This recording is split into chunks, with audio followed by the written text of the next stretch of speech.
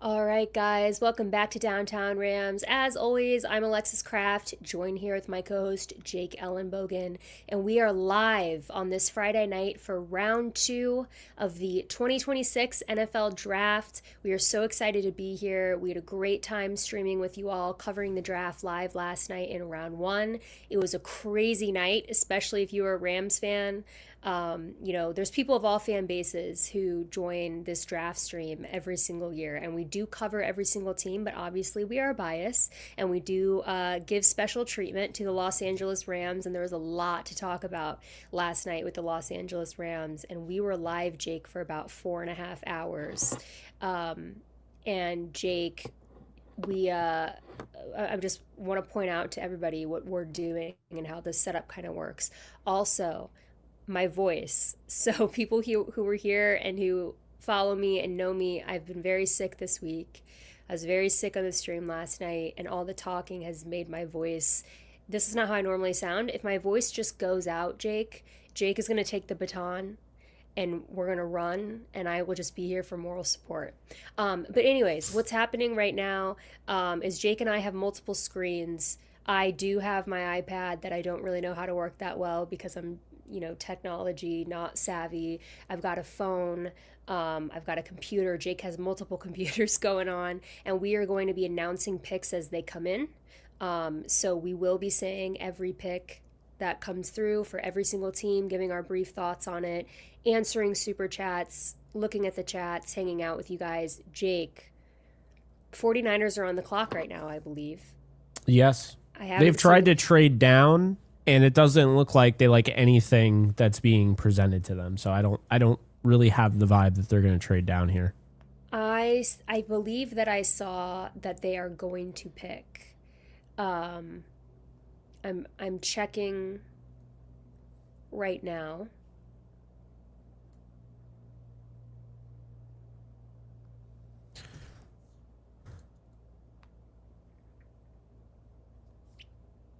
Yeah, it's definitely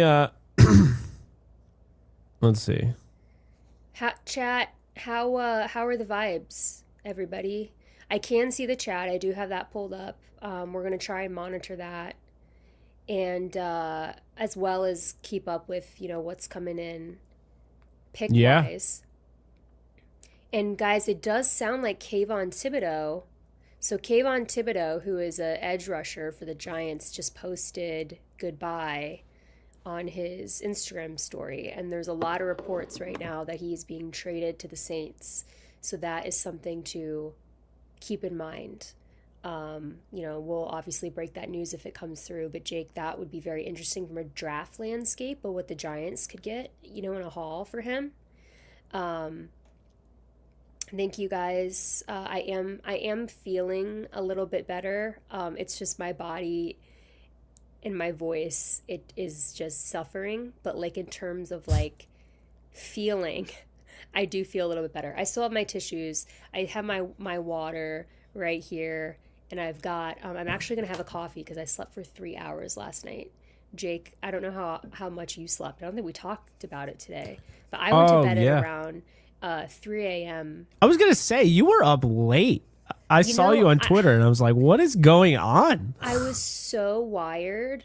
I I get just think that. after the Rams pick and all the discussion, I was like, we had to get we had this out, and then we had our clips come out, and then I wanted to make sure I got it posted for everybody on Instagram, and so I was trying to like get all that out before I went to bed, and then I was my notifications on Twitter. I had like 100 notifications and everybody tweeting me, and I was like trying to get back to people, and it was just so much that it's like 1:30, and then it's 2, and then it's 3, and I worked today Damn.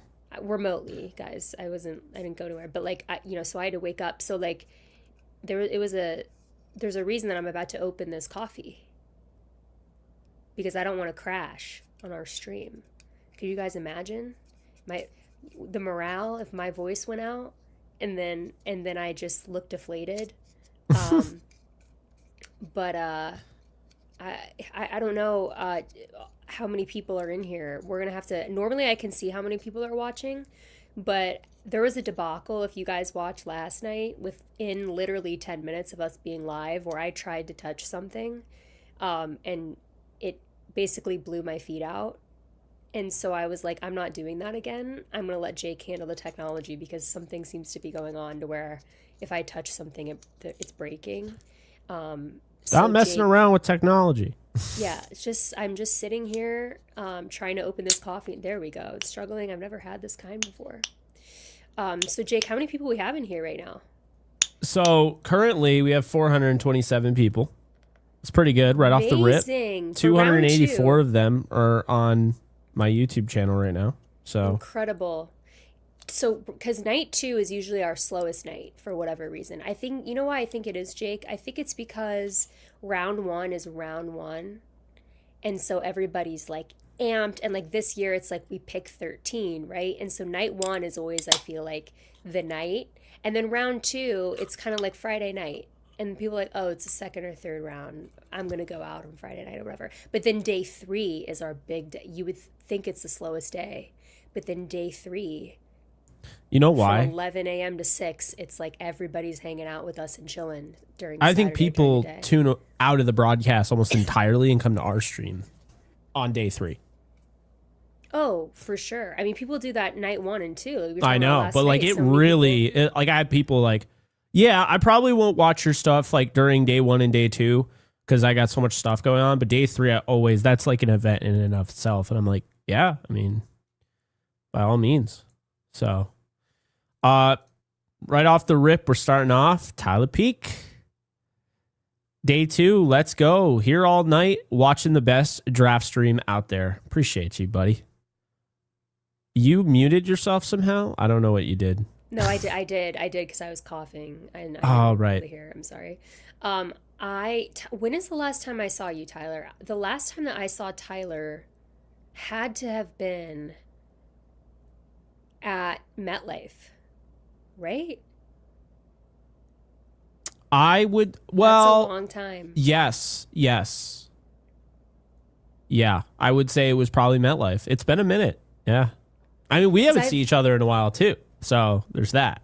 That's true. I know. The last time we saw each other, I think you were here in Chicago, Yeah. right? Um, Oh man. I don't know. Maybe since then, but it kind of all blends together because it's been a lot of time. Also, since like COVID in 2020. Oh my God, you can't be serious. Who'd they take? They took Stribling at 33. The 49ers man. just took the guy that I was rushing to do a video on because I'm like, I think this guy might be like close to Puka Nacua this draft. You know, it's funny because Jake and I were talking before we went live, and Jake, I'm going to let you talk about Stribling because you know about him more than I do. But you brought up two guys. You brought up Stribling and you brought up Surratt. Yes. And do you want to tell them about your Surratt video? Yeah, it's not coming out, guys. Today was just a whirlwind. Basically, I didn't get to bed until like 7 a.m., whatever. And then I had broken fragmented sleep. And then I got woken up at like noon by this fire alarm. I thought we were getting nuked. I was like horrified. So, yeah, I'm all out of sorts. I rushed to get the Stribling video out because I had his eval and everything done. I couldn't do a video on every single person that I evaluated, but really had meant to get it out before, finally get it out. I wasn't able. I chose him over Surratt, and if the Rams draft Elijah Surratt, that's probably why, because I didn't do a video on him. So the Cardinals just picked, and they took Texas A&M guard Chase Besantis. It's Besantis, right? I think it's Yes. Besantis. Yeah, Chase Besantis. Yeah, that's how I've heard it. But okay, that makes sense. I think that fills a need for the Cardinals. They're, it's so curious to me who their quarterback situation, because if I'm Jacoby Brissett, remember, and I don't know if there's been an update on this in the past few days, but Jacoby Brissett was like going to hold out, right, and not report or whatever. I'm like, Jacoby, the Cardinals have like an incredible offense right now. Like, what are you doing playing hardball, man? Like, Yeah. Like, this is like, no offense, Jacoby, but like, you should be showing up right now to throw the ball to Trey McBride and Michael Wilson and Jeremiah Love and Marvin Harrison Jr. and James Conner and Trey Benson. And, like, what are you doing?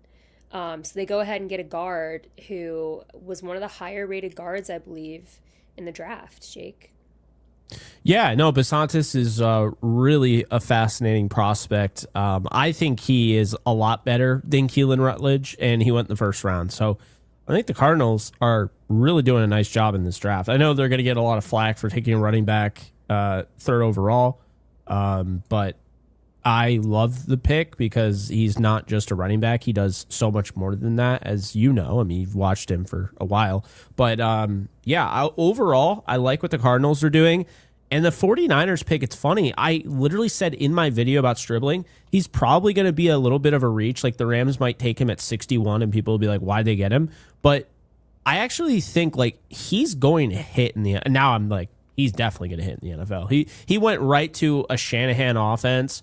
He's a perfect fit for that type of style, and he is a fantastic blocker. So, that I'm not thrilled about that. We'll just put it that way.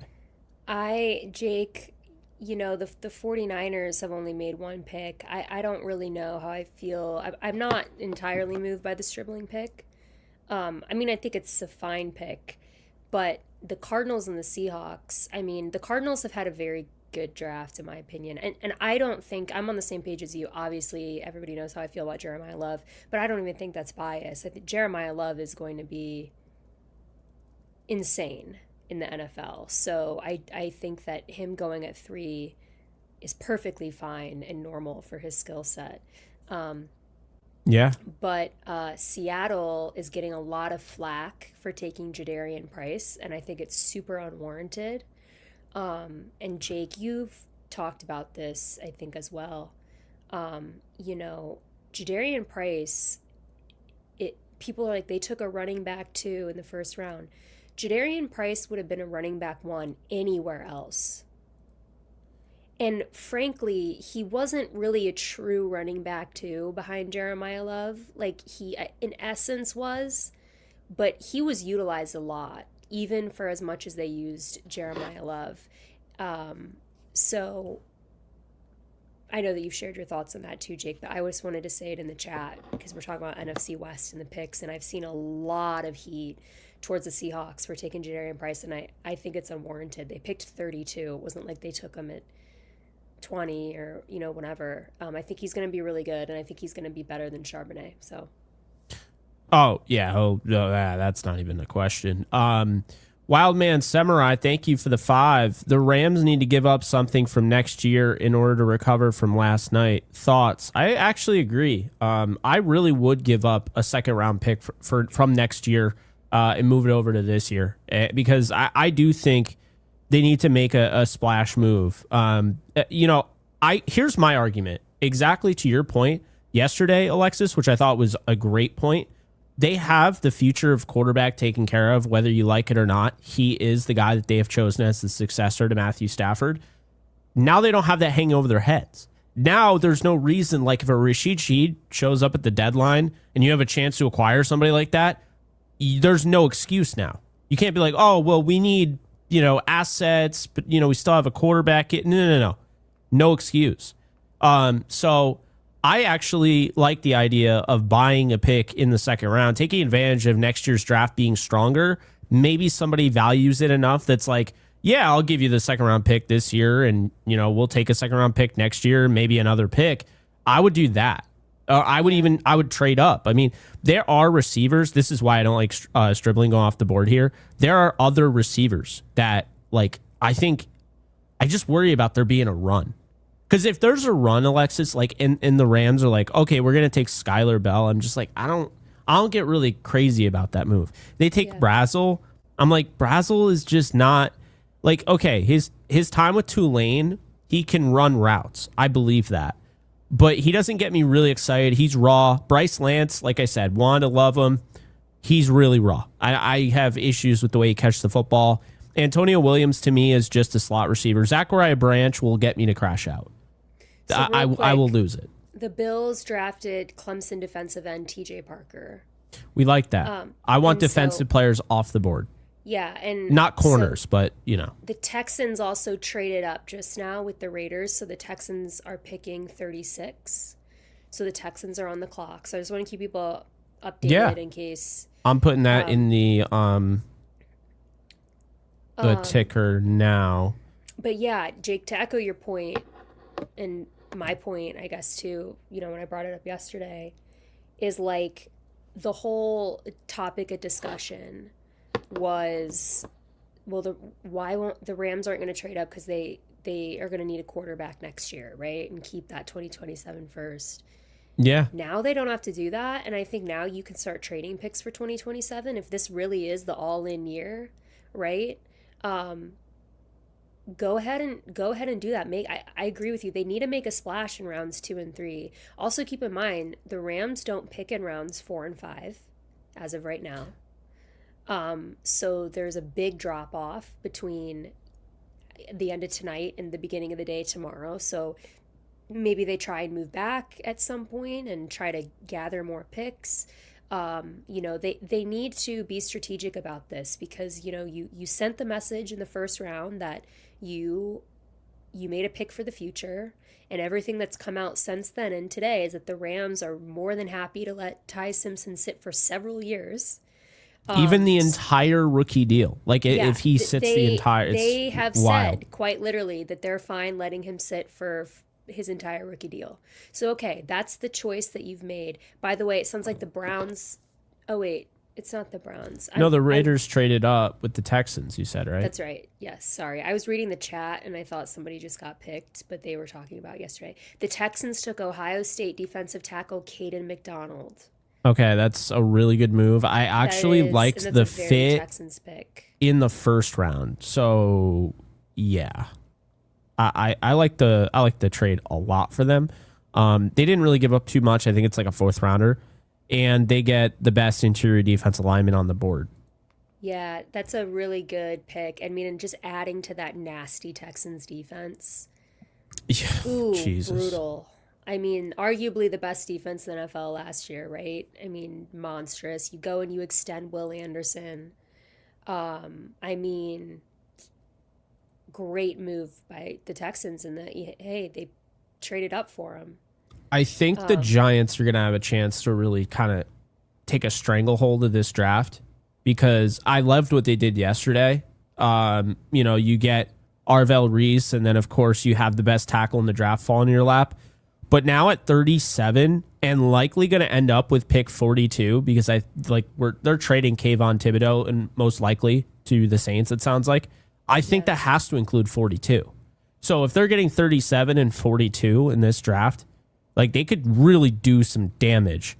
First off, you look at, yeah, I know that's the thing. So right now, if I were them, I would take Denzel Boston because I think he's different than every other receiver on the roster. Then at 42, assuming they make the trade and they acquire 42 from the Saints for Thibodeau, I might just say screw it and go with Jermon McCoy, who I think is the best player available. You have to be okay with the medicals, and if you're not, I mean, CJ Allen's there. But see, I think that they're okay taking that risk because they are potentially acquiring much more picks with Thibodeau. Yeah. So I think you can take that risk using one of McCoy. I just don't want them to take Boston because that is who I want. That's who I want the Rams to take. But I think they'd have to trade up to get him. I don't know if the Rams are going to do that, and it does make a lot of sense for the Giants. The 49ers are still trying to trade Brandon Ayuk. I mean, that makes sense.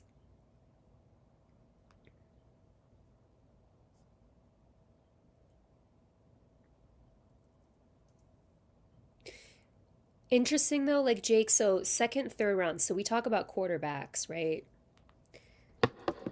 Like I am not as high on Carson Beck.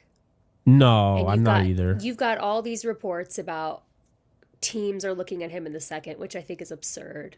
I think that's smokescreen though. Do you really think I think he'd go in the 4th. I think he's a fourth rounder as well, but this is just what I'm seeing from talking heads on ESPN or whatever.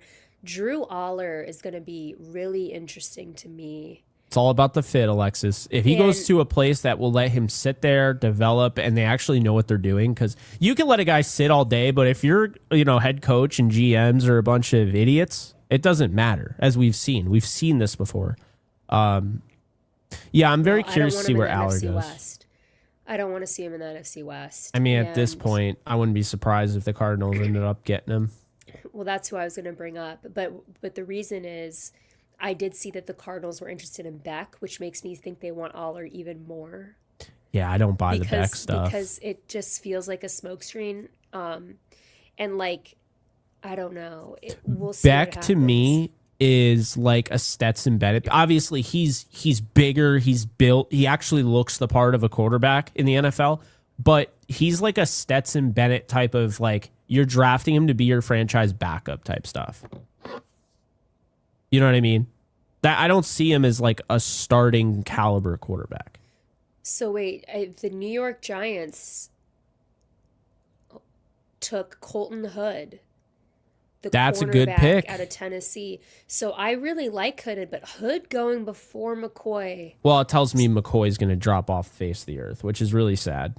Which is sad because of the knee. So here's the thing. Jermard McCoy, I think, is a better corner than Colton Hood. I like both of them a lot. Tennessee had two great starting corners. The issue with McCoy is going to be who takes the risk on the bad knee. And so it's not that surprising that his teammate went ahead of him. Somebody's gonna take a risk on McCoy. But it's I just saw in the chat, somebody said McCoy is this year's Will Johnson. It's a fair comparison. Interesting. Because, see, I would have thought a team like the Giants that's about to potentially acquire more picks and have some room to make like a luxury pick would have probably been like the type of team that would use one of those on McCoy. But instead they go with Colton Hood, so that means the Raiders are on the clock. Yeah. It's interesting. The Texans traded up to get ahead of the Giants because they felt like the Giants were going to take Caden McDaniel, and that actually made K McDonald, because that actually makes a lot of sense when you think about it, Alexis. They just traded away Dexter Lawrence. That's that's a smart trade. That's where you love a player. He fell. Go get him. Don't sit here. You have to be smart about it. Like, honestly, looking back when the Rams got Aaron Donald at pick 13, to this day, I do not understand how the Giants did not take Aaron Donald. They had just lost Linval Joseph, and they took Odell, and I was shocked. Can I say real quick what my prediction for this Raiders pick is? And go totally ahead. Know what this is. It's going to be Surratt. Elijah Surratt. Yeah. I think it is. I think they're going to pair him with Mendoza in Vegas. That's fine by me. I mean, I really like him, but like this almost feels way too obvious. The pick isn't in yet. Emmanuel McNeil Warren is still there. I feel like he is I penciled him as a perfect fit for the Bears, but like they have 57 and 60. Avion Terrell, corner from Clemson, is still available. Denzel Boston, Zion Young, Cassius Howell, the edge rusher of Texas A&M. You know what I would do? It's not the sexy pick, but wait, what happened? I was looking at my board and okay. It's not the sexy pick, but I think I would actually take Emmanuel McNeil Warren. And the reason for this is because I think he's kind of a game changer in the secondary. They're going to need to generate turnovers, and I feel like that's somebody, when I watch him, he's always punching the ball out. He's got a nose for the football. He's got ball skills. He's a first-round talent. I really like him. He played at Toledo, so I think that's why he's falling, but he's really good. Like, I think the Raiders should actually take him. Who they'll probably take is Surratt, but if they don't take him, I could absolutely see them going with what's his face? Oh my God, I'm blanking on his name. I could see him going with Denzel Boston. Well, I want Denzel Boston on the Rams, so I'm hoping not. Um, but we'll see. I don't see that the pick is in for the Raiders yet, um, which is Yeah, I don't see it interesting. either. Maybe they're trying to trade out, maybe not. Jake, just as let's pull up the so I can let people know. Um, so the Raiders are on the clock, and then you've got Cleveland, Kansas City, Cincinnati, and then the Saints at number 10. But there's a very real possibility that Saints pick at 10th in the second round is going to New York, because it sounds like there's a very active trade happening right now between New York and New Orleans for Kayvon Thibodeau, who got on his Instagram story and said goodbye. So that might be another New York Giants pick. And if so, Jake, they have not yet picked a receiver.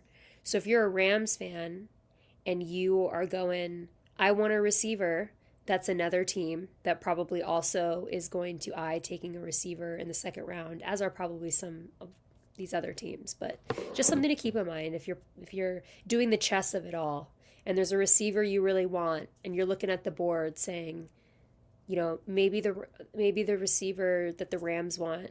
Oh, real quick, the Raiders took safety Treydon Stukes out of Arizona. Oh, well, I have Huh. the safety pick right. But You had the safety pick right. yeah, Trayden Stukes is interesting because I got a lot of flack for not having him in my top 10 corners. And I kept telling people, I don't see him as a corner. I see him as a safety. Really good range, ball skills, really good tackler. I like the pick for them. And I think he's a player who, if he inched his way into the first round with all the hype he was getting, I wouldn't have been surprised. Really liked his tape out of Arizona.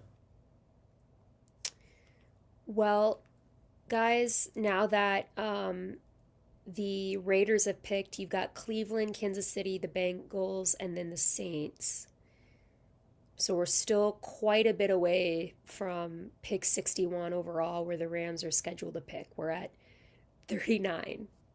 How's my voice sound, guys? It's Is that interesting. okay? It kind of works. You know, I weirdly, it was, I think what it was is I was hanging on barely yesterday, and then we talked for 4 hours.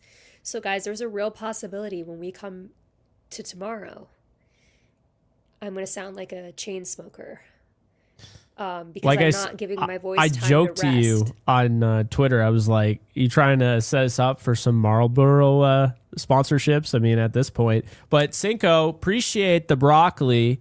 Hey Thank Jake, hey you. Alexis, how would y'all feel if we got Cisse and Golday? Both of them, I'd feel pretty damn good. What are your guesses for what they target?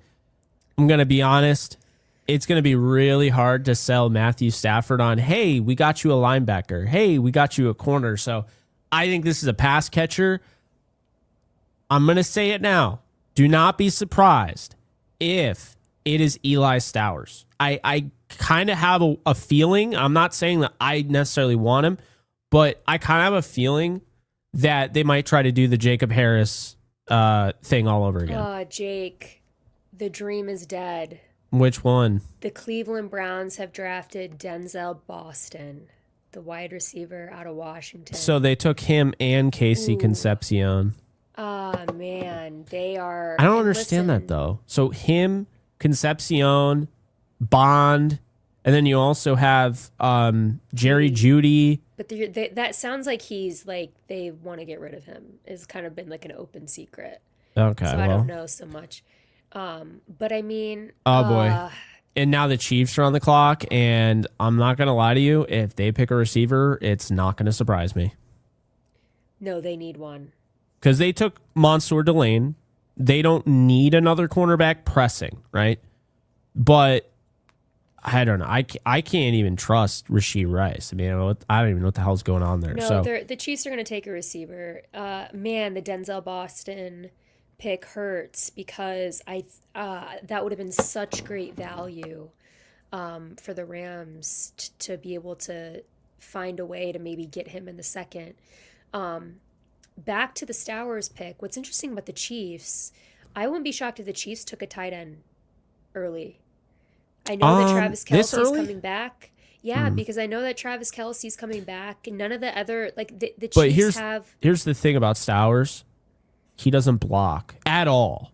So like he's not going to be a tight. He's going to be a wide receiver. You know what I mean? Probably a big slot guy. And guess who plays big slot for them? Rashee Rice. So I just don't know if that factors. I mean, this feels like Chris Bell. Maybe they go with like a smaller stature receiver. I'm gonna pull up my list that I had for my top choices because I had Denzel, Boston. So I've got Chris Bell, Chris Brazil at receiver. It's funny because two of these guys I have comps to literal Kansas City Chiefs receivers right now. Skylar Bell is literally like, he's so much like Royals last year, Jalen Royals. And I don't know if that's a good thing, by the way. And then I compared, who's the other one I was just talking about? I don't remember. Yeah, Chris Bell, Rashee Rice. He's similar to Rashee Rice in a way. So, yeah. I mean, I have Chris Bell kind of. I think my final comp for him was AJ Brown fused with Laviska Shenault. Make of that what you will. I have these weird, Real quick. player comparisons now, but I didn't answer the super. I would feel great if we got Sissy and Galladay. There is part of me that tells me that the Rams might actually be targeting corner in the second round. I know people will be like, no, they need to get an offensive weapon. I think the offensive weapon would be to appease Stafford, but I very well could see if there's still kind of that group of corners available. And real quick, the Chiefs took defensive end R. Mason Thomas out of Oklahoma. by all means. If there's some corners available, like if, I don't know that it really makes sense for the Rams to take McCoy because I don't think that you can justify taking Ty Simpson and then going and taking the corner that everybody's scared to draft because you don't know what's going to happen with his knee. So I don't think that that's really in play for the Rams, even though there's obviously a potential high upside there. I think that that's probably something you avoid. If Terrell out of Clemson is available, Sissy, D'Angelo Pons, I'd be ecstatic if they go ahead and they grab him.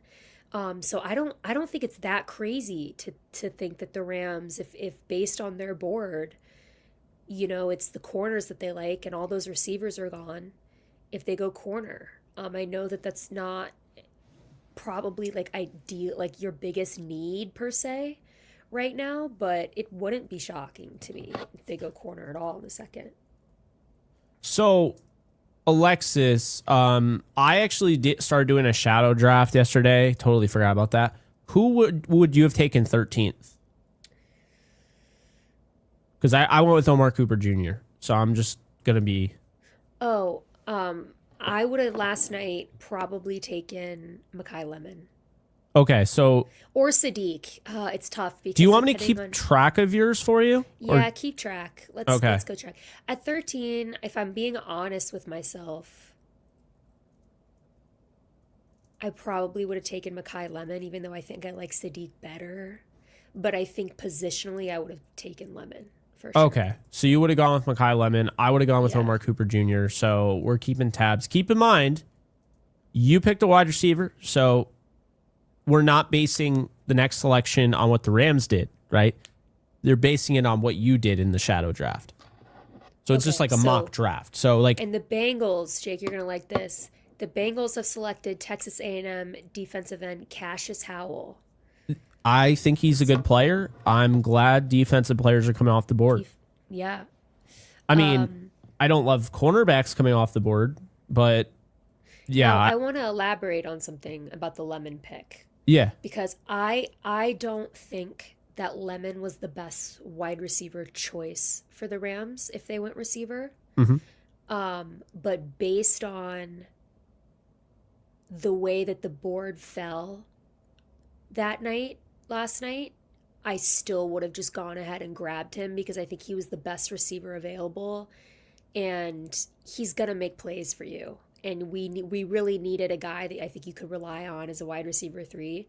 So I know everybody's going to be like, "Oh, but you didn't want him as your receiver choice for the Rams." Like you're right, but Carnell Tate went 4th overall. Things changed. Yeah. The way things changed. Well, that's exactly it. It's like I'm not really I'm not really ready for that. No one was ready for Cardinal Tate to go at 4. So it's like, so yeah. It's funny, I see somebody in the comment section, bro, move on. Oh, we are. Oh, we're just talking about our shadow I don't know draft. what I'm talking about. I know. Take a shot. That's probably what last night, I don't know if you saw in the chat, people were like, take some alcohol from my throat since I'm sick. I was like, guys, I can't start drinking an hour into the NFL draft stream. Oh boy. Anyways, thank you for the super, Bo Bowen. Thank you. We appreciate the broccoli. We draft 3 players tonight. It will cost us in 2027 second rounder. I think it's smart. I don't care. I would do it. I would do it in a heartbeat. Because while this is a weaker draft, I'm going to push back on people acting like these players aren't worth second round picks and third round picks. It's a weaker draft, meaning the bread and butter of the Rams, which is like the 5th, 6th, and 7th round, it's really not good. So this is a draft. I'd consolidate picks. I'd go up to round 4. I'd be trying to get as many picks as I can in the 2nd, 3rd, and 4th round. That's how I feel. I feel like the drop off hits in the 5th, big time. I agree, and like load up on talent, right? Yeah. SoCal, thank you for the Baja there. Get ready for more disappointments today, Ramley. I don't want to be like that. I mean, look, it was disappointing. I'm rooting for Ty. I like Ty just based on what I watched of him, doing the whole Gruden thing. I like the way he like carries himself, and I think he's a smart, dude. Because Alexis, I've seen some of those Gruden quarterback camps. They get on the whiteboard, they do stuff like that, and you're like, what have we done? You drafted that guy? You know what I mean? Like, it's bad. So luckily, I don't feel like he's like that at all. And I can't stress enough, I give him a lot of credit for not transferring in the literal era, the mecca of transferring in the transfer portal. Before I forget, Jake, you know what I didn't do last night on the stream? Is I did not ASMR. give a shout. Well, I don't need. Okay, real quick. Yeah, I would not do ASMR now. The last night I was very lucky to get some gear sent to me by Homage. Oh, nice. Which is a clothing brand. And Yeah. so last night I wore a hoodie that Homage sent me, and I meant to shout them out, but the night spiraled and I did not remember to do that. And so, guys, if you watched the stream last night, I had the most incredible hoodie, Rams vintage hoodie from the brand Homage. And hit me up if you want a link because it was great, and they were very kind to send me that and a couple shirts. And tonight, before I forget, Jake, our friends at Fanatics sent me this. Oh, nice. I like that. It is a Lululemon Los Angeles Rams sweatshirt. Damn. It is very comfortable, and I'm cozy in my beanie, and I am just like hanging out. And so I wanted to give Fanatics a shout out because thank you for sending me the package, and I really appreciate it. And also, guys, on that note, the New Orleans Saints drafted Georgia defensive tackle Christian Miller. So Jake, I got it in there before you even said it. Let's go. Yep. Quick as a whip. Not really. Yep. All right. Thank you, Gregory. Appreciate you, Gregory. Thank you for the tangerine. Thanks for being here and doing the Rams Day 2 show. Hey, of course. Of course. Eighth Thank you for 8th annual. So 8th annual. God, that's so crazy. I know. So crazy. We started, like, I was literally, I mean, we were just 21, 22 years old when we started doing this. Well, 2019. Yeah, Or I was 22. I was yeah, 22. yep. So Crazy. insane. I see someone in the chat from Germany. Hey. Horns up. What? So it must be later. It must be late where you are, like past midnight. If it's Owen Gregory with the YouTube member. Appreciate you, man. Thank you. Much love. Then we got some broccoli from Mace USA 1. So when do you guys sleep? So who do we want today? Just so I get ready for heartbreak. LOL, the dream ain't dead yet. Great job on streaming, guys. Appreciate you.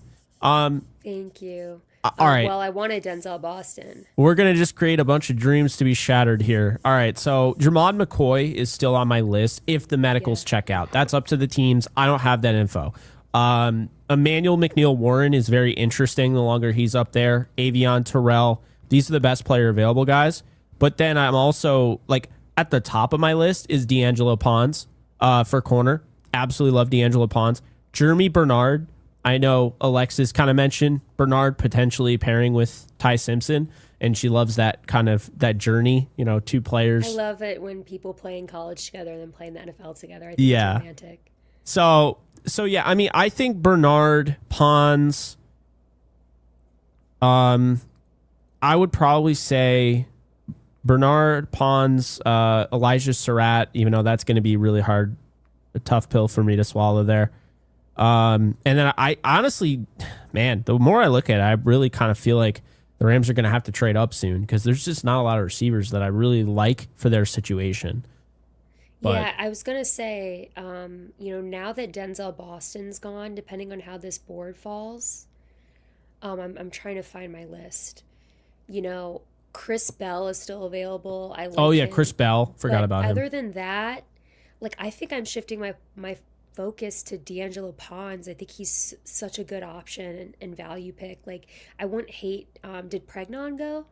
Pregnon's still there. The guard out of Oregon. He's so good. Like, he's a first round talent. I agree. And Jermod McCoy, I like him. I agree with you. I don't know what the medical stuff is. Obviously, teams are passing on him for a reason, but on pure talent, he was my cornerback too. So to grab him in the second, if it's not astronomically bad news about his knee, why not? Yeah, I see people talking about Lane. I don't know where he's going to go. He's a bit raw for me. So I think I wouldn't want him until the 4th round. I know the Rams don't have a 4th round pick, but I wouldn't want him on day 2. I think of him as like a 3rd round guy to me. So I wouldn't mind taking him. Okay. You know, but that's basically who I'm eyeing for the Rams based on the board falls. You know, I don't know if the Rams are planning on trading up. I mean, Jake and I are on the same page. We're like, I would do it. I would trade a 2027 second. I would try to get 3 picks in. Oh, wow. The Cowboys just acquired D. Winters from the 49ers. He's a talented linebacker. Interesting. That also tells me that the 49ers feel really good about the linebackers on board. Where do they pick? Soon. I think they pick like 50. Yeah, it's not what you want. I'm Lululemoned out right now. I've got my Lululemon. I also, by the way, and I've got my Lululemon. I think there's a chance. I'm not saying they're going to do it. I think there's a chance that they trade Pearsall in this draft. I cannot justify trading Pearsall. I like him. I don't know why. He just doesn't stay healthy. It's true. But I mean, you've already got Ayuk, who you're trying to get rid of. Yeah, I mean, Ayuk's already gone. So they've already, like, he's not coming back at all. So they'll either trade him or they'll cut him. But he's not coming back. So he's not, as far as I'm concerned, he's not even on the roster. But they have other guys as well. Like, they got the one guy from, what was it? Ole Miss? I'm blanking. At receiver? Mm-hmm. Stribling? No, I Oh know no, him, Stribling didn't but go to Ole Miss. I thought they got a, no, he did. You're Oh, he right. did. Okay. Confidence. This is the third time. Confidence. You know what? This is I think it's because I'm having brain fog from being sick. Because guys, this is the third time that I've That's said fair. something completely correct in the draft, and then been like, "Wait, no, that's not right." And Jake is like, "No, that's right." My wires are just getting like No, so they have, by crossed. the way, they have Evans, Pearsall, and Christian Kirk. They just add Stribling in the second round. I think Pearsall gets traded. I think there's actually a chance he gets traded. The Dolphins selected linebacker Jacob Rodriguez, Yeah, that's about where I expected him to go. and that's gonna bum a lot of Rams fans out. He's from Texas Tech, by the way. Um, You said that again, confidence. he's from Texas Tech. I know you said Texas Tech linebacker Jacob Rodriguez. Oh. He's from Texas Tech, by the way. People are saying that my voice is quiet. Yeah, I have It you. really, do I really sound that? I mean, my I can hear you, but voice, I have your volume all the way up too. So like I don't. turned your mic as much as I could on my side all the So way here's up. what it could be, guys. Here's what we're gonna do, because I also have a desk now that you guys can't see, because everybody's all the time is like, Alexis, get a desk. Well, she's got a And so desk, I got everybody. one, but I pinned my computer down. So now everybody in the chat is saying, no, you're fine. So maybe some people just, maybe it's the sickness. Um, I'll put my computer up a little bit. I just didn't want you guys to have to see the back of it. And I'll move it closer to me. How about that? Yeah. So Jacob Rodriguez is off the board. The Lions traded up to pick 44 and traded 50 and 128 to the Jets. So Jake, who do you think the Lions, could they be trading up for a corner? Yeah, so the Lions, I mean, so far they got who they get yesterday? Blake Miller. So if I were to guess, kind of looking at the board here, I'm gonna say this could very well be Jermon McCoy. Would be such a Lions pick. Oh, Feels like a team that would take you the know what? risk. You know what's a Lions pick? I'd hate it. It doesn't really make sense because they have DJ Reed and Brian Branch. They have smaller guys, but if they took D'Angelo Pons, I'd be so pissed. I don't see that. I don't feel like I feel There's like if just too much anything, of the same guy there, so I don't know if they would do it, but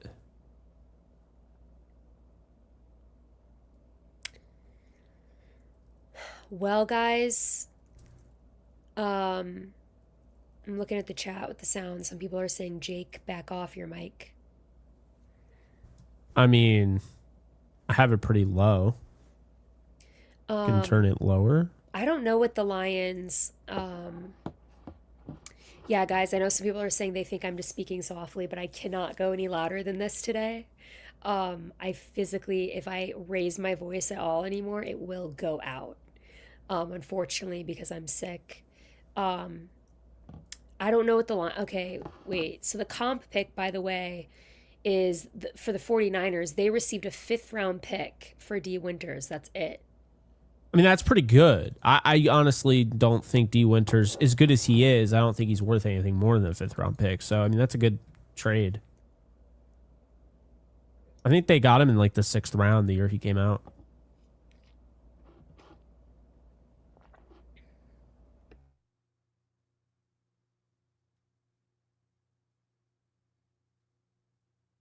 Supers. We've got some more supers. Sorry, I muted myself, but we've got some more supers. Yeah. Um, So, all right. Zaylor Swift, appreciate you with the 5. Rams fans need to watch the Coach Thank you. JB show. He predicted the quarterback move, and he said on the live that there were getting multiple wide receivers. Fingers crossed. I guess we'll see what ends up happening, but appreciate you. We will see. I think the board is actually Lions- looking pretty good for the Rams right now, but I probably just jinxed it by saying that. Daniel Rodriguez, thank you for the broccoli.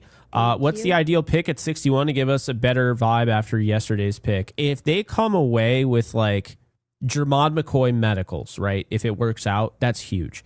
If they come away with, I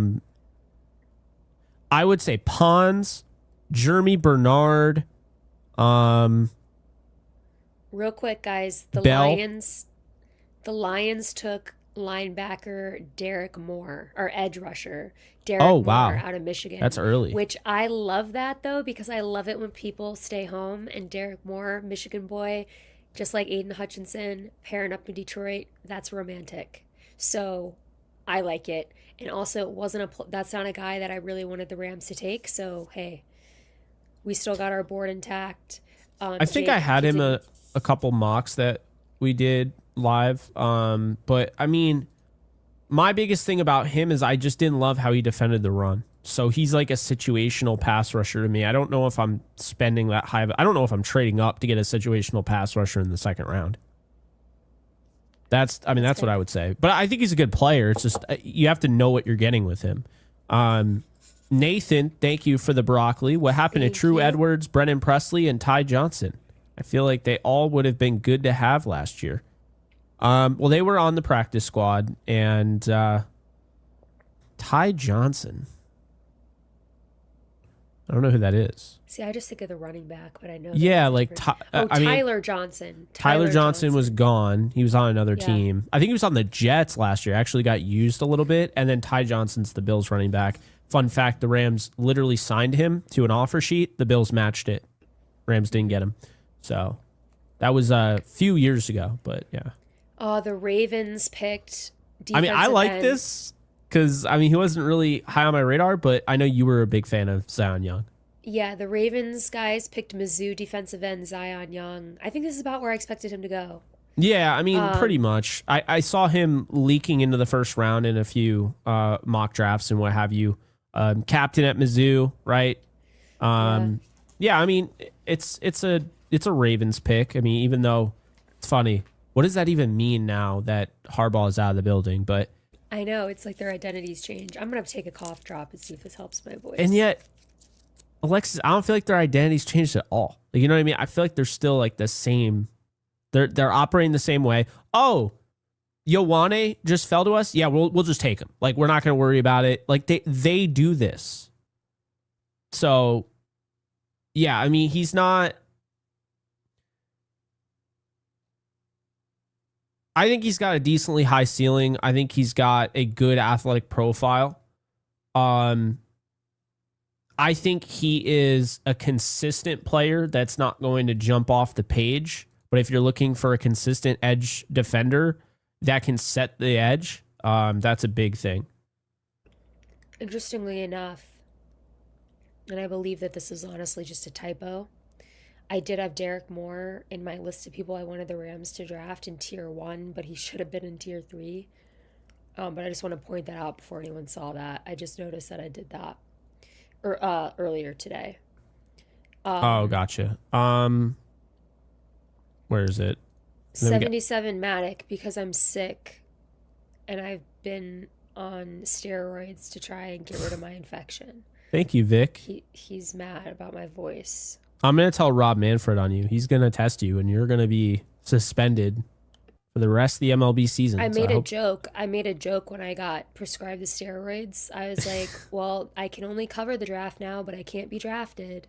Even though it's obviously like not that type of steroid. It's a prescription steroid. I'm sure somehow someone did not like that you said that. The steroid joke? Yeah. I don't know. Everything I feel say. I like could say the sky's blue. People get mad at me. no, it's gray. Anyway, Vic, appreciate the broccoli. You guys are my favorite part of draft week. There you go, Alexis. There's some words of encouragement.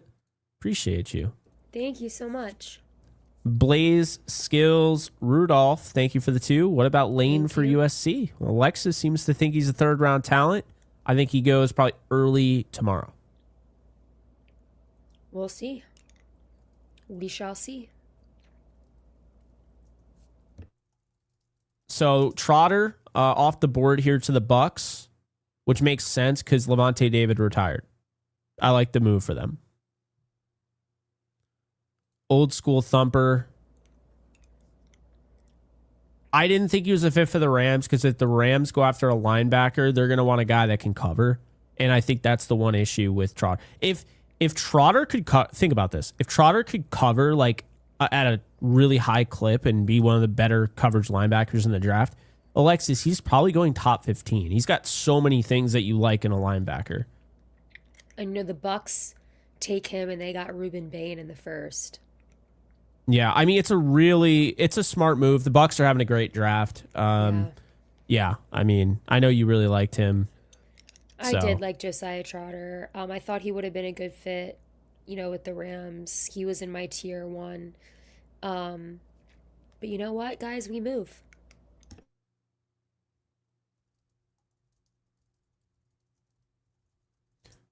Yeah, We so move. now let's see. I'm gonna go look at the rounds and the picks.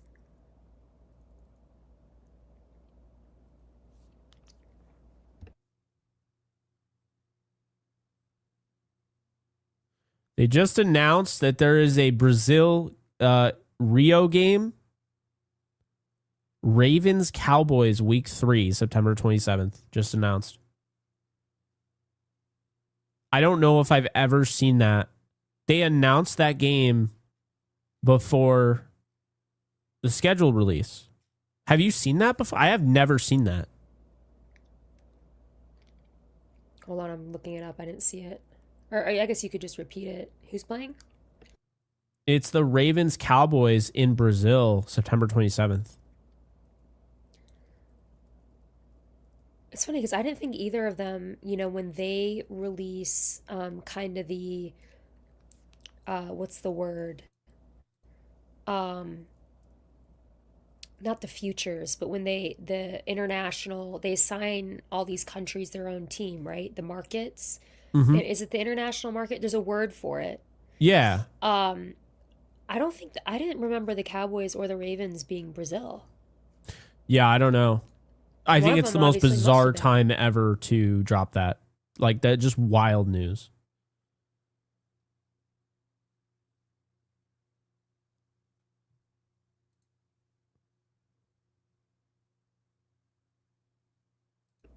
That is really interesting. I wonder if it's because, I mean, the Ravens just made a pick, but like, yeah, that is weird to announce it. Also, you guys have to keep in mind, Jake and I don't have on the big like festivities. Yeah, no, So it we could have have no been idea. it could have been part of like, for all we know, they came out on stage and they're doing like a video feature and they're like it could have been a big announcement type deal. They were I'm just like, assuming. that's a weird And we're timing, and just everyone's like, watching it on their TV. Like, what are they talking about? why would they do that? As there's probably like fireworks going off or something at the draft and they're announcing it. And we're just like, what? Edwin, thank you for the broccoli. Sneed used all the good grace he had built up with the fan base, so he better hit one out of the park. I'm hoping we get Zachariah Branch, former USC. I love you, Edwin, but I would be upset. I'm over the smaller stature receiver, and Alexis Tavon Austin's announcing the pick. It's literally set up for this, so I'm actually concerned. I think after the way that the Rams mishandled Atwell. Exactly. By the way, the Colts have traded back with the Steelers, so the Steelers, I think, are on the clock now.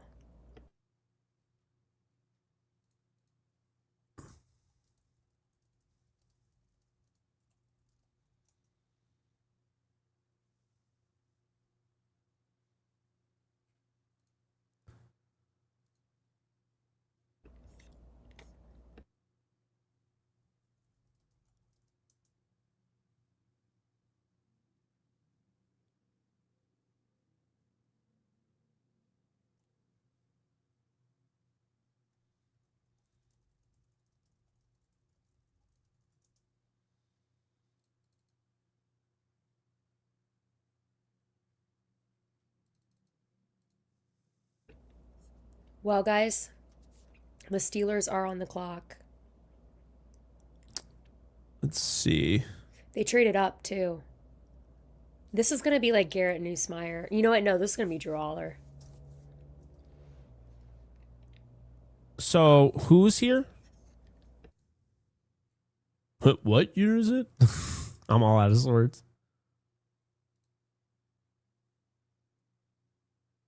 Somebody traded up. Is that what you're saying? The Oh, the Steelers Steelers just trade traded up. That's right. I think it's gonna be Drew Aller. If this is Aller, I swear to God. I mean, I'll be happy Aller. for them. Honestly, you know who it should be? Pregnon. Such a good fit for them. They need a guard. They lost what's his No, they face? took a guard, didn't they? Took a guard in the first round, didn't they? No, they took a tackle. They took Max. Oh, you're right. I mean, I would personally take Pregnon, but It's Jeremy Bernard. are you So kidding me? you know what? That's fine because I really, as much as I was like, oh, it'd be fun to pair him, remember, with Simpson, I don't actually, I wasn't that high in Bernard. So I I'm fine was. with, I wasn't. I'm fine with the Steelers taking him. But it makes sense for them. Yeah. Um, No, I Jeremy Bernard is a lot of fun. If you love just football in general, if you're like a fantasy football fan but you don't really love football, he's gonna bore the hell out of you. Like he's not like super excited. If you like the boring stuff like I do and some other people do, Jeremy Bernard is your cup of tea. I mean, the way I compared him to Pierre Garcon with a splash of Jacoby Myers. I see savviness.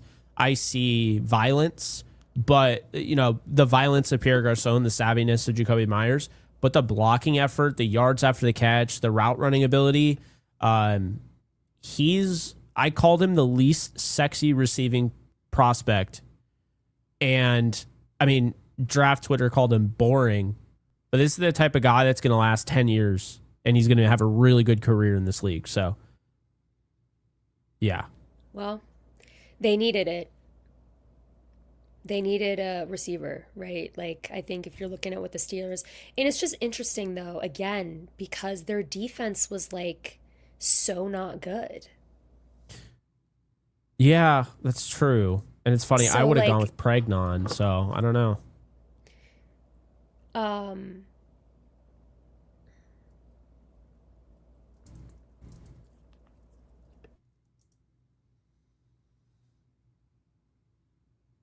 Yeah. Where were we at? Oh, Deontay Smith. Just joining the stream. Thank you for the broccoli. Any word on why Jermon McCoy fell out of the first? Medicals didn't come back promising. So from what I was gathering is it sounded like he had like a degenerative knee and there was some other stuff going on. Not anything off yeah, the field, just all medical. medical. So yeah, I mean, I called him before the draft, the Todd Gurley of the draft, where if you just get this guy, I mean, people will disagree with me. Mansour Delane went, top 6? I think Jermon McCoy had the best tape of any corner. If you look at his 2024 tape, he was outstanding. And you look at the athleticism, the ball skills, all of that. But I understand why people are a little scared, or very scared. So we'll see how far this fall goes. I actually don't anticipate the Rams drafting him. I think this guy might fall for a while. So, yeah, it's a bummer, but appreciate you, Deontay. Excuse me, Deontay. And Daniel coming in with another broccoli. How soon in a player's college career do you wait to start scouting them and breaking down for drafts? I don't get into the draft until January, February. And then I just ask Alexis. I do very unhealthy habits of staying up till 3 a.m. watching tape. I don't recommend it. It's not for the faint of heart, literally. Yeah. Those of you I that mean, you know, but yeah, that's what I do. What about you, I Alexis? I also wait till the off season. I used to start so much earlier, but my schedule now, and I know like you as well, it's just like impossible to like Yeah. find time. So I basically also wait. And I mean, there's players I'm familiar with. You know, I'm a Notre Dame fan, right? So like I watch a lot of Notre Dame. So their players and then whoever they play, like I have some type of general knowledge. about certain guys throughout the years. But I don't really like look into it until the off season. And guys, it sounds like, yep, Clemson corner Avion Terrell went to the Falcons. Yeah, he fits what they do, and now he's going to play with his brother. So You're right. AJ Terrell I and love Avion Terrell that. in this. Yeah, that's cool. I like that. That is cool. Yeah, I mean, I I like didn't those even think Avion connections. Terrell would be there, but I also had him ranked lower than some of the corners that are still there, so that doesn't really move me for the Rams. As far as the Falcons, I think, see, Avion Terrell is very similar to what I saw in Trent McDuffie. You could blitz him, right? Really good, quick downhill trigger. I think that's somebody, if the Rams didn't trade for Trent McDuffie, they might have been more interested in. But I'm trying to pull up. I really should save my tier. I have got that tier list I did on um, Twitter, but I'm going to save it somewhere else so I don't have to keep opening it. Because I had Terrell on my tier one, and I want to update this as we go.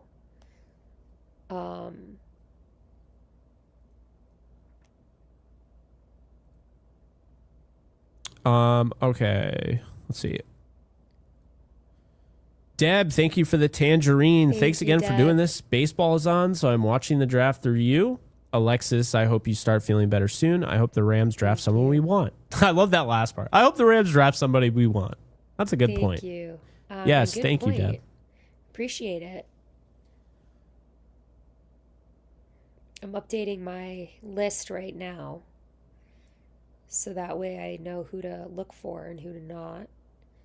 And then we Josiah got Trotter's gone. a Wild Man Samurai coming in with the lemon. Thank you. Too soon, I guess. Yeah. I'm legit concerned about Jake's blood pressure tonight. If the Rams screw this up too, oh, let me sneak this in. Go Yankees. Hell yeah. You two are awesome. I always look forward to this show every year. We really Thank appreciate you, you. Wild Man Samurai. By the way, after we finished our show, I had to take a little bit of a breather. And then Gary and I went live on Yankees Unloaded. Wild Man Samurai was there too. So that is Amazing. that's an You had a Jake OG night. supporter. Yeah, it was a very late night. Yes, I literally, like I said, I didn't get to bed until 7 a.m. I'm proud of myself that I literally knew on the fly. When you said the Falcons, I was just like, oh, brothers. Because I'm the one that's like, oh, like I actually knew right away. It was like a achievement unlocked type thing. Well, guys, the Vikings are on the clock, and then it's the Jets, then it's the Panthers, then it's the Packers. So we're currently at pick 49. The Rams are at pick 61. Um, Jake, looking at who's left, who I like.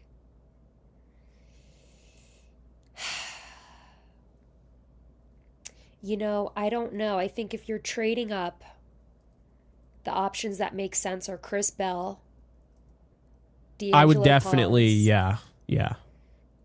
If Jermar McCoy, the question though is, and by the way, it sounds like the Panthers just traded up, but I think the Oh question boy, with the they thing with, they're looking receiver.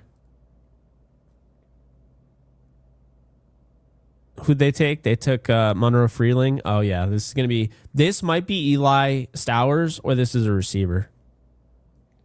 I could see it being Chris Brazell, I mean, by all means, I don't think Brazel fits the Rams at all.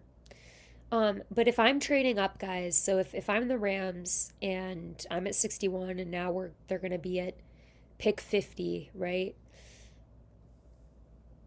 I'm looking at Chris Bell. I'm looking at D'Angelo Ponds. If the medicals are somewhat promising, maybe you're taking that risk on Jermar McCoy, but I don't see the Rams doing that because of what they did in round one. I don't think you take the guy that you're not going to play and then take the risky pick of McCoy. It could be maybe like an Antonio Williams. I don't know that I would do that. Maybe Elijah Surratt. Oh wait, no, is Elijah Surratt gone? I'm No, he's still blanking. there. Oh, he's still there. I don't know that you trade up for Kevin Coleman. I think he's probably there. Um, Malachi Fields, I don't think you have to trade up for. Brandon Sissy, did he Cisse? go? Cisse, did he go? Why do I I think feel he's like he still went? there. Yeah, he's still there. He was in a super chat. That's why we said his name. Okay, I remember us saying his name. Yeah.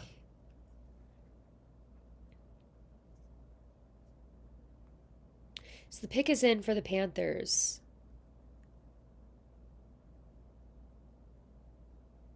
What if it's like Branch? I would honestly like that. That would be a first for them. Every receiver that they have is over 6'3", including our guy Jalen Coker. So then maybe Branch makes sense for them. I mean, based I on would the like it because I don't want trend, I don't want the Rams. It's Lee Hunter, defensive tackle out of Texas A&M. by all means, you take all the defensive linemen you want. But no, Lee Hunter is a good player, so it's not me knocking Lee Hunter. It's just, obviously I'm hoping some receivers fall. I think I really have, I've decided at this point in the draft, I want Chris Bell. I don't know Me how too. much of a contributor he's going to be this year, although they said he's ahead of schedule with the ACL. So that's a good sign. But the thing about him is that it's the yards after the catch for me, right? It's the explosion. I had a second round grade on him. He's the best receiver available on my board. I have him. Then I have, Jeremy Bernard went. So the next best available receiver would be Kevin Coleman Jr. and Elijah Surratt. Then Ted Hurst. Stribling's already gone. Like, I don't know. That's how I'm looking at it. Like, I personally think Bell and Pons are my two I want Yep, picks right now. that's where I'm at. Looking at my list, Chris Bell and D'Angelo Pons are my top two choices. But I won't pick Bell in the shadow draft because we already took a receiver. So, Wait, but you didn't. yeah, I did. I And took Omar Cooper Jr. oh, right. Yeah, in my shadow draft, I'm gonna take Pons if he's Yeah, there. I'm definitely going to take Pons if he's there. It's not a guarantee Um, he'll be there. He's a Now, really good Kyle, player. an interesting pick also, Kyle Lewis. I love Kyle Lewis, but I So think I he's would a take third him. rounder. I would But take him at 61 if the board falls that way, though, because there's no other linebacker that I'm like Anthony Hill. Um, I would take. Christian Or Gonzalez on Twitter's like Pons over McCoy. McCoy's my number one corner in the draft, but I guess my concern is if the medicals are this bad, I just think I've seen this movie before. Like he's yeah, just going to continue to fall.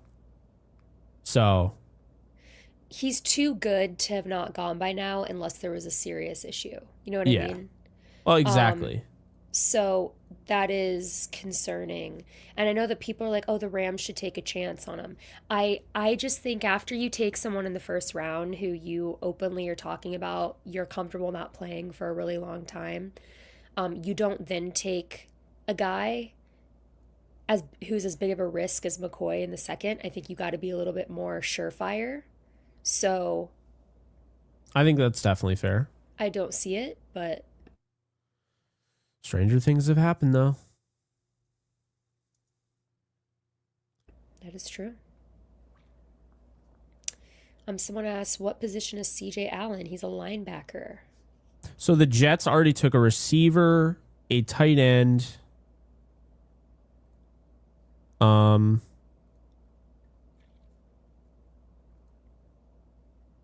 and David Bailey. So I think that they take.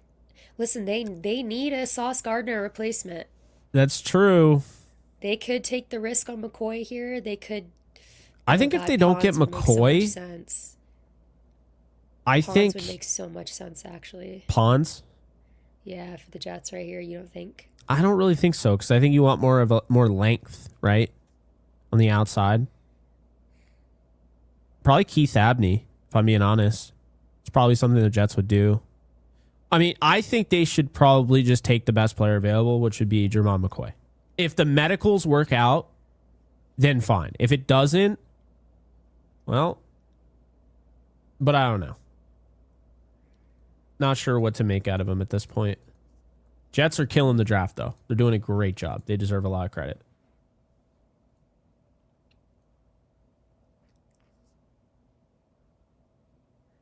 think it might be pawns. Hold on. Tell me not. Hold on. Are you kidding me?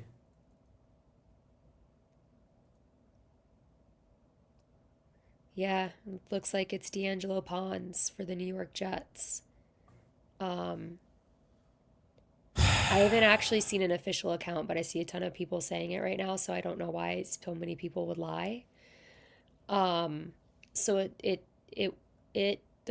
guys, the account that I try, yeah, it is D'Angelo Pawns.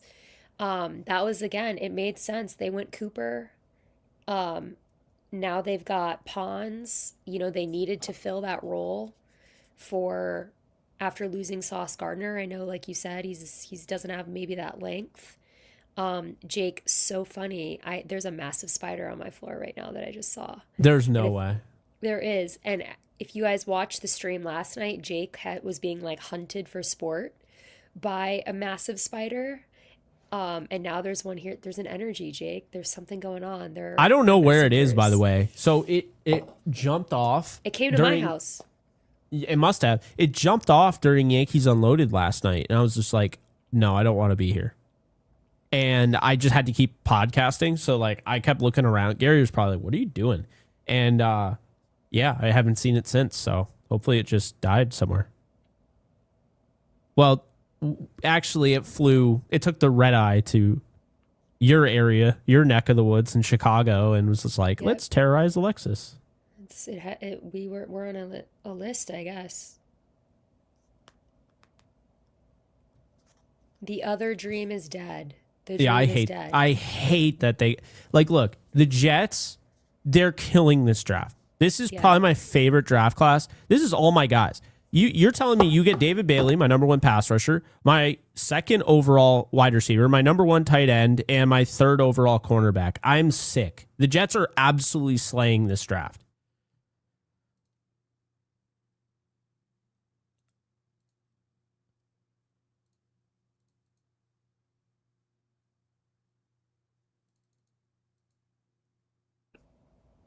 The Jets are having that draft where like people tell you that's not a realistic mock draft, and then someone goes and actually does it. It's like, how do you feel now?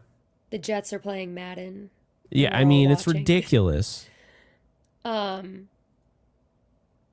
so the Jets took D'Angelo Pawns, which I got to remove from my list now. So the Vikings, Packers, Colts, Eagles. Man, oh, it hurts taking D'Angelo Pawns off this list, The guys. Jets have been listening to Jake. Jets are watching me. Oh well, Um, what do you think the Vikings do here? I'm trying to get my bearings after that. Jake needs to recover. He's the perfect fit for the I Rams. It's know. I so know. I wanted him obnoxious, to. man. I know, but like there was just Oh, something in my gut. My gut. That's why I said it because I was like, you took Omar Cooper. You're familiar with Indiana. It just felt you got to he's replace Sauce Gardner. It just made too much sense. he's so But good. Like I know. I compared him to Darius Williams fused with Amik Robertson. Like he's got the fire of Amik Robertson that's gonna like knock your head off. Plays way above his weight class, but he also has the ball skills of Darius Williams, especially early on in his career. 43 and a half vert. That's how he plays on the outside. People are like, he can't play on the outside. He's 5'8". I don't give a rippity doodah what you think. He runs a 4.31 and he jumps over the moon. He can absolutely play on the outside. Watch him completely shut down Denzel Boston and tell me he can't play on the outside. He absolutely can. He's got legitimate inside outside versatility. I mean, the Jets are absolutely crushing this draft. Yeah, I mean the Jets are, in my opinion, and I think yours as well, having the best draft by far. Yeah. Out of any of the teams. So I know that the Vikings are up right now, but what's interesting to me is to see what the Packers do after this. The Packers, if you guys didn't hear, extended Jaden Reed to That like a was three interesting. year big, I'm forgetting the number, but a pretty big contract for 3 years. So they've, in my mind, I don't think they're going receiver. You've got Jaden Reed, Christian Watson, who has been a little up and down, but I think they're fine with him. You've got Matthew Golden, right, that you took in the first round. You've got Tucker Kraft, Luke Musgrave. You're kind of set at tight end. I don't really see them taking an offensive weapon. Don't really need a running back. I feel like the Packers would go defense. I could see them taking the risk on McCoy. It's going to be a team with a lot of picks, to be honest with you. The team that I've identified as a team that could take a risk on McCoy because they're afraid, like, okay, he's not going to continue to drop. The Bears, they have 2 second-round picks. So I'm kind of looking at them right now. The Minnesota Vikings took linebacker Jake Galladay out of Cincinnati, who I would have liked for the Rams, and the Rams had interest in. He's a stud. Good for Minnesota. Yeah. The thing, all right, so Jake Galladay, here's the thing, right? I hated the way Cincinnati played him. Like, okay, you're an inside linebacker, but we're going to use you in the star role. Like, he was covering slot receivers. It was ridiculous the way they played him. It's also a nod to how athletic he is. So I saw him as somebody that had the size, the athleticism. He could be a game changer for a defense, but he still needs to like develop because they basically played him in the nickel. And so he's not like a true inside linebacker yet. He's not like ready day one. So I don't know how they're going to use him, but I can tell you the guy can rush the passer. He can tackle, and he got a lot better in coverage. So we'll see what ends up happening. I think the biggest thing with him is that slot coverage experience, which is, again, Alexis, stupid, right? Just dumb. But you know what it reminds me of? Remember I was obsessed with Will McDonald IV? Obsessed. Yeah. Do you remember why I got so mad at Iowa State, the way they were playing him? Do you remember what they were doing? What was that? They were basically playing him at like nose tackle. It was the dumbest thing I've ever seen.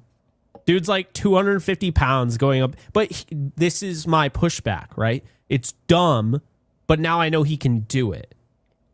So like when I use him the right way, he also has that in his bag. He has that in his arsenal, right?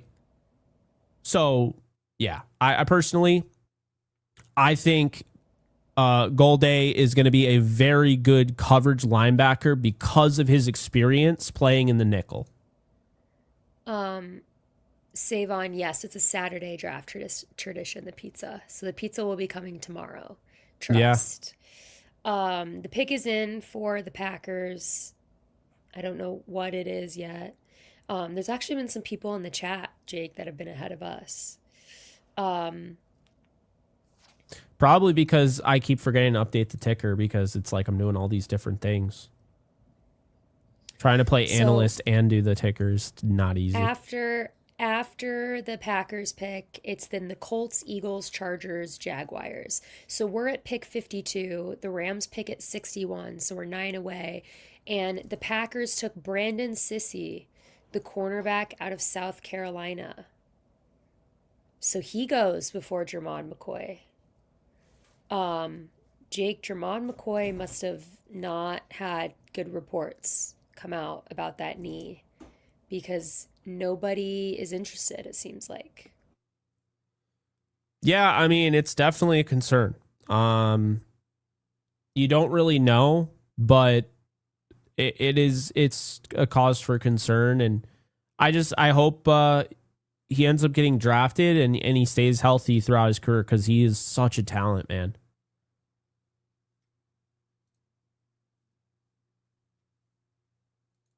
So for the shadow draft, we really couldn't go receiver again? I mean, if you want to draft another receiver, you can, but the whole point of the shadow draft is that it's just a mock draft based on what you've already done. That's true.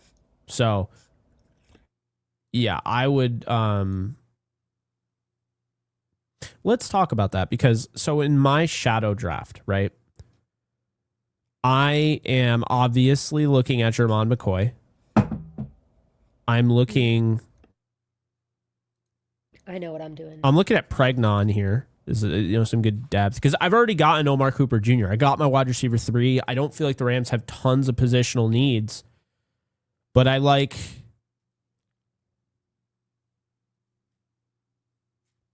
Yeah, I mean, I would take McCoy right now. I'm taking Kyle Lewis. It's early, but I mean, hey, I love Kyle Lewis, so.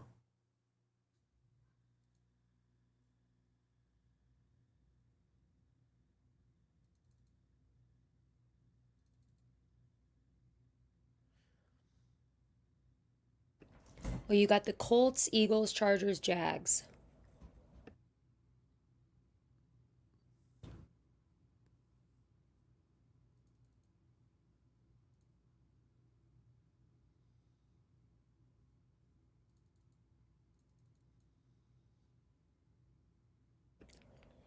Very curious.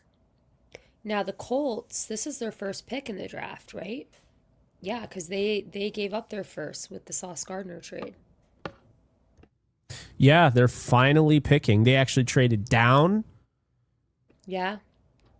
I have a feeling they might be a little bit of a pest here for the Rams because I think wide receivers on their radar. I could see them taking Surratt. Um, Staying in Indiana.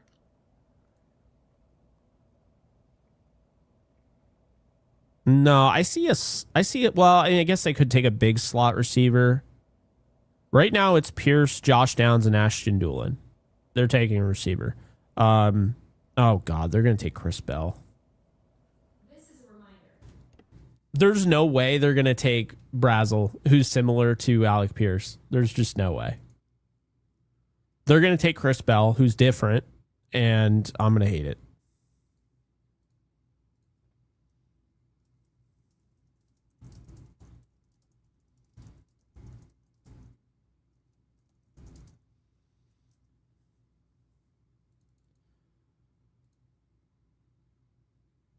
I liked Cisse a lot. I think, by the way, I think that guy has a lot of potential. Still, he's one of the younger players in the draft, by the way. Explosive, twitchy. I don't think he's quite where he needs to be like a day one starter. I liked him initially, like when I first like started watching, I was like, oh, but yeah, I definitely see there's going to be a learning curve there. But this is somebody that we're talking about in like 4 or 5 years could end up being like one of the better corners. His potential is crazy. So, yeah. I am really curious what Indiana does here. I do think it's going to be a receiver. I feel like it's going to be Surratt or Bell. I don't know. Out of both of them, I would rather it probably be Surratt because I think I like Chris Bell a little bit better for the Rams. So I don't Yeah, really I want want him Chris coming Bell. off the board. Um,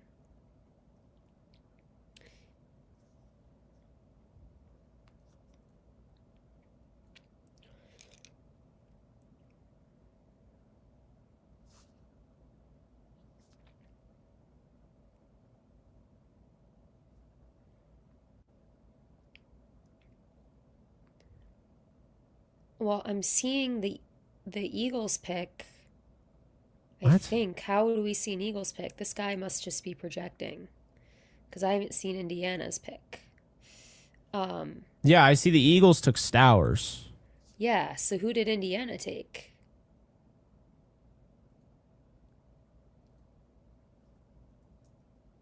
Unless, did you see that from Andrew?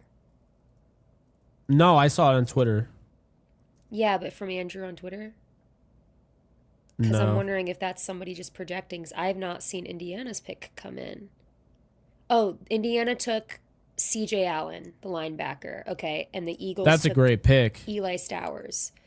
So I got to take CJ Allen off my board. I had him in my tier two for the Rams.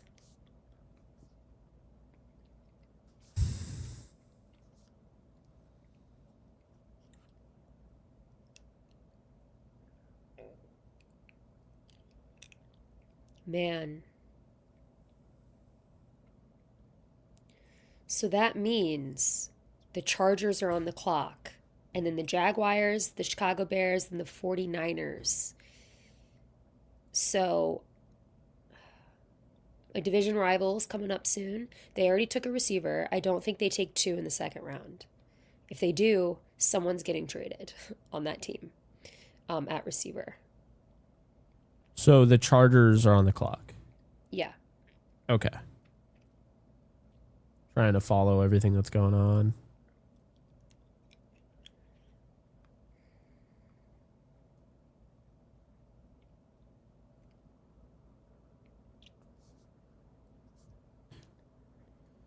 Yeah, I mean, Very interesting. I think Stowers was really in play for the Rams there. I think Stowers, by the way, is a really good athlete. He can't block. So in my opinion, the mismatch that you're looking at, he's a receiver, but he's not really that refined as a receiver. So The Chargers traded back with the Patriots. Interesting. So the Patriots are on the clock. So here's the thing. Receiver feels in play, but the worst kept secret in the league is that they really want AJ Brown. Do they do both? I don't think you do both. You've got some, I don't know. You lost Diggs. Chris Bell feels like he'd make a lot of sense here for the Patriots, if I'm being honest. Brian Westbrook announced the pick for the Eagles. He was one of my favorite players growing up. The Patriots selected defensive end I think it's pronounced Jacas.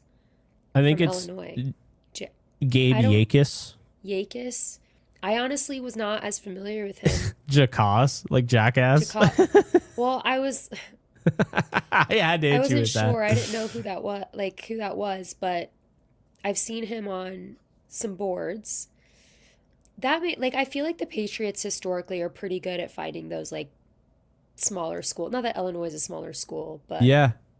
Midwestern school guys. Okay, so it wasn't a receiver. So on day one, Malachi Lawrence and Caleb Downs, Chach, I give you guys an A+. I mean, thank you for the super, by the way. Thank Caleb you. Downs, you got at 11. So you got a blue chip prospect outside the top 10. And you got Malachi Lawrence, who I think is the third best edge defender, who was drafted after Akeem Mesidor. Like, I love what the Cowboys did. You should be very happy with what the Cowboys did, in my opinion.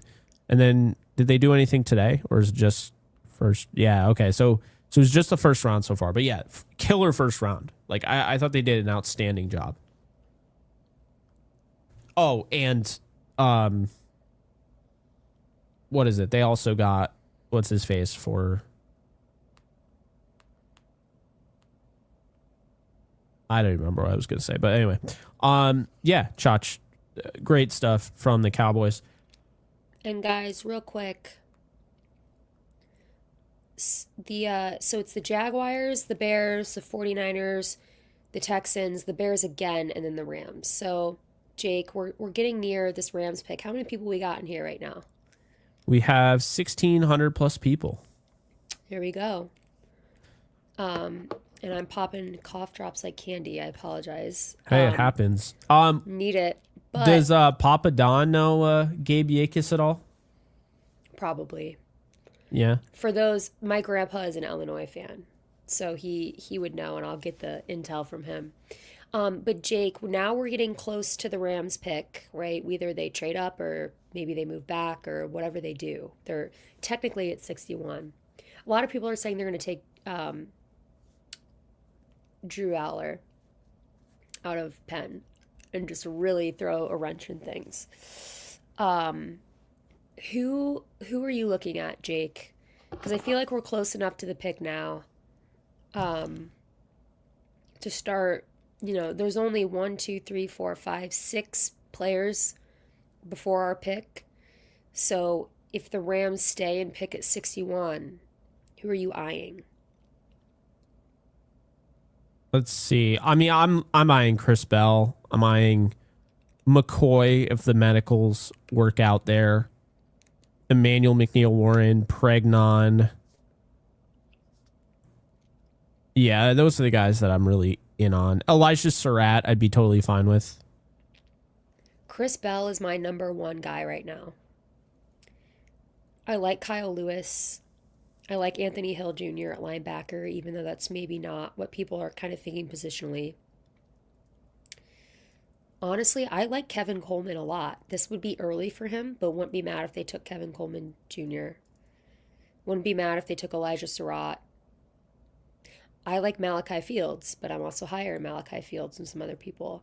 Um, if they took like Caleb Tiernan, offensive tackle out of Northwestern, wouldn't be mad about that. Um, McCoy is I just don't I'm scared. Um, I'm scared. I'm scared of why he's falling.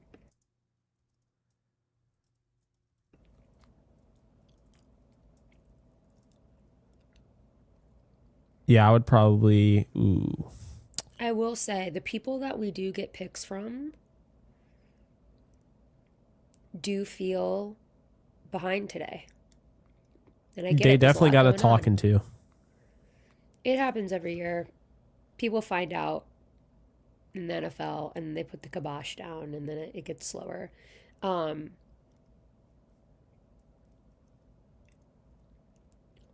I wonder what the Jaguars do here, Jake. Yeah, that should be interesting.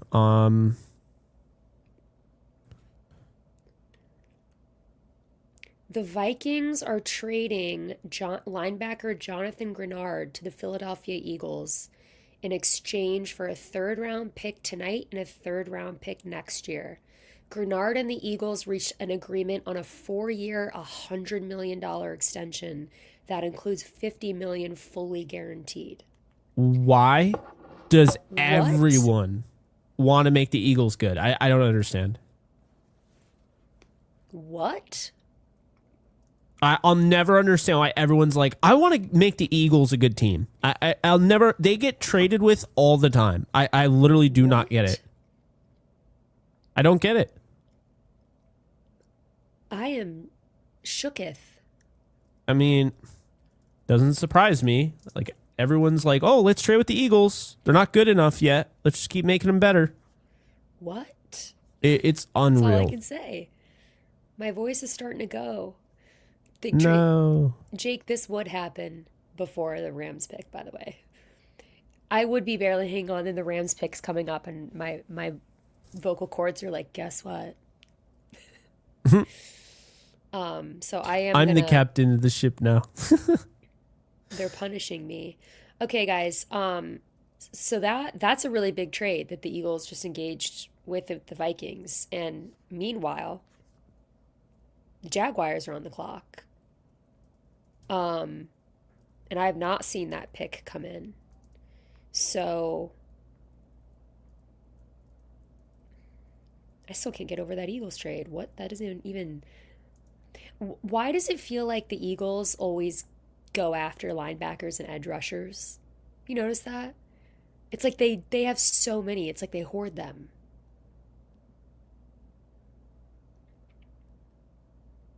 Yeah.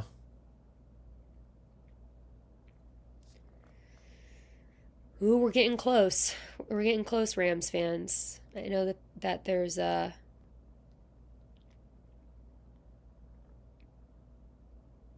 It's not what you want. The Eagles getting better. No, I mean the Eagles have in recent years kind of become like de facto rivals of the Rams. Yep.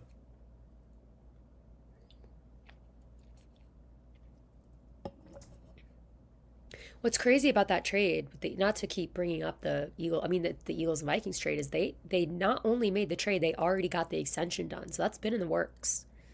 Like he's already signed a $100 million extension That's with the crazy. Eagles.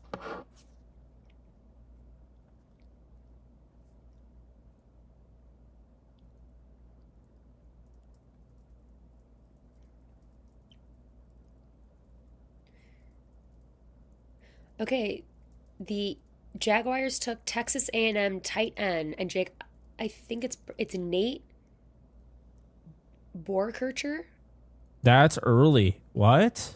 Yeah, that is I looked at a lot of the like first 4 round tight ends and I'm not familiar. So that does feel early based on. Yeah, that's wow, that's early. It's very early.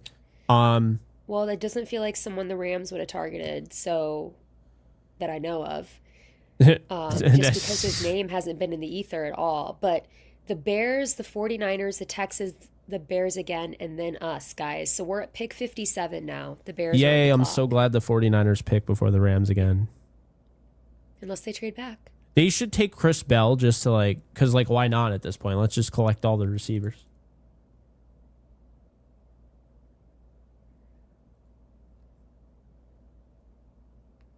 I mean, Chris Bell is who you and I both want. So we got, we need him to survive 5 more picks.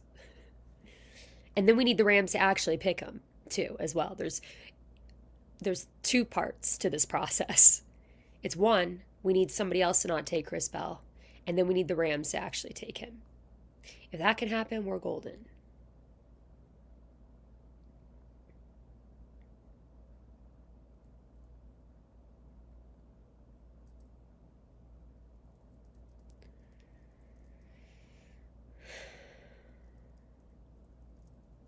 Rams fans, are you getting nervous yet?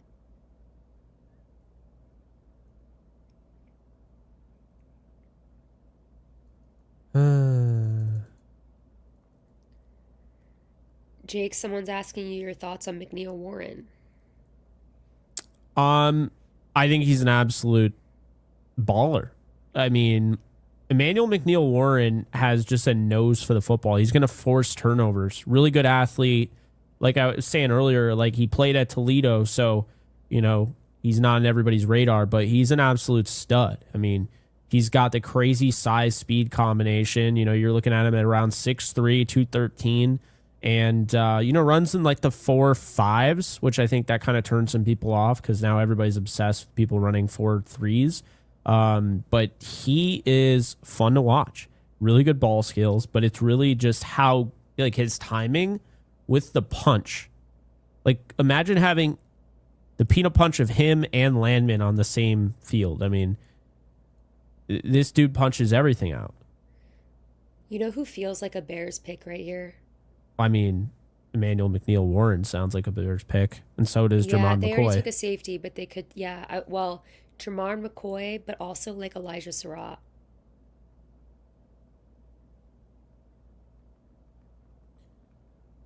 Really? I don't really see that. I don't see the pick is in. Maybe they do double dip at safety.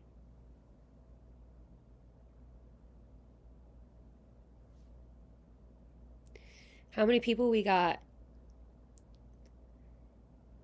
Let's get live. How many people are in the chat? We have almost 2,000. Let's go. Hell yeah. Let's catch up on some supers here. Let's catch up on supers. Matt Chu, thank you for the Baja. Thank you. Be stoked if the Rams drafted Malachi Fields. That's one of your guys. That's who I like. I think he'll be there in the third though. Personally, like I don't know that they would need to take him at 61. But the Bears took center Logan Jones Best center in the draft. out of Iowa. So this is interesting, Jake, because they traded for Drew Dahlman, right? Or No, Drew Dahlman retired. no, Drew Dahlman retired and they traded Yeah. for Garrett Bradbury. Yeah, but So- this makes sense though, because I mean Bradbury can Yeah. play 3 interior spots, and I believe Logan Jones could also do that as well. But It's a good pick. you just get the best players on your board at this point, and I think that's just one of the better players on their board in all likelihood. And guys, that means the San Francisco 49ers are up. Awesome. So, if I wanted to get the Notre Dame trifecta, Jake, because my Notre Dame running backs went to the Cardinals and the Seahawks. They could just take Malachi Fields. it would be early for Malachi Fields, but it would be hilarious if that is what had happened tonight. If they want to take Malachi Fields, by all means. Although Matt Chu would not like that. Bo Bowen basically saying, get ready to learn Caleb Tiernan. Appreciate the broccoli there. Caleb Tiernan Thank wouldn't you. piss me off, but it would be very underwhelming, I would say. I like Tiernan. I like him when you've already drafted somebody to help you in 2026. I don't love him when he's the first pick that's going to. Yeah, I think you get what I'm saying. Alex, double X Alex, thank you for the broccoli. Alexa's voice is so crispy. Yeah. Perfect opportunity to have Alexis announce the sponsor for today's stream. You got this, AK. Oh, Lord. Yeah, I should be talking less because what's happening is the more I talk, the more my voice goes out. Yeah. But yeah, guys, being sick is a trip. I've been sick for too long, and it's only been like 2.5 days, but that's too long. By the way, guys, the 49ers traded back. The 49ers traded out of pick 58 with Who the is Cleveland trading up? Browns. The Browns. Oh, are they going to take another receiver? They don't have enough? Yeah. Like, No, this isn't going to be a receiver. There's no way. They already took two. no, I think this might be McCoy. This could be McCoy. Why not? Feels like a very Browns pick, like a risk that they would be willing to take.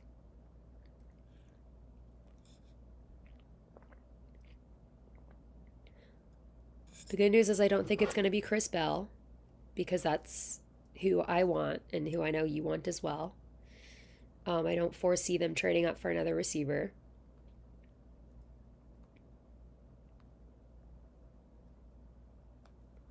I don't know why I'm not ruling it out. I literally wouldn't be shocked that Brown's like Chris Bell. I'm like, are you freaking kidding me?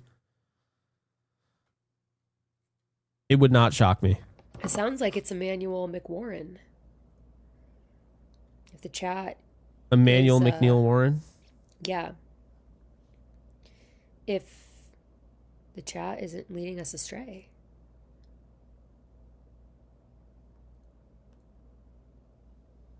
30 and a wake up says Jay Glazer reporting Rams select Drew Aller to stay on Sports Talks News for another day. Thank you for the super. Thank you, 30 and a wake up. Appreciate you.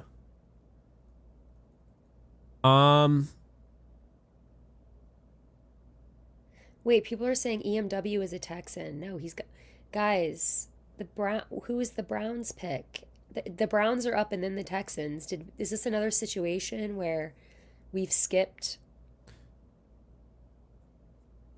Who did EMW go to? I don't see anything here. I don't either, but the chat is saying he's to the Browns and to the Texans. The Browns took him. ID 89 is always right. And he's saying it's the Browns. So it sounds like the Browns took. ID 89 works for the NFL or the CIA. I can't decide. So I've confirmed now that the Browns did take Emmanuel McNeil Warren, safety out of Toledo. So Okay. he stays in Ohio. So now you've got the Texans, the Bears, and then the Rams. Guys.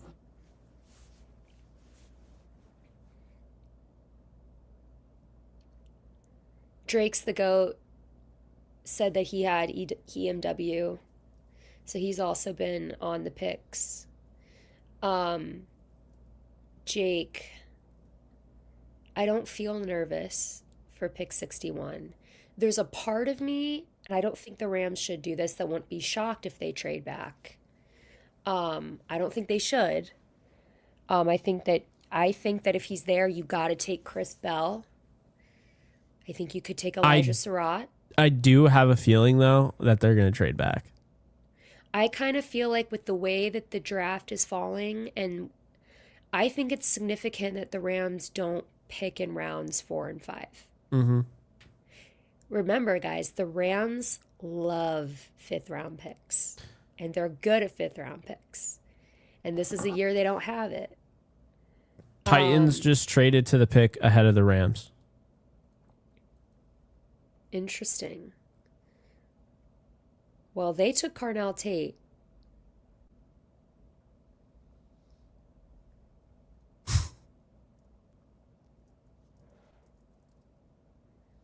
Did the Bears also trade guys? I'm so confused. Comments make me laugh. I'm just saying. The Titans traded with the Bears. Yes. So the Titans trade up to pick 50, pick 60, and the Bears trade back to 69 and get 144. Yeah, I mean, there's an argument. The Rams could very well. Okay, this is so interesting, guys. The Texans, sorry to interrupt you, Jake. Yeah. The Texans took Michigan tight end Marlon Klein. That's I'm not familiar with Marlon Klein, but apparently he's a German-born prospect who has only had 12 starts. And so he has limited experience. This is from Twitter. That's not my wording. It's from Ari on Twitter. Interesting. Okay. So that's what the Texans did. The Titans are taking linebacker Anthony Hill, one pick before the Rams. Interesting. So the Rams are now on the clock, guys. The Los Angeles Rams are on the clock. Anthony Hill was someone who I would have liked for them to potentially take. He's not my top choice, but I'm going to remove him from my list. Yeah. Jake, I really would like Chris Bell. I think Chris Bell would be so great for the Rams here. I'm going to go for my, all right, so you're doing, who are you going with for the shadow draft? So in the shadow draft, because I did a receiver in the first round to stay true to the game, I'm going to say Kyle Lewis, the linebacker out of Pittsburgh, because I do think the Rams could also take him here as well. I'm going, I don't care, because I mean, this is just shadow draft, right? I don't have to get fired for this decision. Are you changing the rules? No, I'm not picking a wide receiver. I'm picking Jermod McCoy. Oh, interesting. Okay. I'm picking Jermod McCoy here. He's the best corner in the draft. That's true. And let me say, I mean, I don't know about the medicals, but I mean, yeah, give me McCoy. I wouldn't be mad at McCoy. But I want Chris Bell. But I mean, for my shadow draft, because my shadow draft, I took Omar Cooper Jr. at 13. I would take McCoy here. It's funny. Both Jermon McCoy and Chris Bell, ACL stuff going on there. So they could end up falling a little bit further. I mean, who would be like a wild card here? I'm like trying to think of Caleb Tiernan, offensive tackle, maybe. Elijah Surratt, Antonio Williams, receivers. Kevin Coleman Jr. I like a lot. I just don't think that he's gonna go this early. You and I both like Pregnon, the guard out of Oregon. Yeah, a good pick. I mean, he'd be a really good pick. I think they're going to stay away from Brennan Thompson, even though we know they reportedly met with him and liked him. I just don't think they're going after that type of receiver. I don't know, guys. Chat. Everyone in the chat, drop your predictions. The Rams are still on the clock from what I can see. They haven't traded back, even though I wouldn't be surprised if they do trade back. It wouldn't be a bad decision to trade back. They could be trying to. My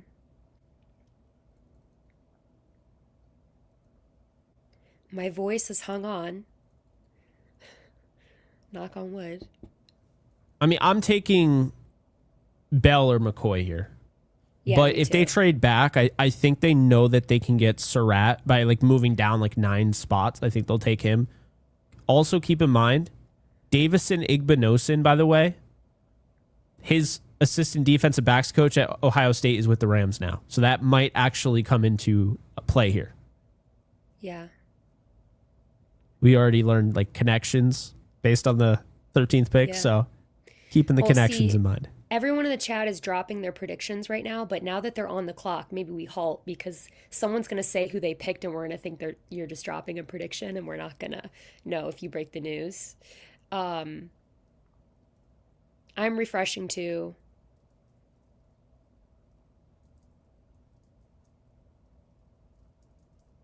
They could trade back. The official Rams account just tweeted that they're on the clock. So who did you go with again in the Shadow Draft? Kyle Lewis. Oh, that's right. Because I couldn't love go Kyle receiver Lewis, again. I do love Kyle Lewis too. If they took him, I wouldn't be mad at all. It might be a little early, but like I think he it's feels like a fine. Ram pick to me. Like Kyle does. Lewis. Here's the thing about Lewis that I think people have wrong. He's the best coverage linebacker, but I don't think he can be a true linebacker in the NFL. That's exactly the type of fit. The Rams like moving pieces around, and he could play the star. He can, be the dime guy. Like you can move him all over the place.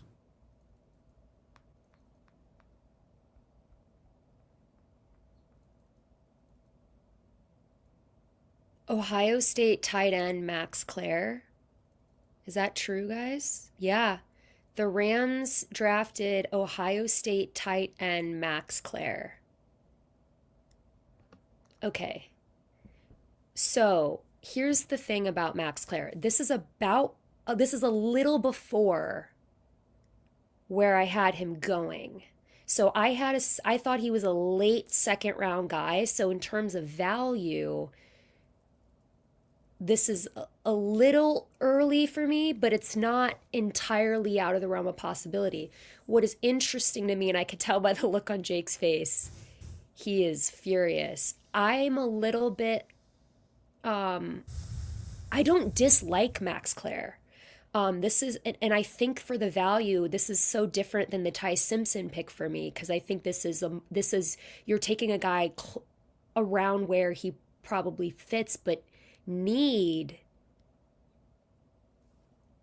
think if you were gonna do the tight end thing, you should have just gone all out in the first round for a guy like Sadiq. I think that with a guy like Max here, it's a little bit confusing. And I want to pull up my notes on Max Clare because there's a lot of people in the chat right now who are saying, who is Max Clare? He's the tight end from Ohio State, so he played at a big school. Jake, I want to pull up some notes on him. Do you want to give your quick thoughts? I'm stunned, to be honest. Yeah, I have no idea. I mean, all right, so I'm going to take you through. I'm not happy about this pick because, again, it's one of those things I think you could have just traded down. This actually is not a Rams type of pick. Max Clare's not a great blocker, okay? So I'm just going to make that very clear. I'm actually stunned that they went after. He's not a good blocker at all. Yeah. He's a really, really good route runner. Really good. Like, remember I was talking about Eli. This is why I thought Eli Stowers could be in play.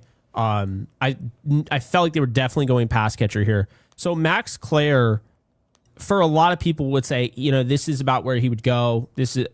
I wasn't as high on him. I was high on Roush. I was high on Delp.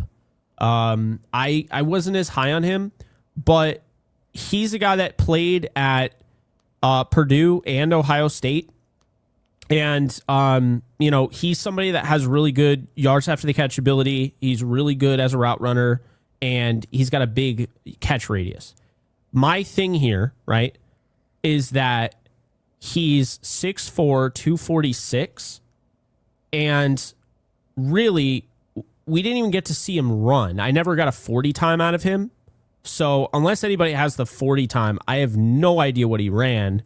So I don't know if they plan on moving him to wide receiver, but I mean, he wasn't like, he's a projected like 4.5 to 4.7 40 time. I think he's too big to be like. I mean, he's a good receiving tight end, but I don't think you can move him to actual receiver. I mean, I don't know. He's 6'4", he's 246 pounds. He ran a 4.740. Doesn't I have don't. the best measurables is my question mark around him. He's a slot receiving tight end. I just don't Not a like that good he. I mean, he's blocker. great route runner, right? But I Yeah. just don't like that he can't block. He can't block. He's most often compared to like Cade Stover, if you guys remember him out of Ohio State, very similar. Some people compare him to like Elijah Ario out of Miami, which I think is a little bit of a reach, but you know, it, uh, I think Max Clare is developmental, and this is my issue here. This is my issue here. And I like Max Clare. If you had taken Max at the end of the second or in the third round, I might not have had an issue with it, except for the fact that I don't my motivation going into the draft in terms of tight end, I need another cough drop, sorry, was if you were going to go tight end, the only way it really made sense to me is if you took the guy like Kenyon Sadiq in the first round and you really went for it, right? Yeah. So if you weren't going to do that, then I think you probably stay away from tight end. But I don't dislike Max Clare. I don't want this because, you know, I know that people are like, there's the people that if you dare not like a draft pick, they will throw a temper tantrum about it. So everyone should calm down. I just think for need in the second round, when you had a guy like Chris Bell, Elijah Surratt, this doesn't make a ton of sense unless they really are truly planning on just using him as an occasional receiving piece, because as we talked about, he's not a good blocker, so you're not going to see him in there, which is surprising because, as we all know, the Rams want you to be able to block. They want everybody to be able to block. So for you to take somebody that's going to need to work on that is a little surprising. Yeah, I just think it's really confusing with who was there. It's confusing. And you're not picking in the fourth and fifth round. So like I just don't know why you wouldn't just trade down 9 spots, right? There are other tight ends there. This to me is like one of those Dalton Kincaid type of guy. By the way, they tried to trade up for Dalton Kincaid. I don't love this pick. I don't hate it. I don't love it. I'm just Here's kind the of thing. I don't like the pick, but I don't hate it. I'm really kind of struggling to understand. I understand, like, hear me out. I get the process. You're saying this is 13 personnel. This is what they're telling us, Alexis. They're telling us we're going to be heavy 13 personnel. We're higher on our receivers than you are, right? And basically, Max Clare is going to be a part. I've brought this up. This is why I thought Sadiq could be in play, because you have 5 tight ends now. You have 3 tight ends on the field at once in 13 personnel. So you need another tight end if you want to run 13. They just told us they're committing to 13 personnel, like committed. I think this is going to be a big staple for them in 2026. And yeah, that's my takeaway. I don't love the pick. I'm also a little shocked by it. It's not that he shouldn't go here. It's not that it's a reach. It's more so what they currently have. I felt like they should have traded back, or they should have just drafted one of the, McCoy, Well, guess Bell, who went whatever. right after? Guess who went right after him? Bell. To the Bills. No, the Bills traded up and took the corner from Ohio State. Oh, Igbinosun. Yeah. Sorry, I thought my voice was going to go out. Again, this is less about Max Clare and more about the fact that we took a quarterback in the first and a tight end in the second doesn't fill the holes that we really need filled, in my opinion. Yeah, I don't know. This entire draft, because again, based on what we know about Max Clare, this is a developmental type pick and all the knocks on him have kind of, I mean, you can't put him in there to block. Um, you've got four tight ends that you're using a lot. You get Terrence Ferguson. Um, Yeah, I mean, really confusing. the Really pick confusing. having another tight end isn't really that big of an issue for me. I know some people are like 5 tight ends. Yes, you have 3 tight ends that are essentially starters or key role players if you're running 13 personnel. So adding another tight end actually makes sense. But this early on, and a guy that can't block doesn't fit the Rams style. It just doesn't. So they must feel really good about his blocking ability. Like they must feel like he was real. I didn't see it on tape, but they must feel really good about his ability in blocking and how he's improved and all of that to take him here. And I think this honestly tells me that, I think this honestly tells me that they probably would have taken Stowers. And I think Stowers got away and they ended up just like, yeah, that's that. I don't know. I'm not. It's just not. Immediate reaction is that I don't think the Rams have had a really good draft so far. I think they've just they're picking their guys. They know that they're playing with house money, or at least in their mind they are. And people aren't gonna like this, but the way that the draft is falling reads like a team that feels really good with what they've got. Yep. That's exactly it. And so maybe they're just like, all right, we don't even need to trade down, which I think I had that, right? Like I was saying, don't expect them to have a 7, 8, 9 player, draft class. But at the same time, I was expecting them to maybe trade down a little bit and maybe, go out and get I don't know. And they're probably going to try and convince us that Konate Mumfield is going to be great. And maybe he will. But I don't know. I think that, and there's a lot of people that seem to like this. I'll be honest, because I see people saying you don't watch college football. No, I actually hate college football. I hate it. I only watch draft, all 22. I don't watch college football because I don't like having preconceived biases, which is what we saw yesterday with Makai Lemon. People love Makai Lemon. They feel good about him. He makes them feel comfortable. And by the way, people watched him, right? I like clean slates, and so I don't watch college football now. The Chargers took Jake Slaughter, center out of Florida, which is a good pick for them because they need to protect Justin. Yeah. I mean, I had all the centers kind of going in late round 2, early round 3, so makes sense. Here's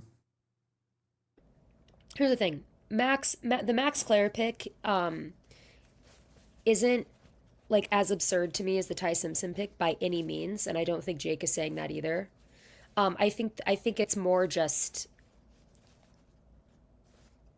positionally and value, and that's more the thing. And again, it doesn't really fit the Rams' identity because he's got a lot of stuff, things that he's not, he needs to block.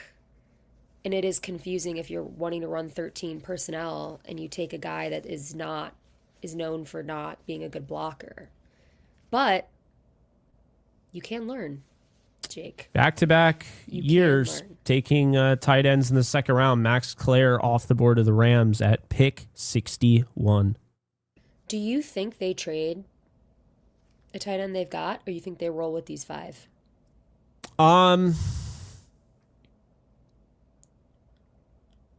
They're going to roll it to 5. I don't think they trade anybody. I think this is them going all in on 12 or 13 personnel. Well, you just muted yourself. Sorry. The Seahawks are on the clock, and I think they're going to take McCoy. I'd actually be shocked if the Seahawks don't take McCoy here. This feels like such a Seahawks move.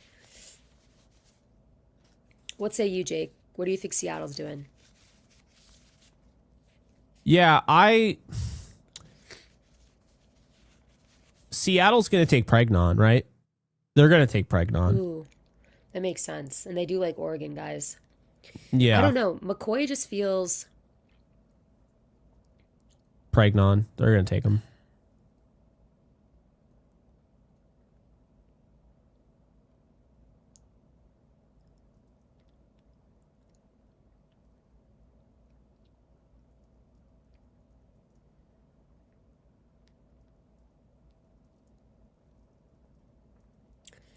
And it's the last pick in the second. So after this pick by Seattle, we move into the third round, which is the last round of the night. And so you've got the Cardinals. So we've got back-to-back NFC West teams picking right now. And then Broncos and then the Raiders. And the Rams, guys, as of now, aren't up until pick 93. So the Seahawks picked TCU safety Bud Clark. That is on brand, actually. That feels early to me. Well, they lost Kobe Bryant, so... Oh, yeah. So we're now at pick 65, which is the first pick of the third round, and the Arizona Cardinals are on the clock. So we're at pick 65. The Rams don't pick again until pick 93. So, I don't know why. It gets so loud at night, just randomly. It looks like people are... You know what? I think I'm by the track. I don't know. I don't know what's going on. I think there's like some like derby thing that they do. It gets so loud. I'm like, why is it always loud around 9? Now it's gone. All right, let's catch up on some supers here. All right, well that's SoCal, appreciate you with the 2. Les Snead has to go. Yeah, what I don't think so, but multigrain Brad, not bread, but there are different slices of bread in the Abbey. So appreciate that. Thank you for the 5. Rappaport says McCoy needs bone plug replacement, which is causing him to fall. That sounds awful. He will miss the entire season with that. Yeah. Huh. Well, that I guess I had the reverse Ty Simpson in my shadow. I took a guy that won't compete in 2026 because he's injured instead of a guy that's just going to be on the bench. So... Do you guys think I can overdose on cough drops?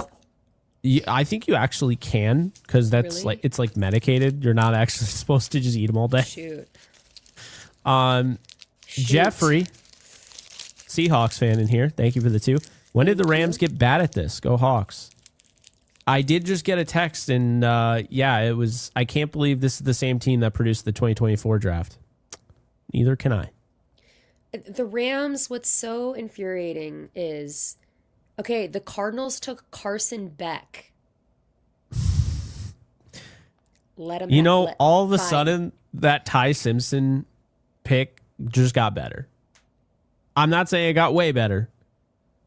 I think Ty Simpson's better than Carson Beck. And actually, I think Ty Simpson's a lot better than Carson Beck. I do think he's better than Carson Beck, but this is also a third round. No, I know. Absolutely, but good Lord. I'm surprised. But you know what?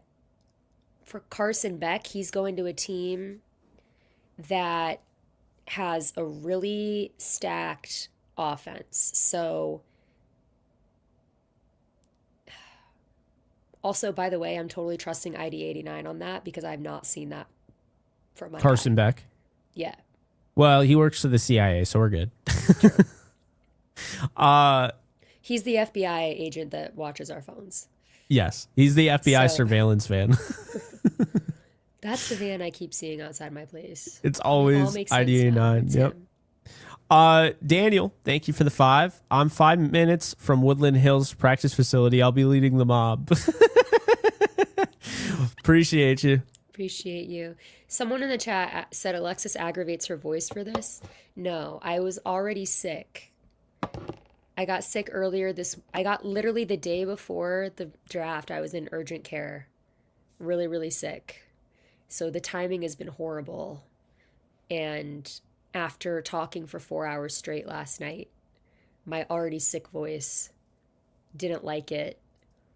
And it's now gotten worse. The cough drops help, but now I'm paranoid that I've just been popping cough drops like candy to keep my throat numb, and now I'm like, I probably shouldn't be doing that. Super. Thank you for the super chat.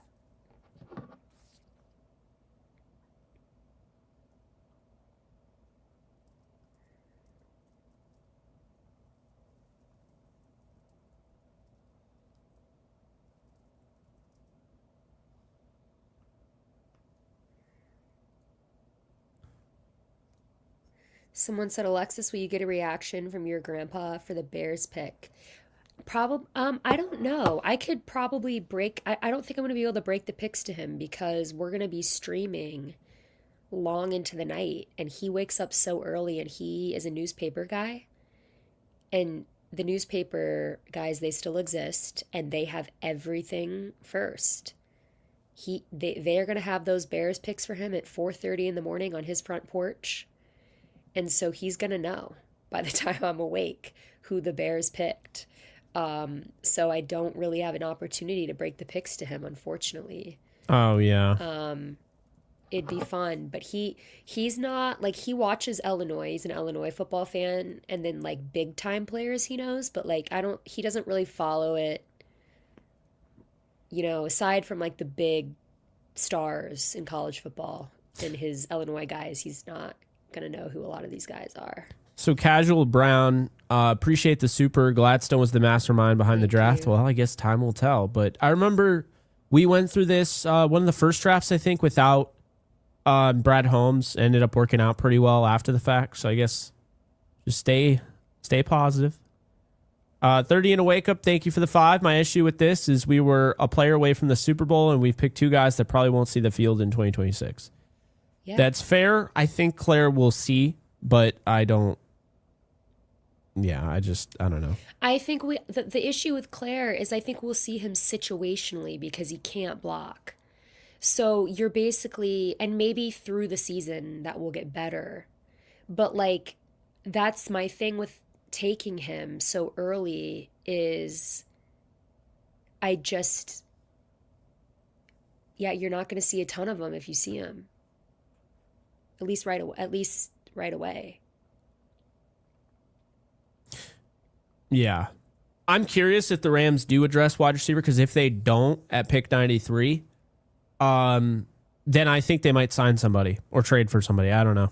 Maybe it's just wishful thinking at this point. But we got another super, by the way, after this one. Oh, we got plenty of supers. Oh, we do? Okay. Yeah, so I agree with you, 30 and a wake up. Sorry, I'm trying to manage everything. With you. Banker, thank you for the 2. This draft is cursed. No saving draft plan now. Well, we'll see. I mean, the first never 2 say picks. Never. First 2 picks definitely puzzling, but it's a long draft. It is a long, winding road. Not a lot of picks, but yes, long draft. Yeah, that's the thing is the Rams might need to do something to gain more picks, though. Senior Tiny Baby Goats, that is a Hall of Fame name. Thank you for the 10. NFC West Roundtable is going to be fire. Sorry, Jake. Yeah, it's not everybody's going to be dunking on me in that one. Like I even run the team. Rocco, thank you for the Baja here. If we are running 13, don't need 3 great blockers. That is fair. That's absolutely fair. And also, to be fair, Max Clare, I don't like rhyming like that, but anyway, just go with it. Max Clare is on the roster next year, after this year. So is Terrence Ferguson, and so is Tyler Higbee. You know who's not? Colby Parkinson and Davis Allen. So, like, I get it. It felt rich. Like, it felt like you're drafting, like, this is what I would say, okay? You still have a wide receiver 3 need. I don't care what anyone says. You still need a wide receiver 3 need. And on top of that, you have 4 of the 5 offensive linemen not under contract next year. And the only guy that's under contract next year has had 2 separate issues with blood clots. I know, Alexis, I shouldn't have reminded you that, because I know you love your offensive linemen, and yeah, it's not what you want. Pregnon was right there. I wanted a pass catcher, so I'm not going to have like a revisionist history here, but that said, Pregnon would have been a really good pick. Well, the Broncos, I think, picked. I don't see it, but I do think the Broncos picked. I'm trying to find who that was. Yeah, I got behind on the ticker. The Broncos took Texas A&M defensive tackle Tyler. Oh my gosh, my screen just. I've never even heard of this player. Well, I don't know. My screen refreshed and I totally lost it. Okay, defensive tackle Tyler Onyedem. I'm not familiar. This is the first player that I don't know. And I'll be the first one to admit if I don't know a player, but yeah, I mean, he just wasn't on my radar. I mean, he's probably a third rounder and I just missed him. Certainly possible, but I don't even know this player. Can't really give much of an opinion on it.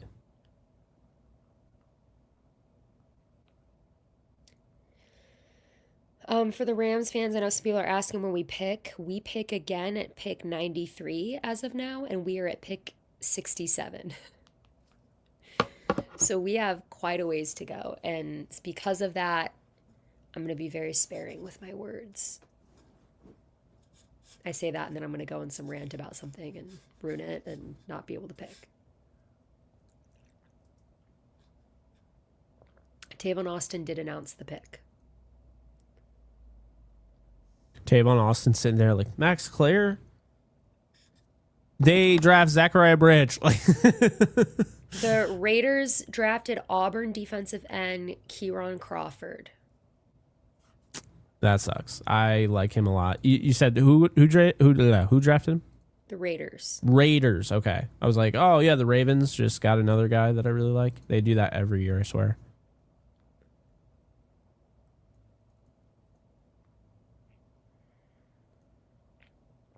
So if you guys want to know who's coming up in the next few picks, you got the Eagles, Bears, 49ers, Commanders. So the 49ers do pick at pick 70. We're now at pick 68 with the Eagles on the clock. And God, who can the Eagles take now to make us mad, Jake? Chris Bell, who still hasn't been drafted? Yeah. They'll do something, probably. That's such a bummer. I'm still not over it. I would have just traded down if I had to take Max Clare, like, because now it's like, yay, we don't pick until pick 93. Maybe they trade up. Yeah, I doubt it. I doubt it too, but they just don't even care at this point. They're just gonna stick and pick every single time, it looks like. They are doing a very confusing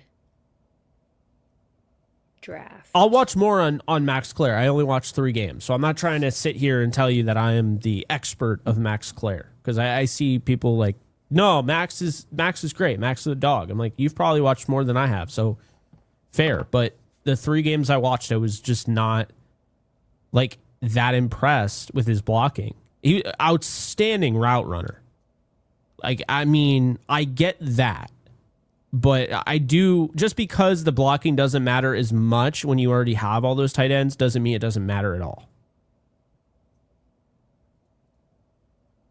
And I don't know, I'm old school, man. Like, I want my hitters to hit for average in baseball. I want my basketball players to hit their free throws, you know? And I want my football players to be able to block. Like, that's how I feel, you know?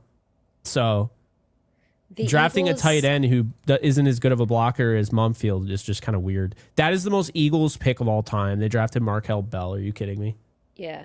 Offensive tackle. They needed it. Is he 400 pounds? Probably. Or else He's he would be going to the insane. Eagles at offensive line. He's huge. He's He's an absolute unit. Oh, here we go. You know, I was just like, okay, good move by them. And then you reminded me they're just going to use him for that. I mean, hey, they can still do it as of now, right?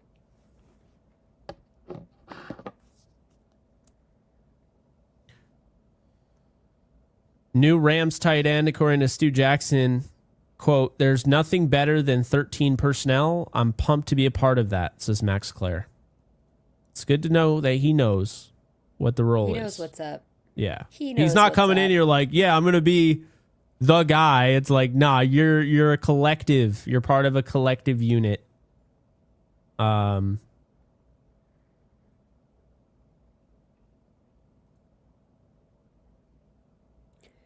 Well, guys, the Bears are on the clock, and then San Francisco. Jake, what do you think San Francisco does? Let's see. So the Bears are on the clock now. Pick 69. Yep. All right. I am going to say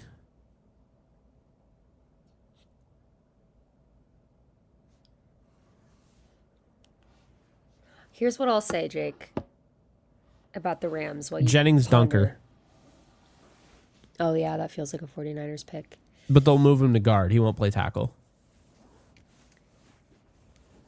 If the Rams take a running back, guys, in the third round, no, I'm being so serious. If the I will be convinced extortion is going on. There's something that somebody has on someone in this organization, because to me, Jake, that's the one position that I'd be like, well, it's not the only position. That's the worst one. I couldn't think of a worse pick for the Rams to take in the third round than running back based on who's on this team right now. If you're not taking another, I mean, you could take another tight end, I suppose, and just really like go for it. You could take another quarterback, but if you're taking a new position, I could not think of a worse position for the Rams to take at the end of the third than running back. I just Like keep that thinking the seems Rams will impossible. probably trade back up and try to get Reggie Virgil, who they met with. That'll be the wide receiver that they like. Yeah, I think the 49ers get Dunker. Looking at the Rams currently, if I could see who's a good fit for them. I just don't even want to read who's on my. There's just so much time that I'm like, everyone I'd read will probably be gone by then.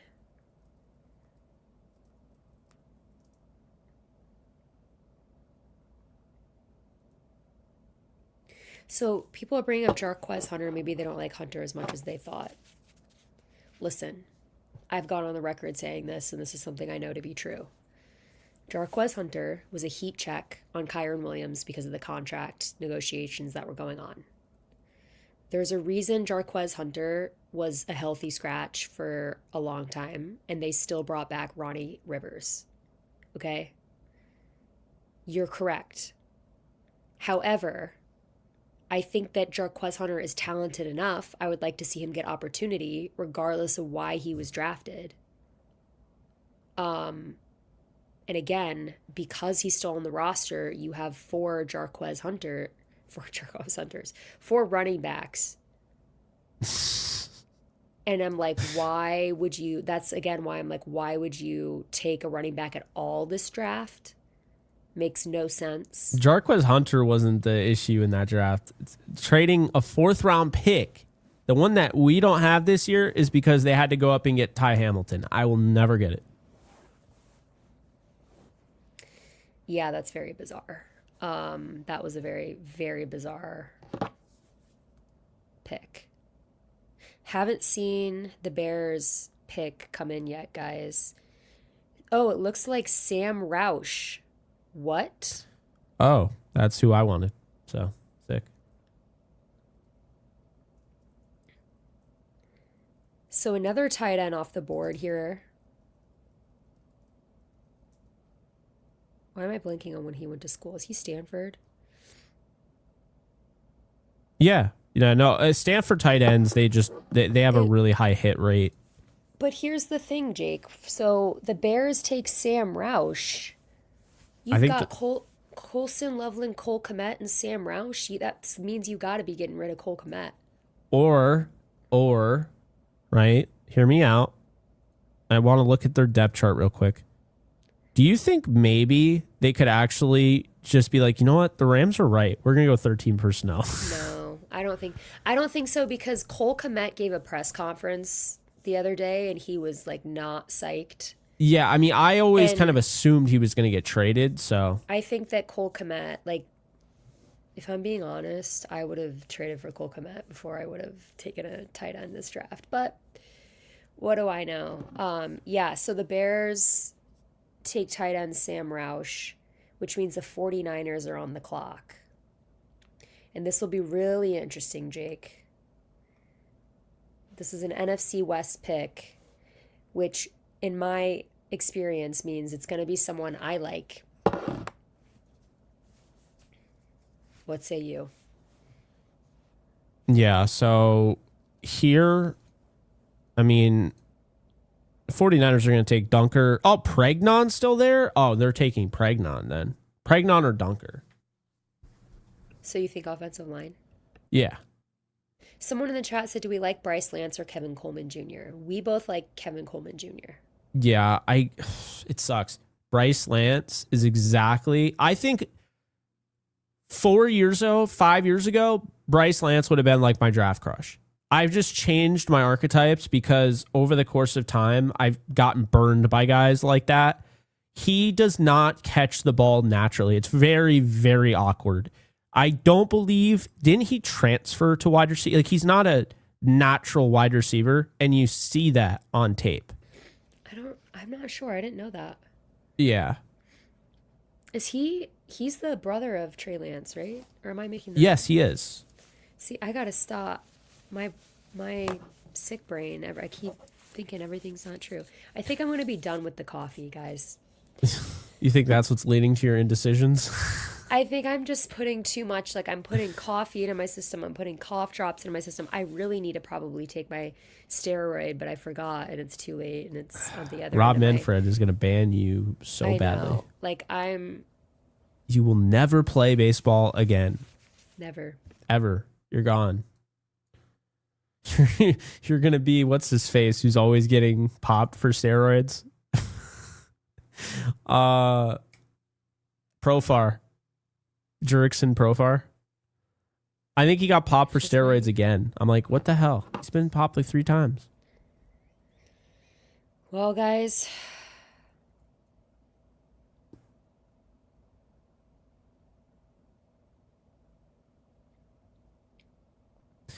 What kind of message, by the way, I understand it's 13 personnel. What kind of message, because we were talking about messages sent, what kind of message does it send to Terrence Ferguson? Like, oh yeah, by the way, we just got another tight end in the second round. so the 49ers. Barely- Oh, I'm sorry. Oh yeah, they got Romello Height. By the way, Yeah, the really good 49ers player. drafted defensive end Romello Height. But It probably should be Height or Heights, but yeah. to answer your question, Jake, I don't think it sends a message to Terrence Ferguson. I think it sends a message to The rest. probably to Parkinson and Allen being like, we're not going to retain you. That's such a weird feeling going into a season, knowing that I like, know. okay, they're officially done with you. Like you're enjoying your Friday, and then all of a sudden, hey, did you hear the Rams just got a person that literally plays the same position as you in the second round? Like, Also, for what it's worth, I think Ferguson was a much better prospect than Claire. oh yeah, So I don't yeah. think But I that mean, it was a if better I'm- tight end class. Like I had Ferguson as my 7th tight end, and I think I had all of them going in the top 64. So yeah, I don't know. Ferguson is the best tight end by far, I think, on the Rams right now. I will And- tell you, Romello Height is exactly what the 49ers were missing last year. They could not rush the passer to save their ever-loving life. Like, it was bad. So they finally get somebody to do it. Reckoning, I can't believe you're burned into the screen. Change the OLEDs, everybody. They're just gone because this thing's been there forever, and I apologize. I'm trying to do the ticker and do analysis. Reckoning, thank you for the broccoli. This draft makes no Thank sense you. when our linebacker core is horrible. I actually like the Rams linebacker core. I know I'm in the minority. First off, Nate Landman, when Quentin Lake was fully healthy, was one of the best linebackers in football. I don't care what anyone says. He was really good last year. Then when Quentin Lake got hurt, his play fell off. Also, Omar Spates is underrated. I'm not saying he's a superstar, but he gets way too much hate, right? And then I'm a big fan of Sean Dolak. So you go out and you add I always forget his name. Who's the linebacker special teamer that they added? Totally blanking on his name. Stewart, yes, Grant Stewart. So you have 4 guys there. Are they going to keep 5 linebackers? You can't keep 5 linebackers and 5 tight ends out of 53. You got to choose one or the other. So I don't know. I just don't think it's a position the Rams historically put a ton of No, value no, in. they don't. Ram DeLorean, thank you for the 2. No wide receivers, so maybe they do plan on using Jay Witt, Alexis. I won't count on it.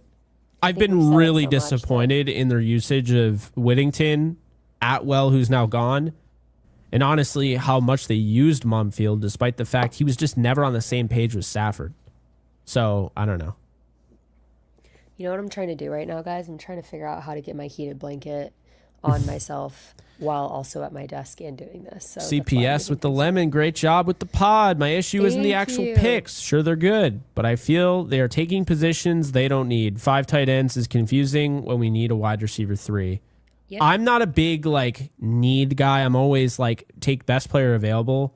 Alexis, that changed when they took Ty Simpson. That's when all of a sudden now I'm like, all right, I'm a little bit more picky, about I won't just take the best player available if it's a defensive lineman when you took a quarterback that we're not going to see for a while. So, yeah, I don't know. But The Commanders appreciate took you. wide receiver Antonio Williams out of Clemson. Interesting. Interesting.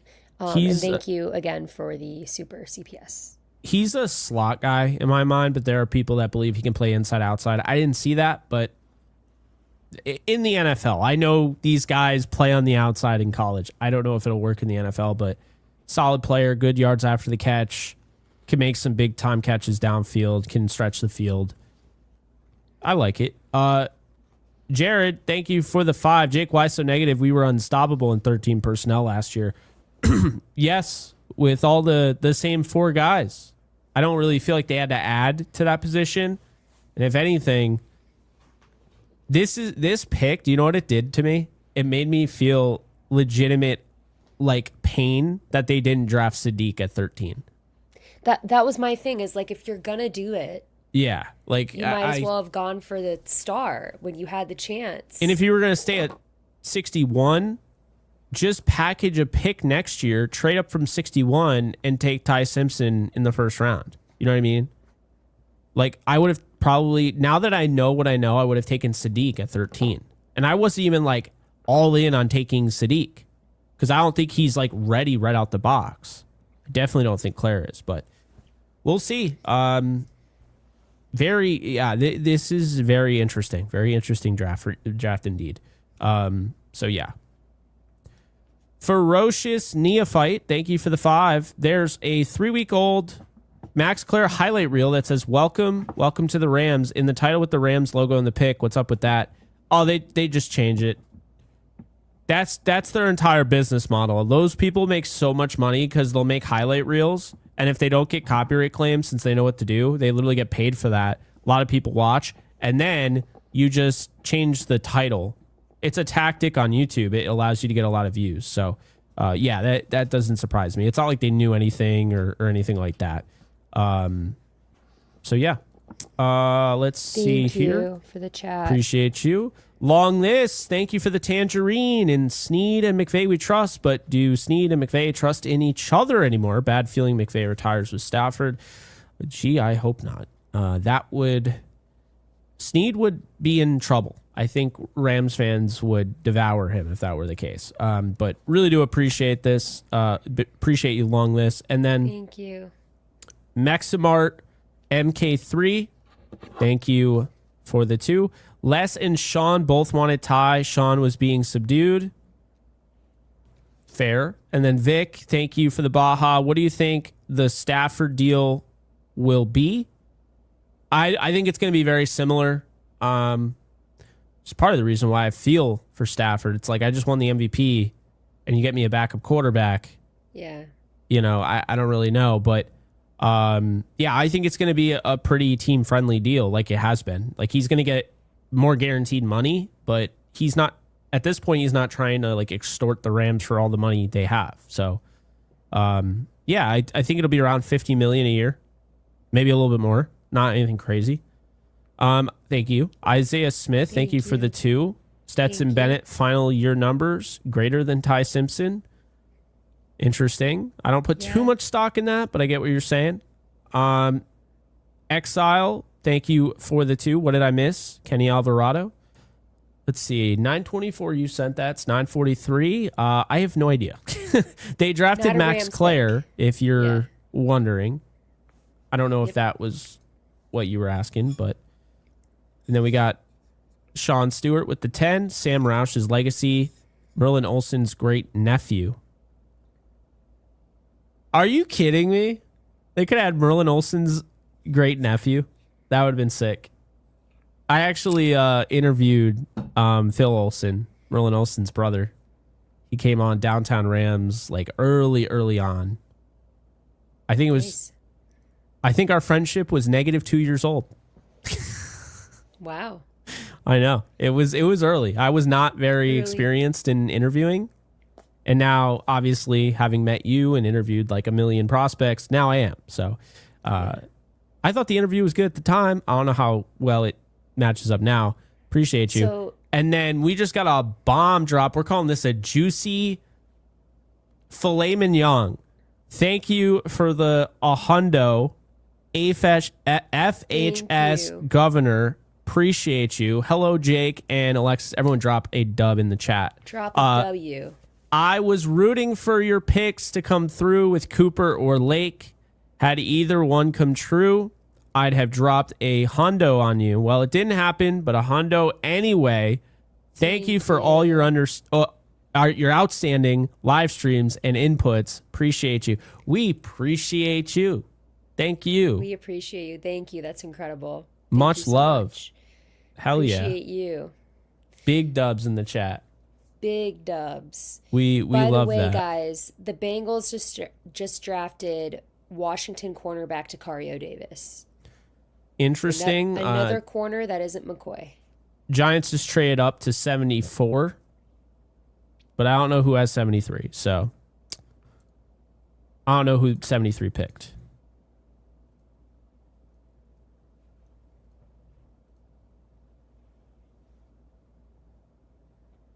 Wait, so we don't know who picked at 73? Yeah, no, we just Saints? know the Giants trade up to. I think they trade up. Well, no, it says Giants on the clock at 74. So I don't know. Well, so the Saints did. Oh, so the Saints took Oscar Delp, the tight end out of Georgia. That was my guy. So now the Giants are on the clock at 74. Yeah, Delp is a stud. Georgia tight end, crazy athletic profile. I mean, I think the dude ran the 4.4s. 6'5", 245, really good after the catch. I mean, I actually really like Delp. So the Browns got the pick from the Chiefs, and now the Giants have the pick from the Browns. That's a lot, but there we go. All right, so who do we think the Giants are going to go after? Surratt. I'm going to say Ted Hurst. Reminds me, I got to update my board. But a lot I'm of these gonna guys are say they still get here. Ted Oh, Hurst Antonio here. Williams. So, interestingly enough, I did have Max Clare on my tier 2 for today. The Giants picked Notre Dame wide receiver Malachi Fields. Didn't they have, was it Bo Collins? Think so. They've had Notre Dame receivers in the Chase past. Claypool. They had Chase Claypool. Wait, right? Am I making that up? The Giants? Maybe. Hold on, guys. He My he sick disintegrated. He disintegrated Did. from Who the did he wasn't that who MLB he first played or for? the NFL. Am I going crazy? No, he played for the Steelers. Oh my God. Yeah, but then he was Steelers. traded to the Bears. And then he played for the Steelers and the Bears and the Dolphins and the Bills. Oh my God. I'm way off. Well, Malachi Fields gives them a big-bodied receiver on the outside. Doesn't really separate, but does know how to use his body, and he's a good blocker. So I think they like the physicality. I don't know, kind of.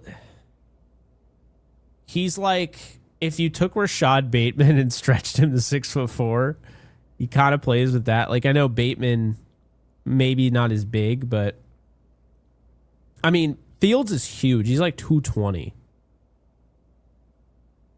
But he kind of plays similar to Bateman. I don't know.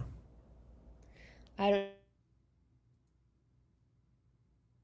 know. Guys, I might go grab some meds and get that done now because we still have a while to go. Yeah. before the Rams. I'm scared I'm gonna get up and the Rams trade up.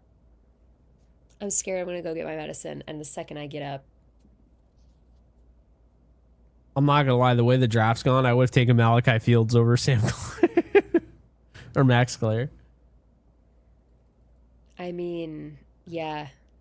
All right, I'll be right back, guys. I The survived Browns just without me. acquired a 2027 fourth. They got 105, 145, and a 2027 fourth for that pick. So the Giants really liked him.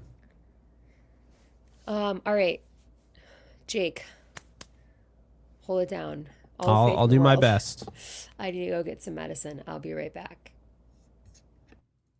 I will do my best. All right, y'all.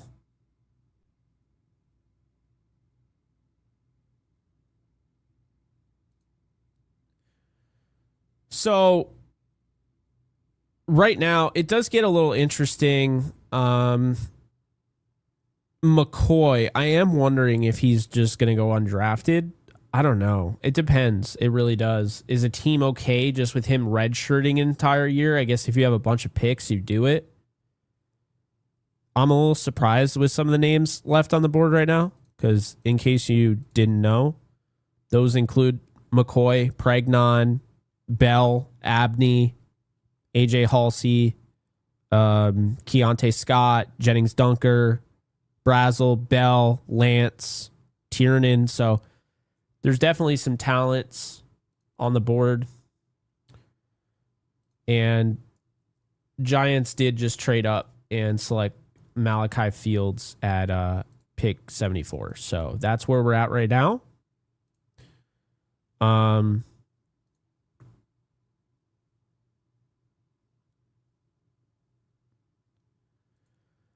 Ruiz says fire less. I'm not I'm not gonna fire less. I mean, I know it's frustrating, but definitely not gonna do that. Tito, thank you for the 5. Doing the best you can reenact the reaction of the Rams drafting Max Clare, please. How to reenact? I think I was just like, yeah, I don't know. But appreciate you. Thank you for the super. But yeah, I don't actually remember what the reaction was. Mace the Ace, thank you for the 5. Do you think the Simpson pick had anything to do with Snead's relationship with his dad? I'm sure that had something to do with it, but I don't think it leads you to ultimately picking somebody to be the face of your franchise.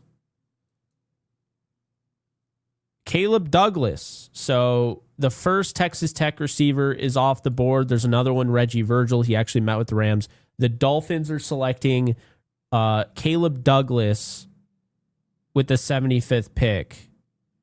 And maybe it's just me, but it always feels like those 75th overall, those end up being decent players. So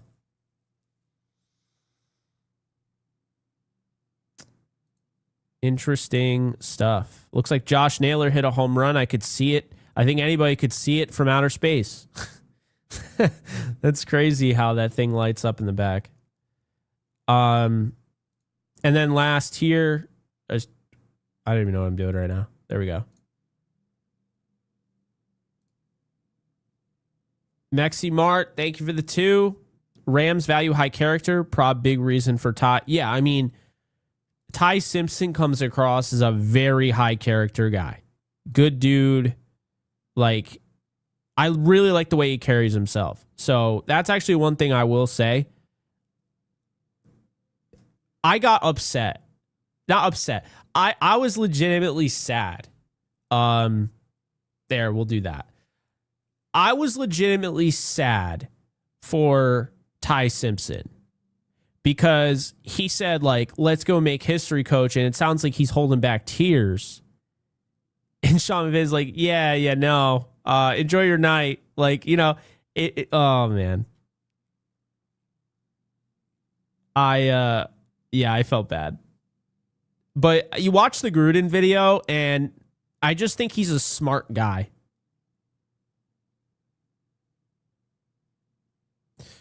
So the next pick here,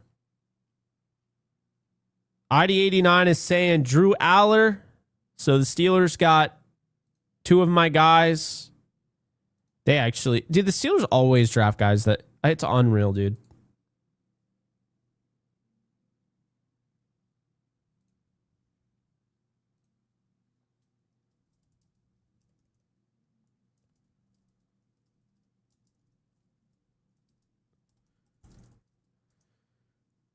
I hope Ty Simpson works out, man, because I really like Aller, and I just hope this doesn't come back to bite them. Because the fact you can just pull Aller out in the third round at pick, 76? Oh, boy.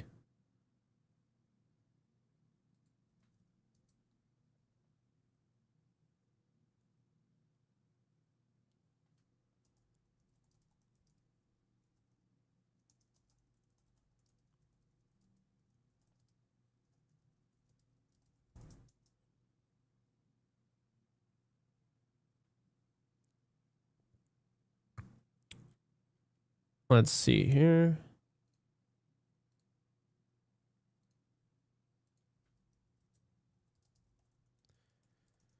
All right, so any Steelers fans that are in here, Aller was my number 2 quarterback behind Oli Mendoza.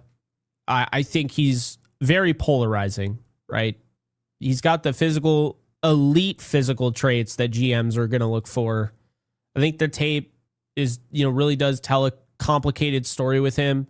6'5", built well for the quarterback position, prototypical arm, frame, all of that. I think he's got, ball security, but it's one of the things that I noticed late in like the big games, it seemed like he kind of melted down a little bit. The footwork needs to be worked on from the ground up. He's like literally just bet on traits. This is like that type of prospect. Had an injury this past year, so it caused him to fall. I mean, I would argue he's a first round talent if he probably plays the full season. But there was a lot going on at Penn State. I don't think it was a great fit for his offense or his overall skill set. Joe Flacco with better wheels was my comparison. I think Flacco had better mechanics, but to me, this is a point and shoot passer, good pocket presence, has a little bit more of a running ability than this statuesque Joe Flacco, but he can rip it, man. He can make any throw on the field, and he's going to be a lot better sitting behind somebody like Aaron Rodgers than I would say, playing at Penn State, because I just don't think Penn State was a great fit for him. I don't think Andy Kotelnicki's offense was a great fit for him either. That's just my take. I've watched Andy Kotelnicki offenses at KU for a long time. So, I was not a big fan of that for him, but Jeffrey coming in with the 5. Our whole division had mostly underwhelming and weird picks. Seems like teams unwilling to trade picks with Hawks. We're all a little disappointed so far. Go Hawks. Appreciate you being in here. Yeah, it does. Feels weird. It feels weird. It's like, it seems like Seattle has tried to trade, and it's like they haven't had anybody that's, and I mean, I get it. They're Super Bowl champions. Bud Clark is very Seahawks coded. Jadarian Price gives them the running back, like a number 1 running back. I like the picks, but I get why Seattle fans might be a little upset, because I think you only have 2 more picks left in the draft. That makes sense. AES09, thank you for the 5. I thought the same thinking about the phone call. It was the most emotional moment of Ty's life. And Sean was like, yeah, whatever, bro. Yeah, it made me, it hurt, I know Sean probably doesn't even think of it like that, and he might not have had anything, might not have had any negative feeling whatsoever. I think you're trying to balance in that moment, knowing, hey, this is going to go on social media. You're trying to balance the moment, and it just it comes across a little unfortunate. That's all I would say. But yeah, I like Ty, and you know what? Ty, again, I can't stress enough. The biggest thing about Ty Simpson that I love is that in a world where everyone transfers from at the drop of a hat, a coach leaves, anything happens, this dude stayed. He was with Nick Saban, right? He stays with DeBoer. He didn't transfer. And it's not like he was playing. He didn't win the starting job over Bryce Young, obviously. Bryce Young was a starter. He didn't win the starting job over Jalen Milroe. Then he didn't transfer. And you know what? I give him a lot of props for that. So, yeah, I like him. It's like I like him more than I like him as a player. But no, I'm kind of over the pick at this point. I'm on, I've moved on. I can move on pretty quickly. And yeah. And she is back. I'm back. I'm sorry that took longer than I thought. It was like, when you get up to do something and then you're like, okay, I'm going to do XYZ too while I'm up. Yes. I was like, I'm going to throw away my tissues that I've been using the entire stream. I'm going to throw away my cough drop wrappers. I had a little snack because I'm about to take Mucinex and I don't want to do that on an empty stomach. So I just thought of all these things I could do. I put on slippers because my feet are cold. And in that time, I see that the Steelers took Drew Aller, which is where I thought he was going to go. It's a good fit for him. Yep. If Aaron Rodgers comes back, I don't know what he's going to be learning from Mason Rudolph and whoever's there. It's Mason Rudolph and the Ohio State kid that I'm blanking on. Howard. Yeah, Will Howard. Yeah, I mean, Aller's got more traits. I think Aller probably wins that over the course of time, but Will Howard's probably more, well, I would assume he's more NFL ready. He was in the NFL last year. So, yeah. That one hurt. I hope to God they know what they're doing with Ty Simpson. I mean, I don't know. I like I said, I actually like Ty Simpson, and we were just talking about how that phone call made me kind of sad because he's like, let's go make history, coach. And Sean McVay's like, yeah, all right, see you later. Enjoy your night. Look at the reaction later about what McVay did when Claire was picked, and it is... What? He didn't like that either? No, he was ecstatic, and I stand by it. That's because that's actually his guy. We don't have to get into it, but... No, I mean, you could say whatever you want. Lord knows we're on here long enough. Simpson wasn't McVay's guy. Jeffrey Sam McCoy's knee must be gone out of the third. Yeah, it's not a good sign that he's still... I hate it for him. I really do. Because I was all Mansour Delane, number one corner, and then I turned on the 2024 Jermon McCoy film, and I was like, this dude is a freaking stud. Are you kidding me? His athleticism, the ball tracking ability, I mean, the receiver hands. I mean, he looked like a wide receiver out there. It's a shame. It really is. And I hope things work out for him. I'm hoping he doesn't have to retire early. I'm hoping he doesn't go to a bad situation. Colts just got AJ Halsey. It's not to be confused with Halsey, who you like. I do.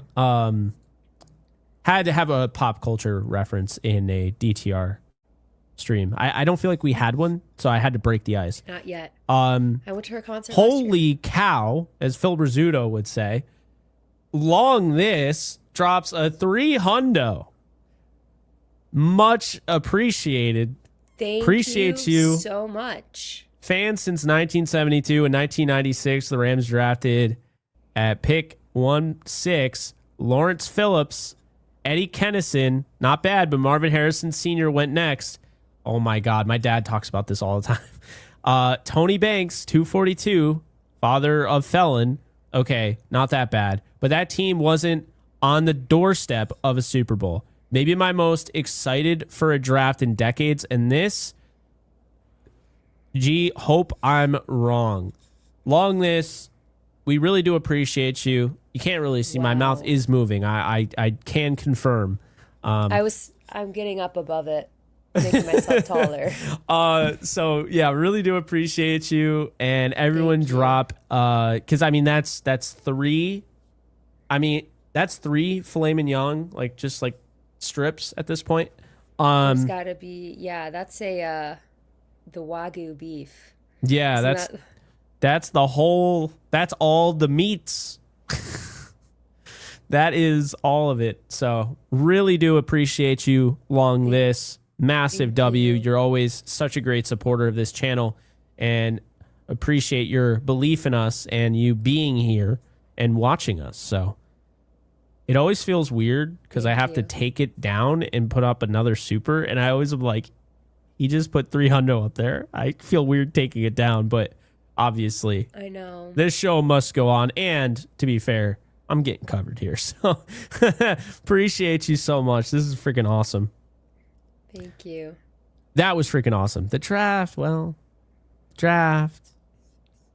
By the way, the Falcons took Zachariah Branch. Okay, that's good. We like that. So he's off the board for the Rams, which I know like a lot of Rams fans really didn't want him. So that should be good news. There were a lot of fans that did because he also played at USC. So there's a big USC right. bias in this comment section. I see it. I'm up to date.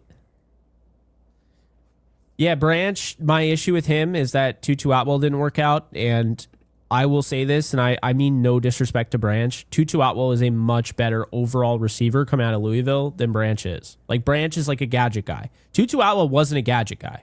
He just unfortunately gets, put in that pre-existing pod because of his size, right? But he actually could run a route, like a full route tree. And on top of that, the dude would go up and moss people at 5'9". So, and he was so good at creating, pass interference calls. Now, to be fair, this isn't revisionist history here. I'm telling you what he was good at, but I'm not ignorant to the fact that Alexis and I hated that pick when it was made. So I'm not going to sit here and act like we thought Tutu Atwell was amazing. That's not what it was. So, yeah. Next up on the board, we have the Ravens.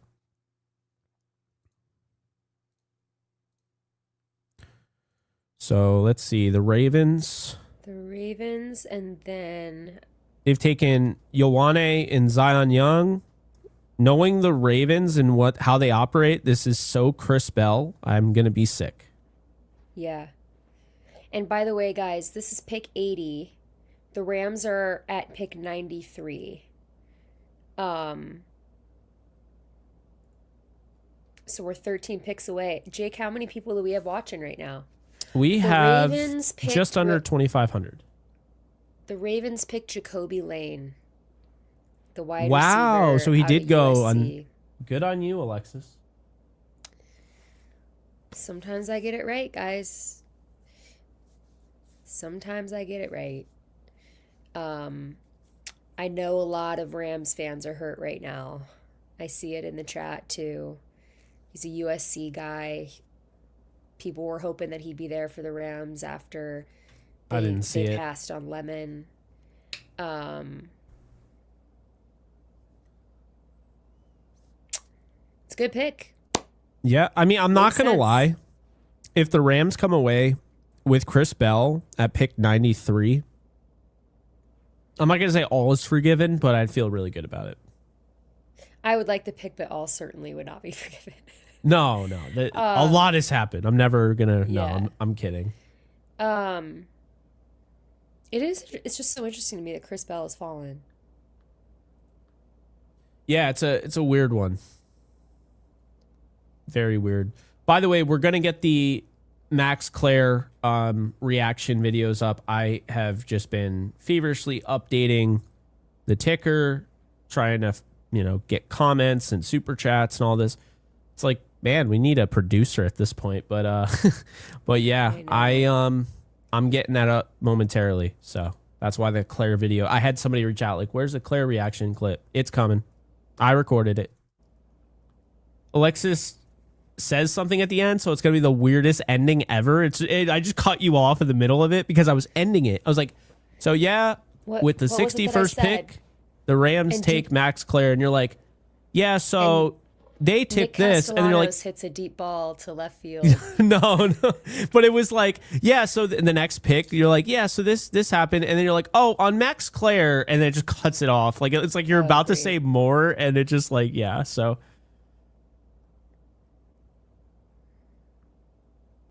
That is funny.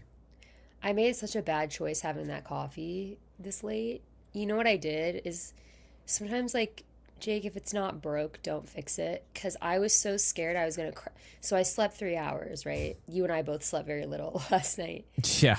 and we were talking about Say that again. earlier. And I was like, oh my God, I slept 3 hours. I just worked all day, and now I'm gonna do the stream. I need to like wake up myself up. So I got a little like iced coffee, and I underestimated how strong it was, and like my body is like shaking from that, and I'm sick, and I'm like popping meds, and I was basically eating a bag of cough drops as candy for the entire second round. So there's like a lot of weird things happening to me right now, The guys. vibes are off. But the vibes, you know what? Let's rock the next Rams pick and make all forgiven. Yes. The vibes are a bit off right now, but they can come back from it. All right, so who's up? So Who right is now up? we Jags. got Jacksonville. So at pick 81, you've got the Jags, then it's the Vikings, Panthers, Bucks. So we're at pick 81, the Rams pick at 93. We're getting closer, guys.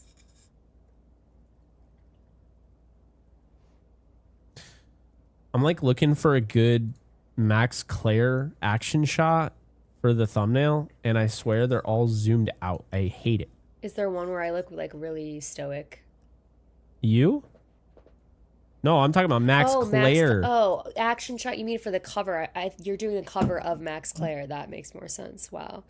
I Yeah. see you were doing like, I always, every time we do an episode of Downtown Rams, I like to post a picture of us from the episode on the Instagram story and be like, go check out the episode or whatever. And there's never a time where you and I are both smiling. It's always one of us is smiling and the other looks dead inside, or like vice versa. And it's the most annoying process to try and find a good picture where we're both like looking normal. I guess this'll do. But yeah, I know what you mean. It is one of those tough things. It's You and why I it's had like we need to start afterwards posing. So we need to start when we do episodes, like once we stop recording before we log off, we need to like get a screenshot of us acting. You mean we're like in an episode? Yeah, like laughing or like looking in the distance, be just like making it aesthetically pleasing so we have it, because I've spent so much time having to like go through the frames. And real quick, the Jaguars drafted Texas A&M defensive tackle Albert Regis. Is it just me, or has Texas A&M just had like so many players go today? That's at least the fourth. I'm now realizing I did not do enough work on the defensive tackles to even talk about them. Like, I don't know who I know who he is. I don't know anything about Albert Regis. I don't either. This was a year where, because I'm juggling what's going on with the Yankees as well as other things, I didn't get through 280 or 300 plus prospects like I normally do. So, yeah. It's a very different type of year. Already feels different with the picks. So Jags select Albert Regis. I like the name, though. It sounds like he'd be really good. And then the Vikings, I think we could see a running back come off the board here. Mike Washington? Speaking of running back, for whatever reason in the chat earlier, they all were like so scared that the Rams are going to take a running No. back. Guys, I'm telling you, that would be the most shocking thing of all time to me. It would be more shocking to me that the Rams took a running back in the third round than taking the quarterback in the first, if I'm being honest.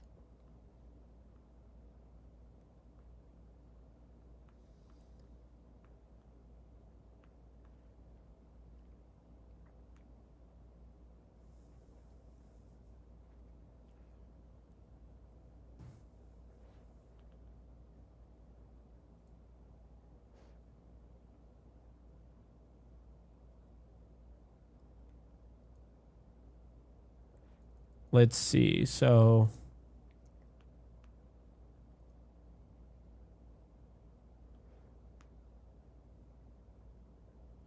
at least my Yankees are crushing Houston. It's 10-2.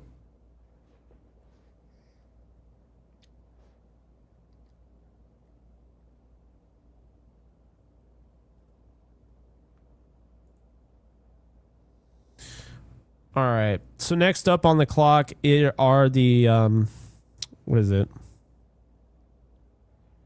Yeah, the Vikings. Yeah, I think they're going to take Mike Washington here. I've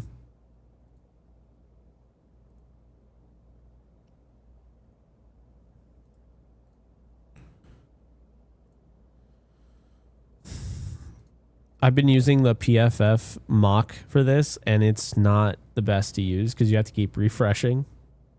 So let's. I have no idea what the Vikings do here. They took a defensive lineman. They addressed linebacker. They did not address safety, though, and they lost Harrison Smith. But I just don't know if, like, is this early for Kamari Ramsey, Genesis Smith, Zakee Wheatley? I mean, maybe. I think Kamari Ramsey would actually make a lot of sense. You think Kamari Ramsey? Yeah, I don't think it's too early for him. I think it's Mike Washington. I'm going to say that. The pick is in. So some people are asking, because now we're at pick, 82. So we're 11 picks away. Jake, how many people we have watching right now? People are going to start pouring in. 2,500. 2,500. So for the Rams fans in the house, I'm looking at who I have down of guys that I wanted for the Rams today and who's left. And I mean, Chris Bell. I can't believe he's still there. But I guess the ACL, I mean, they said he's ahead of schedule, but the ACL must be scaring people away. He's still, I think he's 21, Alexis. Like, he's young. I don't know why. He'll be 22 in June. Like, I don't know why people are scared. I'd say Chris Bell, Elijah Surratt, or Kevin Coleman Jr. That's where I'm going. If I'm there, I'm going receiver. Now, it's worth mentioning, in every single mock draft, I've gotten at least one player right. I don't know what I'm going to do for our shadow draft because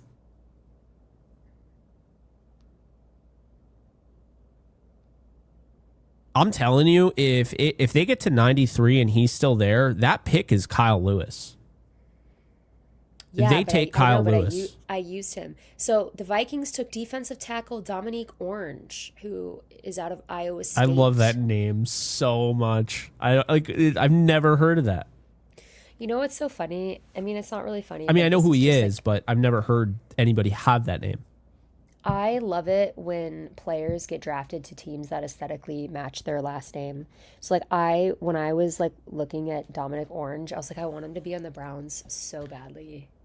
Because it would look so cute. You know, he probably didn't want to be on the Browns. Well, but it would look so cute to have like his last name be Orange and Orange on the back of the jersey. It would be something. Listen, guys, I love football and I analyze it, but I'm still just a girl. I like these aesthetic little cute things, and I really wanted Dominique Orange to be on the Browns and have a really cute moment. But I feel like it would be really that dream funny is dead. if you had like, say you had just gone crazy, like Dominic Orange, that's who I want. It just sounds, it's not a name that you'd be taken seriously if you're like, Dominic Orange is the best player in this draft. You know what I mean? Like, it just isn't that type of name. It's very different. I love it personally. I think it's the greatest name ever. You're like, I don't know what he's rambling on about, but Like, go off, King. yeah, I don't know.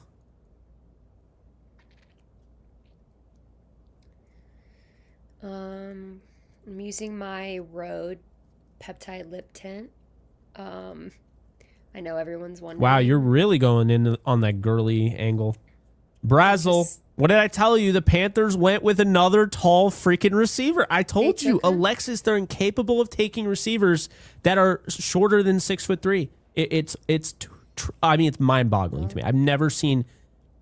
They have everyone in their receiver room has height. It's insane.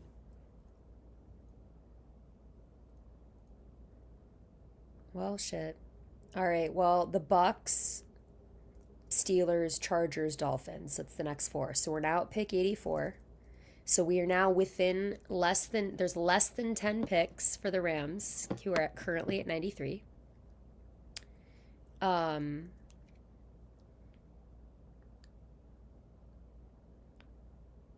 Let's see. Panthers depth chart.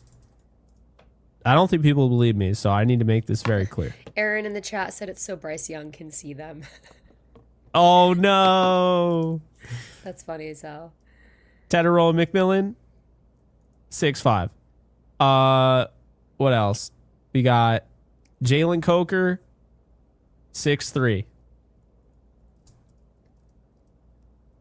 Then you got Xavier Legette, 6'3". They have a type.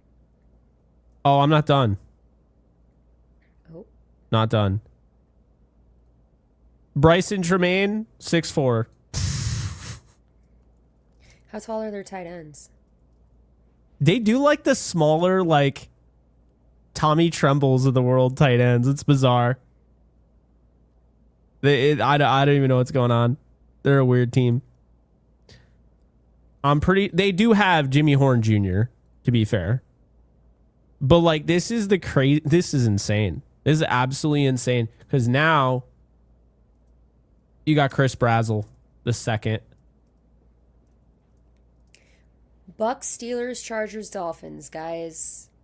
You know what? Unfortunately, the Bucks probably could use a receiver to replace Mike Evans.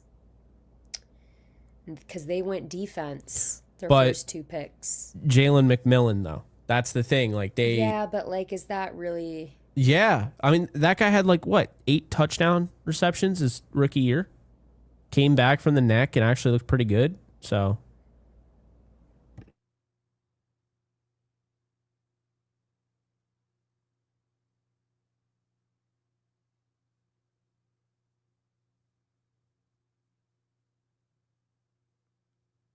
I didn't realize I was muted. Sorry. Someone in the chat said that maybe the Rams have a plan at receiver and they're trolling the fans. I don't know. I don't know. I do know that they did inquire about George Pickens, and that also came out. I know that they were interested in AJ Brown, and they didn't love the medicals, so. Well, I just feel really bad for Jermon McCoy at this point. Would you be mad if the Rams took him at 93? No, I wouldn't. If they took him at 93, then they know something we don't. And at this point, I would just take him because I think he's better than anybody you're going to find. And clearly, they don't value receiver like we do. That said, it's funny. Sosa Cremeñas on Twitter put it really bluntly, but he's not wrong. He's like, normally it's okay because the Rams' second-round picks suck, and the third-round picks are normally the stars. And I was thinking about this, and I'm like, damn. He's not exactly. Well, that's why I'm so bummed they don't have a fifth-round pick, because they are so good in the fifth round. That's why I was like, maybe, earlier, I was like, maybe you trade back and try to get some fourth, fifth-round picks, because remember, guys, the Rams, as of right now, don't pick in the fourth and fifth round. So after tonight, after this pick coming up at pick 93, they are not on the clock again for quite a while. So that's what I'm saying. Like, I almost wonder if they'll just trade down. That's what I'm wondering. And maybe that's how they just viewed it. Like, they're just like, yeah, we're just going to trade down so the Browns in round 3. Traded up with the Chargers. The Browns have once again traded. You know, one thing I'll say, though, that I like about the Claire pick, it sounds like that was like, that's who McVay wanted. I'm honestly leaning towards like, okay, McVay wants him. That's fine by me. You know what I mean? Yeah, I don't feel that way, but um Like, I mean, I trust them because ultimately they've done a really nice job over the years. Now, to be fair, Alexis, this also comes with if they start to struggle in the draft and these guys start missing, people are going to start to be like, they're already doing it, but people I would be like, James Gladstone was the guy. but I still legitimately think like taking a tight end in the second round. Oh, no, I mean, I get it. But I also think, and this is how I would look at it. Oh, the Bucks took Ted Hurst. That's a good pick. So they did go receiver. Yeah, They they just didn't did. go You were with the one right. that I thought. And that's smart because Ted Hurst is a developmental guy. I don't think he's ready to play like right away. But he's somebody that if you're patient with him and you can develop him, he's going to be like really good if he hits. Like if he hits, he is going to be very, very good. And those are Well, the type of guys guys, that you want back to back ultimately. receivers. Here comes the run of receivers. Just happens right before the Rams. It's funny So how the that just always seems to work that way. well, the Browns took offensive tackle Austin Barber out of Florida.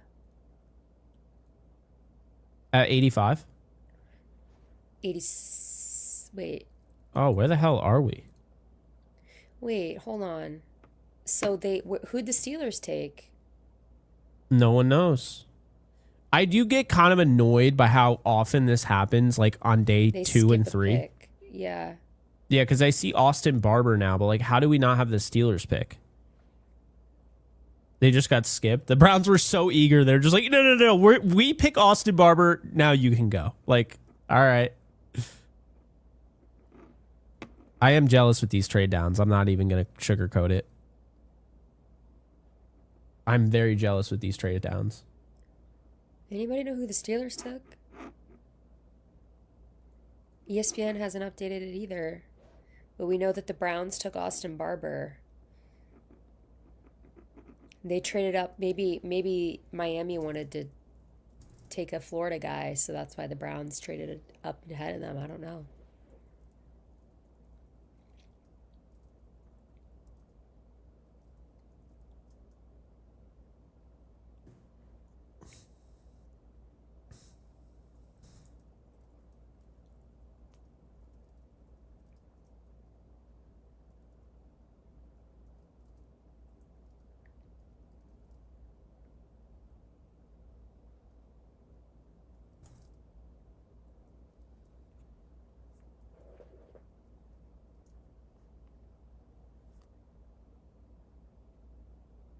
I still don't see the Steelers pick, guys.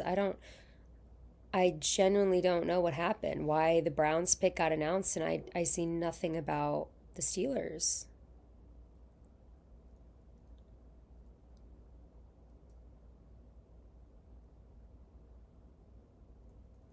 Guys, stop asking who the best running back. Oh, the Steelers took corner Dalen Everett out of Georgia. That's a guy that I liked for the Rams, probably around 93, maybe a trade down, but good corner. There's a Physical, scrappy, kind of similar to Darion Kendrick, but tested way better than Darion Kendrick. So So we've got basically now the Dolphins, Jags, Bears, 49ers, Raiders, Cowboys, Rams. So 6 picks until the Los Angeles Rams pick again. So I'm looking at my board. Well, it's time to update it because Ted Hurst is gone.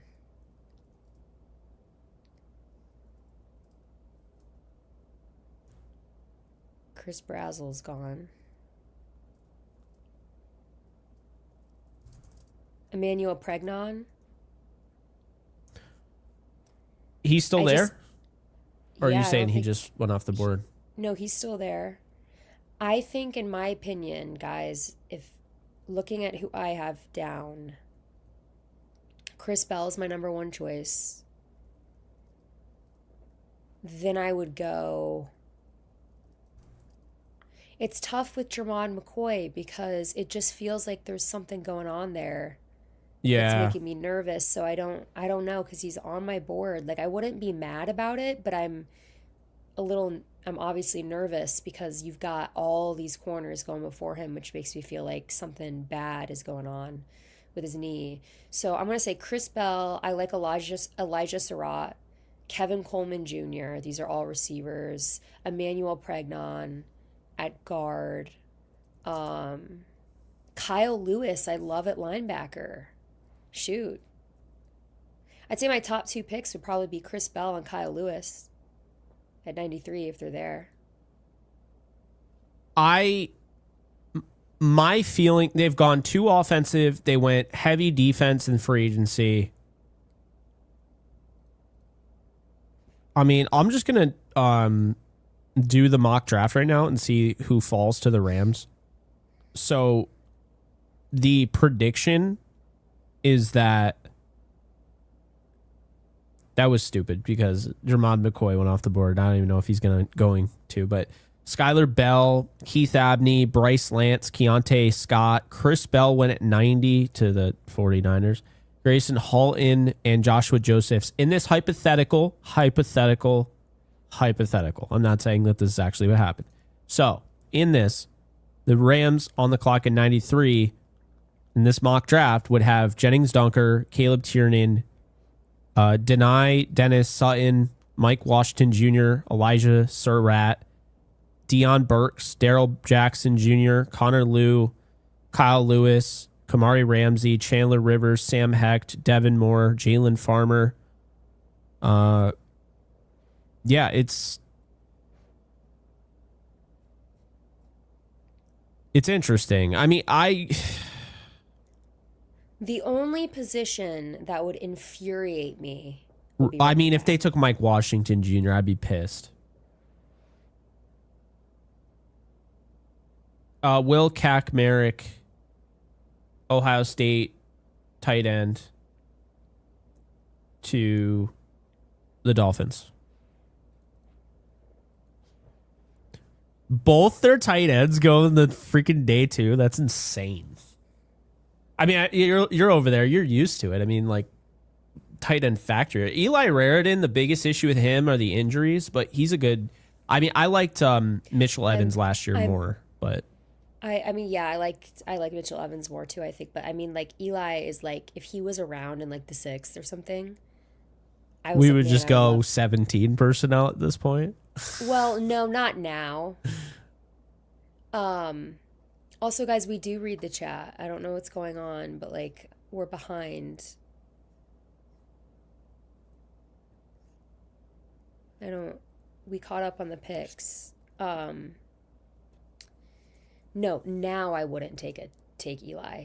But I mean earlier before the Max Clare pick, I was like, oh, well, like, because tight end just wasn't high on like my list. Like, I wasn't thinking the Rams were going to take a tight end in the first 4 rounds. Yes, Drake, we do. So I was like, who could be fun to take like in the 6th? So I'm seeing Jags Pregnon.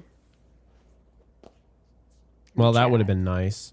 Getting him for Well, I don't know if it's confirmed though, because I just see it. Oh, ID89 said it. Yeah, are you kidding me? Mr. FBI himself. It's absolutely confirmed. That dude can tell you who's on the clock at pick 62 next year. Like, if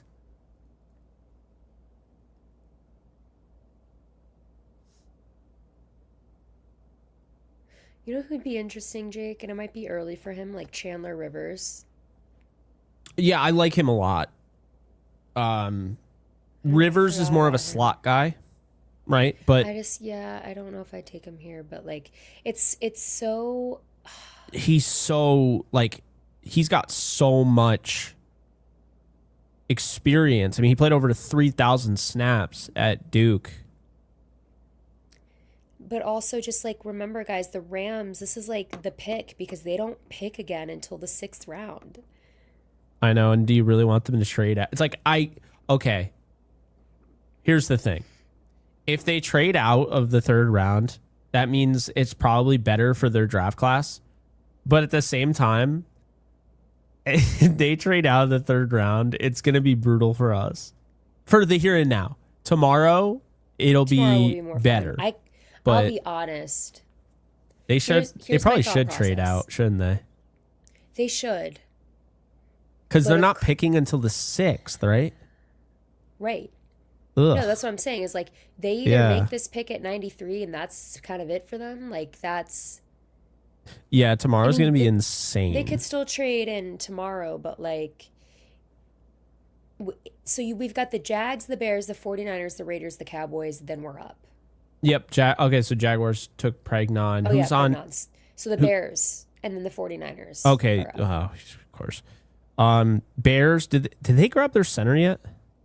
Yeah. They did. I thought they did. Yeah, they got Logan Jones. Oh, dude, Yeah. they're having a good draft. Thieneman, Jones, and Sam Roush. So I would say they're probably going to go defensive line here. I think so. Grayson Holton, or Halton, excuse me. Grayson Halton makes sense. Daryl Jackson Jr.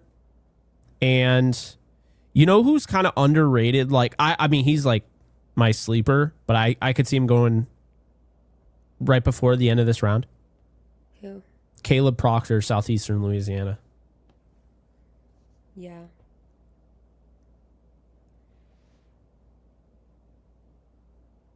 It's Xavion Thomas, the wide receiver out of LSU.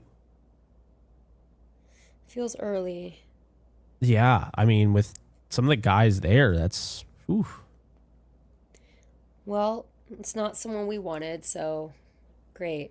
So the Niners are on the clock, then the Raiders and the Cowboys, then the Rams, guys.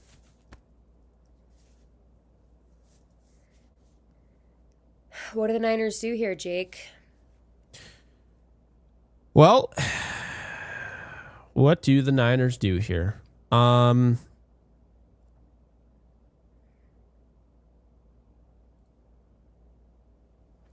So far they went with Stribling and Height. So they got a pass rusher. That's been a big issue for them, not getting pressure. And they got a wide receiver. Again, I think they're going to trade Pearsall at some point. I Guard, think they tackle. go. This Yeah. is this has got to be Dunker. I've already said that, but like this has got to Yeah. be Dunker. He's a perfect fit for them. I think it's Dunker or Tiernan. Yeah, or maybe Tiernan. Tiernan's more of an old school kind of. He's similar to like a Rob Havenstein. So I don't know if that's who they're looking for, but I don't know.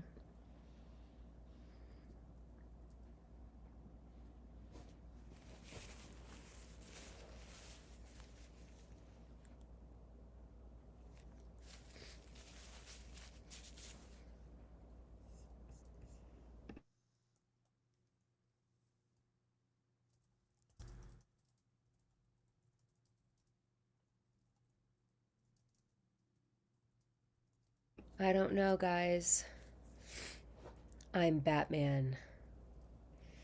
Someone in the chat asked me to say that. Probably should have said that first, so that wasn't so jarring. I don't know, guys. I'm Batman. I'm like, all right. I think it's because my voice is like just insane from being sick that I sound all distorted. I don't know what the 49ers do here. I think it's got to be offensive line, but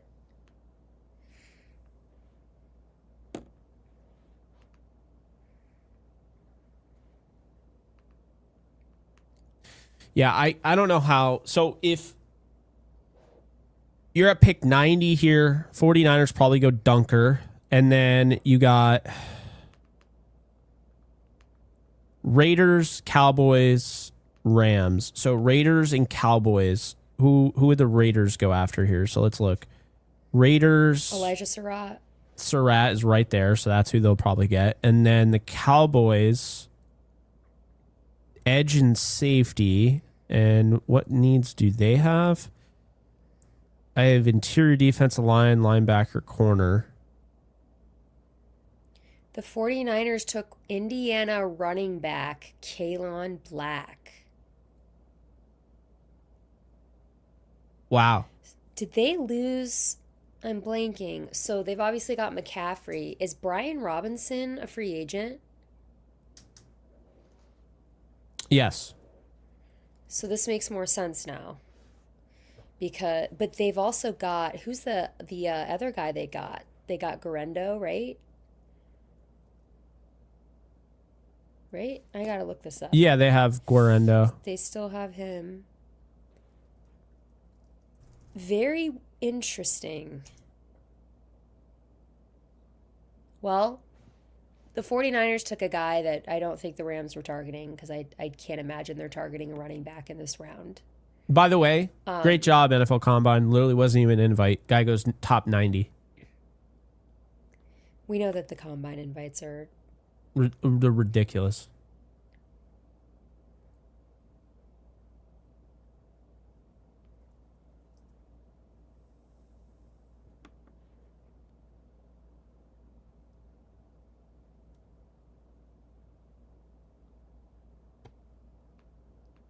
Let's see.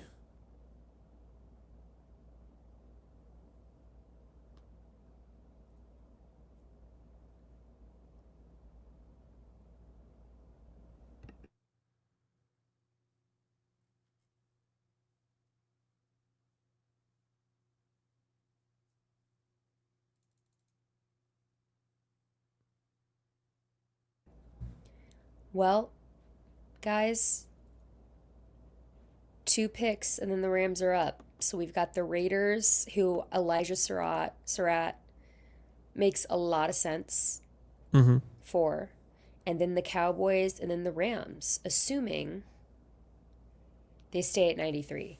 Now, Jake, how many people we got in here? We How we have riding? 2,700.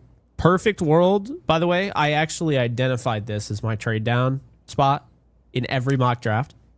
Yep. Trade down to Well, 100. You stay in the here's- third round and you get a fourth rounder. I would do that. I would do that too because I just feel like I just don't love not picking in the fourth and the fifth round. Well, my biggest thing is you want to pick in the fourth and the fifth round. The sixth and the seventh isn't as good this year. So it's like I would consolidate all of my draft picks to move up, and I'm okay having 4 or 5 guys in my draft class. That's my point. They're too Yeah. good of a team. Like, you're not going to keep this entire draft class if you have 9 guys. See what I'm saying? I'm not trying to waste time and draft guys that I know I'm going to cut. I'm trying to consolidate my picks so I can take the 7th and 6th rounders and turn them into a 5th or a 4th, right? That's to me. You trade down from 93 to 100. You get maybe a 164, I think it is. Get 164. I'm all for that. Then you take the picks in 6 and 7 rounds, and I already hate that I said that, but you take the picks and then you trade up and you get them into round 5. There you go. Consolidation. They did this 2017 when they selected. Do you know? Who? Samson Ebukam. They were like, we're done. Draft's over. They just, whoop, there's all the picks. They moved up. They Yeah. took Ebukam and called it a night.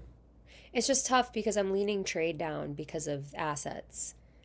But then I'm also like, oh man, I'm scared then you lose out on, I mean, should you just take Chris Bell here and get that guy, get one of the better receivers?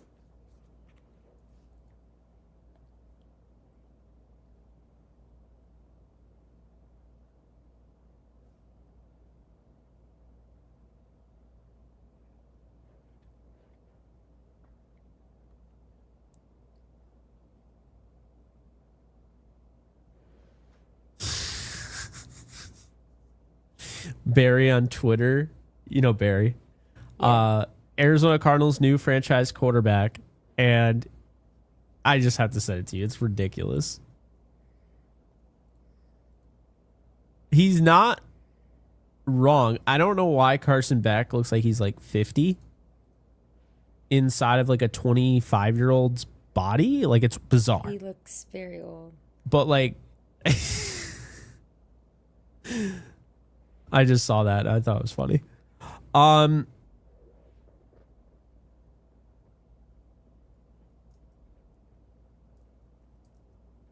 Let's see. So the 49ers, by the way, Kalen Black, it's weird. I kind of I saw similarities to a running back that I had number 2 in the draft for me a while back in Jerome Ford out of Cincinnati. He has the weirdest running style ever. Have you seen him run? Yeah, it is weird. It's bizarre. I mean, it works for him, so like that's cool. But yeah, kind of weird. The comments right now are just having, oh man. Guys, can the Raiders make the pick already so then we can be one pick away from the Rams pick?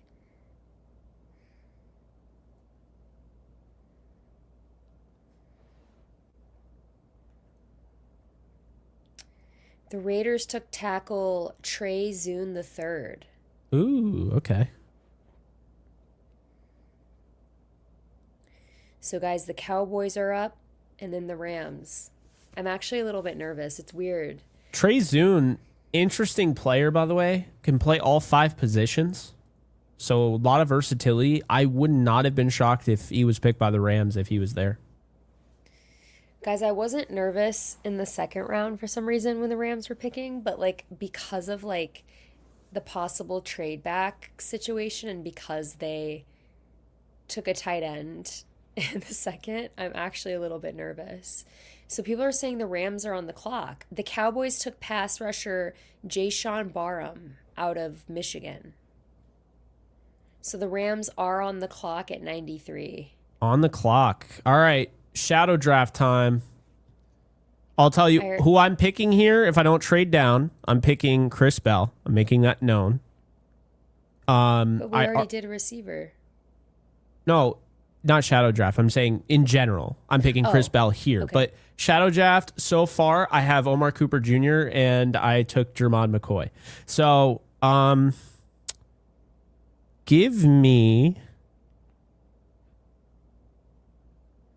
let's see, Kyle Lewis. I'm going to take Kyle Lewis. And honestly, I think this is going to be Kyle Lewis. I do too. And I want the Rams right here to take either Chris Bell or Kyle Lewis. I'm leaning Kyle Lewis, but I can't take him in our shadow draft because I said that he was going to be picked You earlier. went wide receiver linebacker, so you know. So I'm going to say Chandler Rivers. It's early, but Okay. I don't think Because it's I'm early. I think this is about where he would go. And honestly, he could have gone earlier. He's a really good player. So, come on, let it be Kyle Lewis let it be Kyle Lewis. or Chris Bell. I'm totally fine with Those are either. my Or top Jermon two. McCoy. I mean, any of those guys, and I'll be happy. So, Elijah Surratt. I mean, if it's Elijah Surratt, I'll be happy. I'll just be pissed that I didn't make the video. Because I was literally making it and I ran out of time. I was like, this thing is not going to happen. Oh, I think I know who it is. Will I like it? Will I not like it? I think maybe. I don't know if this is confirmed. They're staying at 93. My heart is beating really fast. I don't want to say who it is if it's not accurate. I see a bunch of names and I don't like some of them, so I hope not. I feel like that would be very early for one of them. I can't get a confirmation on this, so I'm not going to say it.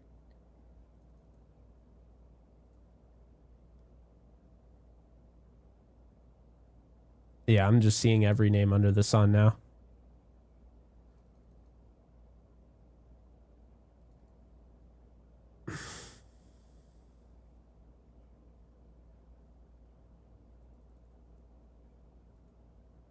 I think I don't want to say, guys. We're gonna do this professionally. Here we go.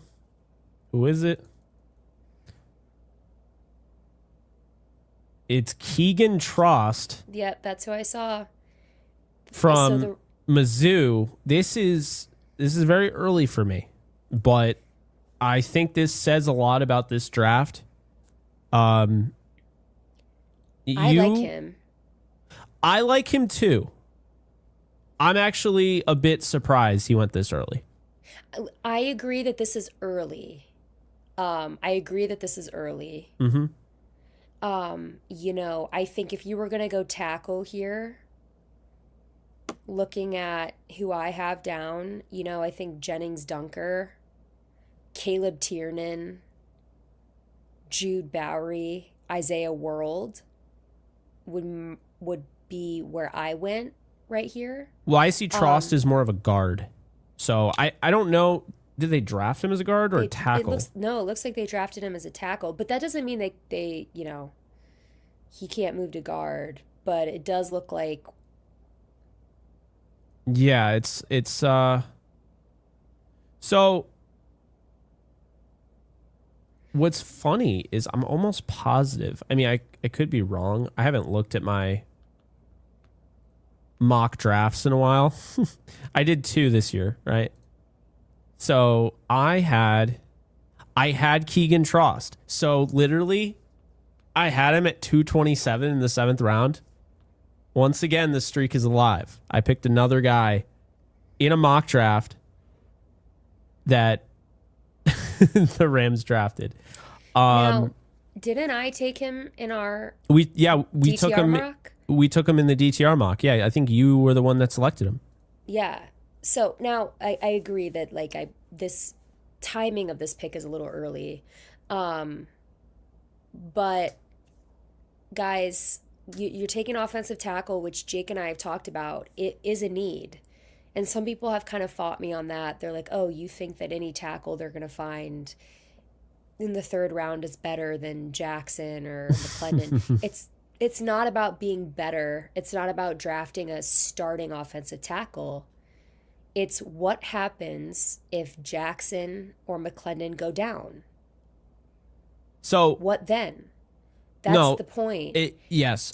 Here's the thing. Trost, I think, can play 4 of the 5 positions. He's a guard tackle, in my opinion. I think he projects best to guard. I had the Rams drafting him in the 7th round at 227 as a guard in my mock draft. So, yeah, I got one right. He moves really well. I mean, this is a strong, nasty dude, mean streak. This is my type of offensive lineman. It's just early, right? Like, I don't think I would have, I will tell you, I wouldn't have taken him here this early. I would have taken him later on. But, I think he projects as a guard. He has 50 starts under his belt, very experienced at Mizzou. He's got the versatility to play tackle. And, he only allowed 1 sack in 2025, Alexis. So, he fits the Rams blocking scheme well. I think it's a really good fit.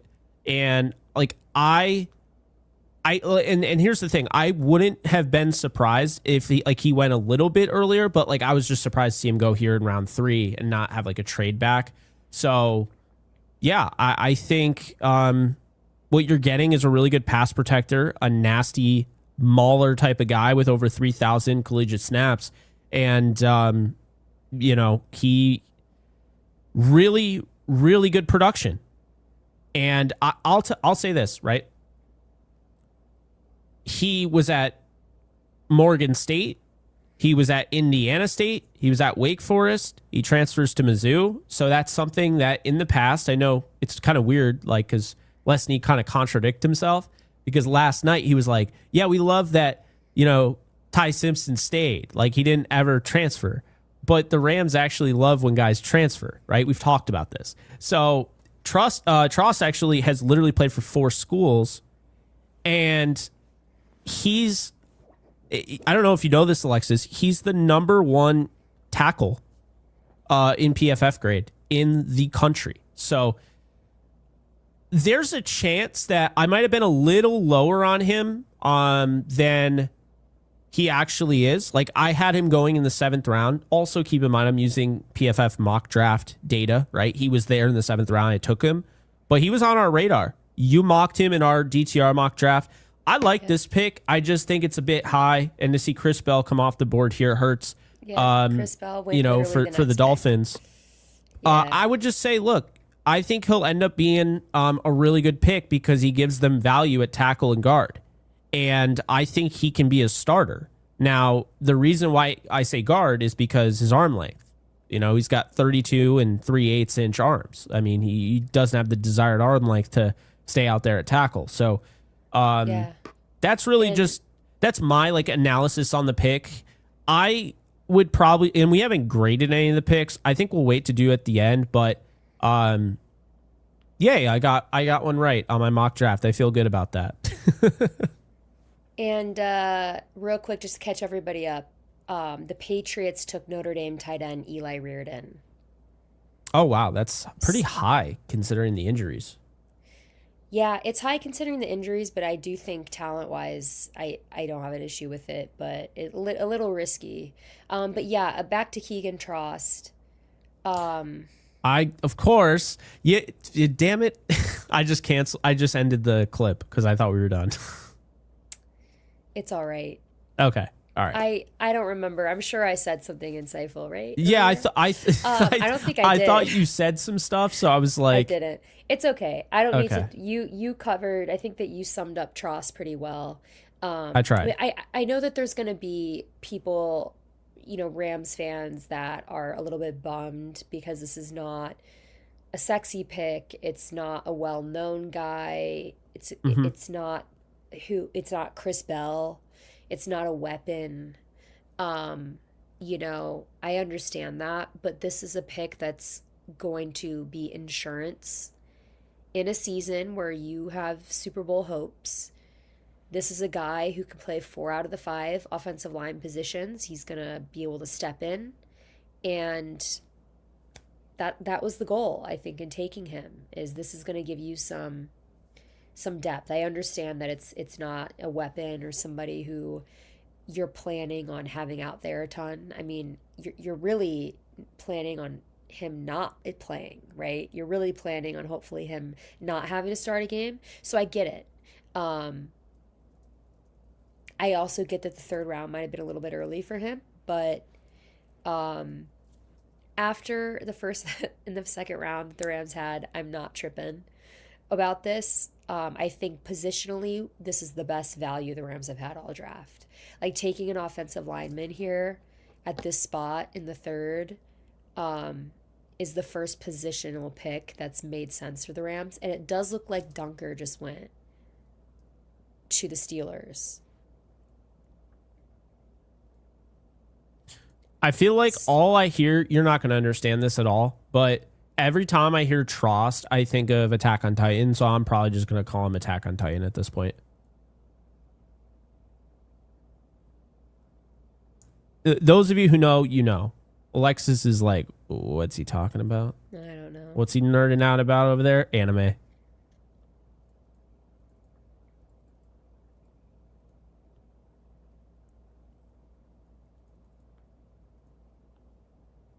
So the Vikings are now on the clock with back-to-back picks.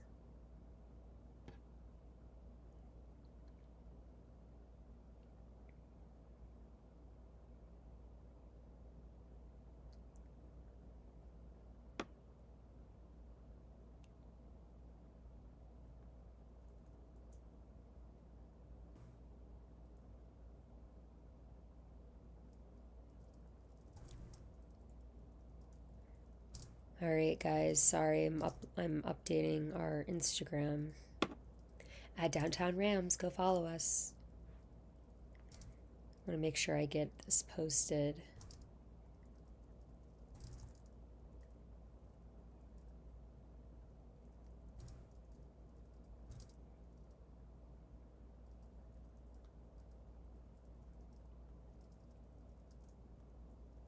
And you know what? There's a lot of Mizzou fans that are also Rams fans from the St. Louis area. So I'm sure they're psyched to see one of their guys get taken by the Rams. So that's always fun. Um, there's another Mizzou guy that I kind of want the Rams to grab, and that's Kevin Coleman. But now I'm kind of like, I don't know that you have a chance to take Kevin Coleman unless he falls. Um, Yeah, because you don't pick unless you trade up. So now it's like I don't know that that's a possibility. Steelers took Jennings Dunker. Yeah. I like the fit.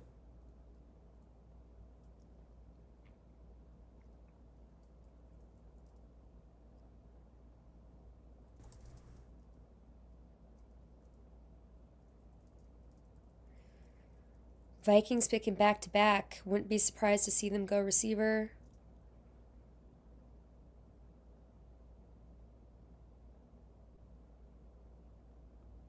Yeah, they lost Jalen Naylor. I could see them adding a receiver.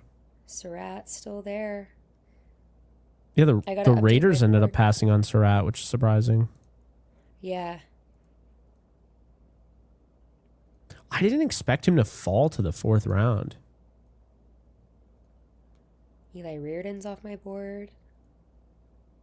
I'm hearing that McVay is really happy at the presser right now. Interesting. Um, Also, they're I probably telling him like you got to be a little bit more like, hey, played, yeah.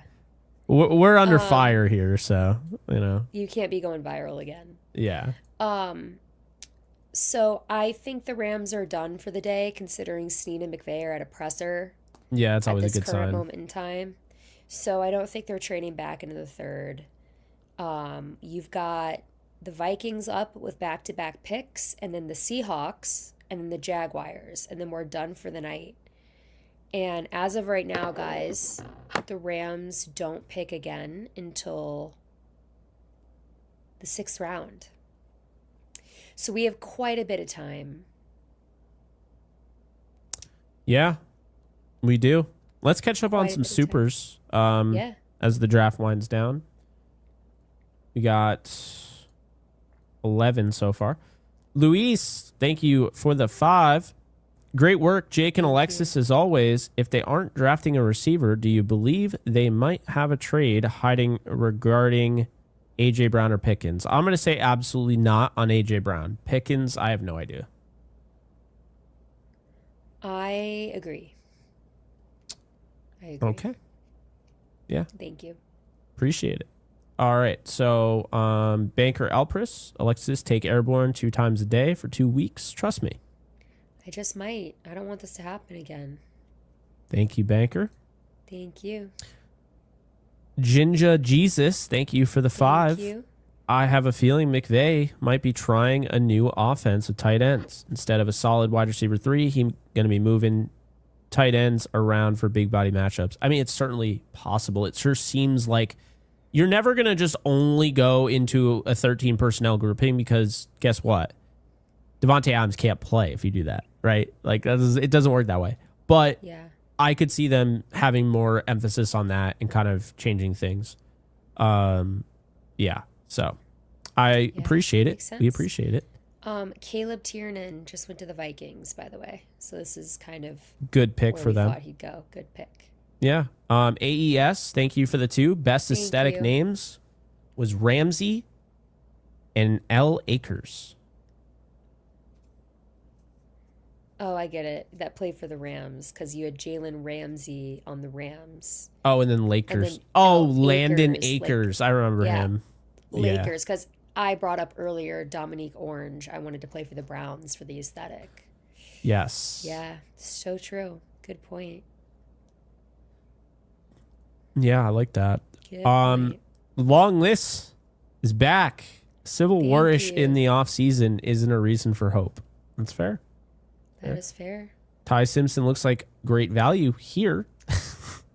Long list. Appreciate you. Yep, thank you. Tito, thank you for the 5. I hope we draft either Chris Bell, Skylar Bell, Saved by the Bell, Lakers in 5. Well, we got none of that, but But maybe but you Lakers got in 5. Trost, and there's actually a bell tower in the At city of Mizzou. Trost. So Oh, well, there's in also one I think at Mizzou where he oh played, yeah, but well, I think there's one in every college game. If you don't have a bell, probably. I don't know what Well, to. Trost is kind of close to Trout, which is kind of close to Lake, which is kind of close to Lakers. Wow, you stretched that one there. I found a way. I found a way. That was fascinating. Let me update the ticker, and then we'll get back to I our haven't seen the regularly Vikings' scheduled second program. pick come in, so I wonder if they're trying to trade it. This is the worst job I've ever done with the ticker, by the way, because I'm trying to manage. That means we're getting a lot of super chats, and also I'm just trying to follow the draft at this point and provide analysis. All right. Awesome. I just saw that my Vegas Golden Knights are losing 4-1 to a team that doesn't even have. It's not even a plural. The Utah Mammoth The freaking hell is that? You didn't know that? Who's the Mammoths? No, it's not even Mammoths. It's Mammoth. Who? Utah has a hockey team? Yeah, so it used to be Arizona something. Oh, that's right. And now, yeah, I can't. I'm so out of the Arizona NHL. Coyotes, I think it was. Yeah. And now, I didn't know that they rebranded. Yeah. The Utah Out of it. Mammoth. And the Lakers have officially beaten the Rockets. They're 1 game away from winning the series. Great stuff. Great stuff. And the Vikings drafted Jacoby Thomas, defensive back. He's a safety. Yeah. So, thank you, Long This. Thank you, Long This. Thank you for the lemon. The only big move left is to trade number 1 next year for an established player from a team that needs quarterback resources for next year. No, not AJ. Yeah, I don't see AJ being in play. They already just basically signed off on that. Trost has an 80.88 inch wingspan. Yeah. Where is he on mock draftable? Let me just see here. Randomly, this dude has 80 percentile vert for a tackle. The Seahawks took cornerback Julian Neal out of Arkansas. I like him. That was who I took in our last mock we did, Jake. Damn. Of course he went to Seattle. Miguel, member for 28 months. Appreciate you. Ruiz, not an F minus. This is a L draft. Less. Oh my God. Thank you, Ruiz. Thank you. Ram DeLorean, thank you for the 2. What's the strap for a perfect day 3 to you guys? Well, you got to trade up. You can't just sit back and wait until the 6th when, let's be honest here. I'm going to say this. What I'm seeing with this 3rd round is that this draft, the teams are just not high on. So they're getting their guys that would typically be like 6th rounders in other drafts. Does that make sense? Yeah. Yeah, I'm not. I think you got to trade up, and you've got to. I still think you got to take a receiver. I don't know how you haven't. I guess they're looking at Claire as the receiver that they're gonna take, but it's tough now because I got to try and like. You gotta, they as of right now they pick in the 6th. Yeah. So that's kind of what you got to plan for. The Jaguars took Jalen Husky, defensive back. I don't know who that is. I don't either, but that's the end, guys. Yeah, the 3rd round is over. The night is over. That's a wrap. We did it.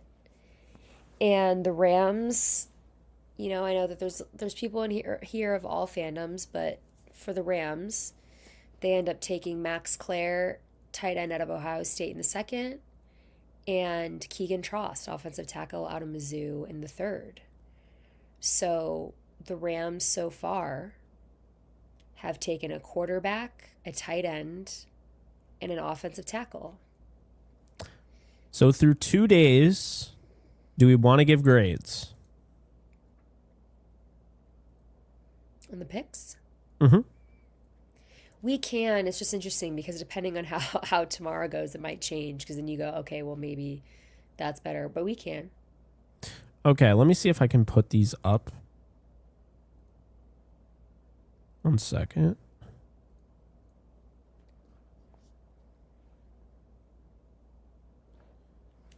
It's not letting me. Let's see. 1 second here.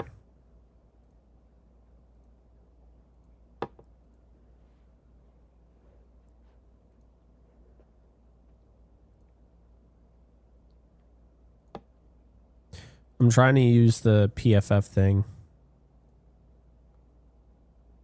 And then I'm just going to put it up on the screen. All right, this will work. So include you. And all right. So in case you missed it, Rams fans, this is the mock. Well, this is the draft. Got Ty Simpson at pick 13. Max Clare at pick 61. Keegan Trost at pick 93. Rams do not pick until the 6th round at 207, and then they have 3 7th-round picks. I do expect them to trade up. I think this is going to be a 5-player draft class, and I think they're going to make a move to move up to either the 4th or 5th round, and then they might keep like a 6th or 7th rounder. I just did it again. I hate everything. So there you go. Ty Simpson, for me, based on what he provides, like I get, like now you have your successor, which does, as you mentioned, Alexis, give you flexibility. I would say I would probably give this a D plus because of the value. I'm not going to give it an F. I think a D plus is fair because I don't think the value was good.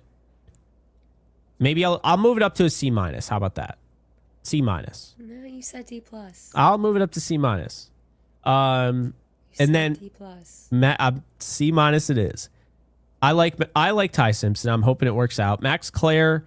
This one was confusing. At the same time, it's not confusing. They're telling us, Alexis, they want to be a 13 personnel team. Very different. Far cry from their 11 personnel, going out and getting Sammy Watkins and, Brandon Cooks, right? I'm going to give Max Clare a C plus. I don't think the value is terrible based on, where he was going to go.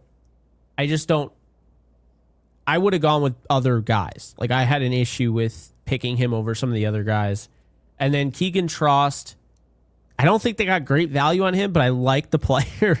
I'm gonna go C on that one. So I think Max Clare was probably the best pick. I think Keegan Trost is probably my favorite out of all the players. But I think they picked him too early. So all in all, I'll give the Rams get a C from me for draft day 1 and 2. I think they left a lot of meat on the bone. They could have traded down. They could have gotten more assets. I don't exactly love the draft. I'm going to give it a C. So the Ty Simpson pick, I'm in a very similar boat because I waver between D plus and C minus. I just can't. The value is awful. Yeah, it's not good value. I think I'm going to give it a C minus because people are very sensitive about this still. And I'll be generous. I think it's a C minus. I think it's awful value. I don't think it has nothing to do with, it has a little bit to do with the prospect, but I just think regardless, it's unjustifiable to me. So C minus for the Ty Simpson pick. Nothing against the kid, but this is a guy that the Rams have openly been like, yeah, we don't care if he plays for another 4 years. What are you doing? Not a good look. So I'm taking C minus for Ty Simpson generously. Max Clare, it's interesting because this is about where I had him going. A little early. I had him like at the end of the 2nd round. I don't love tight end for the Rams here. The only place that I really loved potentially tight end for the Rams, like I said, was if you went with Sadiq at 13. And again, I think there's a lot of holes in Max Clare's game that make this a little bit of a puzzling pick, even for 13 personnel. I'm going to say, Jake, I'm going to give it a C. I think you gave it a C. Max Clare? Yeah. I gave him a C plus, so I'm just going to stay at C plus. I'm going to give this a C. And then Keegan Trost is interesting because I do think this pick was early. I do like Keegan Trost. I think there was better tackles on the board. I think there was like 3 to 4 maybe better tackles on the board. But I like Keegan Trost. I like that he can play 4 of the 5 positions. I think he's a guy that if he needs to step in, I'm not scared. But I think I'll give that like a B minus. So I ranked him a little bit higher. Um, so that would be my early grades. I'm basically going C minus, C, B minus. Okay. Yeah, I mean, I could understand the B minus with try. I think it was just a little high, but like again, it's not a great draft, so I don't I don't really have an issue with it. I mean, that's the thing. Like, how am I? Because I understand some people are going to push back on this, but how am I supposed to give the Rams like an A draft or whatever when I just watched the Jets get Kenyon Sadiq, Omar Cooper Jr., D'Angelo Pons, like, you know what I mean? Like, I don't know, and I know they had more picks than the Rams, but I don't know. And I see I just think it's funny. I see J5J, who he lost a bet with me, by the way. I think it was 2 years ago. He says, I'm done with these two, bro. Literally both talk out of their asses. So fun. I saw that too. Hilarious. Fun fact. So J5J lost a bet to me because I said the Rams would win more than 5 games. He literally didn't think the Rams would win 5 games. They went on to go to the playoffs. So that was J5J. But I appreciate him because he's been around for a long time and obviously he supports the channel. But yeah. So anyway, I've been wrong about so many things. I've been right about some things. Obviously, people are more loud about when I'm wrong. That's the way it is with anybody. But I always, if I don't like a pick, always hope I'm proven wrong. My ego doesn't matter when it comes to the Rams because I'm like, bro, think about it. The Rams being good helps us, gets people watching, right? Why would I root against the players just because I didn't like the picks? So in conclusion, I would say I don't hate any picks. I understand the thought process with Ty Simpson, and if they truly fell in love with him and they did their research and all that, fine. I think my biggest argument with that is, and I know I'm beating a dead horse here, but I think it was the Virginia quarterback who's out of the league. He played for the Packers. I see him all the time on Twitter. Do you know who that is? I'm blanking on his name. I think we liked him in the draft. He's one of the quarterback Twitter guys, right? Not Chase Daniel. He went to Mizzou. I can't remember who his name is, but he said it best, I thought. He said basically that you can get Ty Simpson next year and the year after that. And that's really my argument, is that if you're going to take a quarterback at 13 in a weak quarterback draft, he better be somebody that's like a game changer. And I don't really think Ty Simpson's a game changer. Again, rooting for him. I hope he proves me wrong. And I know, by the way, he's going to succeed. Like, I feel so confident in that. It's not like a pick where Alexis, I'm like, he's terrible. This is going to be a bust. I don't think he's going to bust because I think he's in the best fit he could possibly be in. But that said, like, yeah, I just think right now, Kirk Benkert, thank you. Yes, Kirk Benkert. He was the one who was saying, there are Ty Simpsons in every draft. And I thought Mike Florio and Chris Sims also did a nice job in kind of encapsulating how we all feel. Like, you could have, so you missed out on Ty Simpson. You just told us in the same draft, by the way, they drafted Ty Simpson, Alexis. They just told us that, like, this stuff just came out. Stafford's going to be around longer. They said beyond 2027 and beyond, potentially. Like, so they're telling us he might be around longer than we even thought. And this is the draft they decide to go out and get a quarter. It's just a little bizarre. Yeah, I would have, if I were the Rams, kept that close to the vest after making that Ty Simpson pick. Because that made it even less justifiable. I probably would have tried to not let that get out. No, I listen, I think it's obvious if we all look at this Rams draft, which pick makes the least amount of sense, and it's not close. Yeah. It is what it is. We move. I mean, Max Today, Clare, he's probably going to be interesting because McVay was hyped about him. If they have a plan, Alexis, you know my take. If they have a plan for these guys, I'm fine. I'm tired though. You lose the benefit of the doubt when you keep drafting guys like Cam Akers, Tutu Atwell, and they yeah. don't even get a second contract. Or if they do, like Tutu Atwell does, it's a prove it contract, and you use them as a damn paperweight. Like, you know what I'm Well, saying? So keep in yeah, mind, and this is like if we really want to stretch this, we know that the Rams need a receiver. That's not a secret. The wide receiver three is, we can only every year be like, oh, this is the year they're going to get Whittington involved, or they're going to use the second year receiver. Like, we can only say that so much. Who's not to say they don't turn Davis Allen or Colby Park? I don't think they'll do this, but or Colby Parkinson into a receiver somewhere. yeah. I don't think that's So so crazy. So Ram DeLorean was asking what the strategy is for perfect day 3. I Yeah. gave mine. Did you have any thoughts on that? Did you want to like just trade up, consolidate picks, or like how did you view it? I mean, I said that I as well would like to trade up because I can't, I don't think you Okay. can justify trading or staying at 6 after not getting a receiver. Like, I think you have to find a receiver before round 6. Um, Whether that's a fourth round pick, whether that's a fifth round pick. I don't love sitting at round 6 and letting 2 rounds go by, and then you kind of just like throw your hands up and you're like, well, whoever's here is here.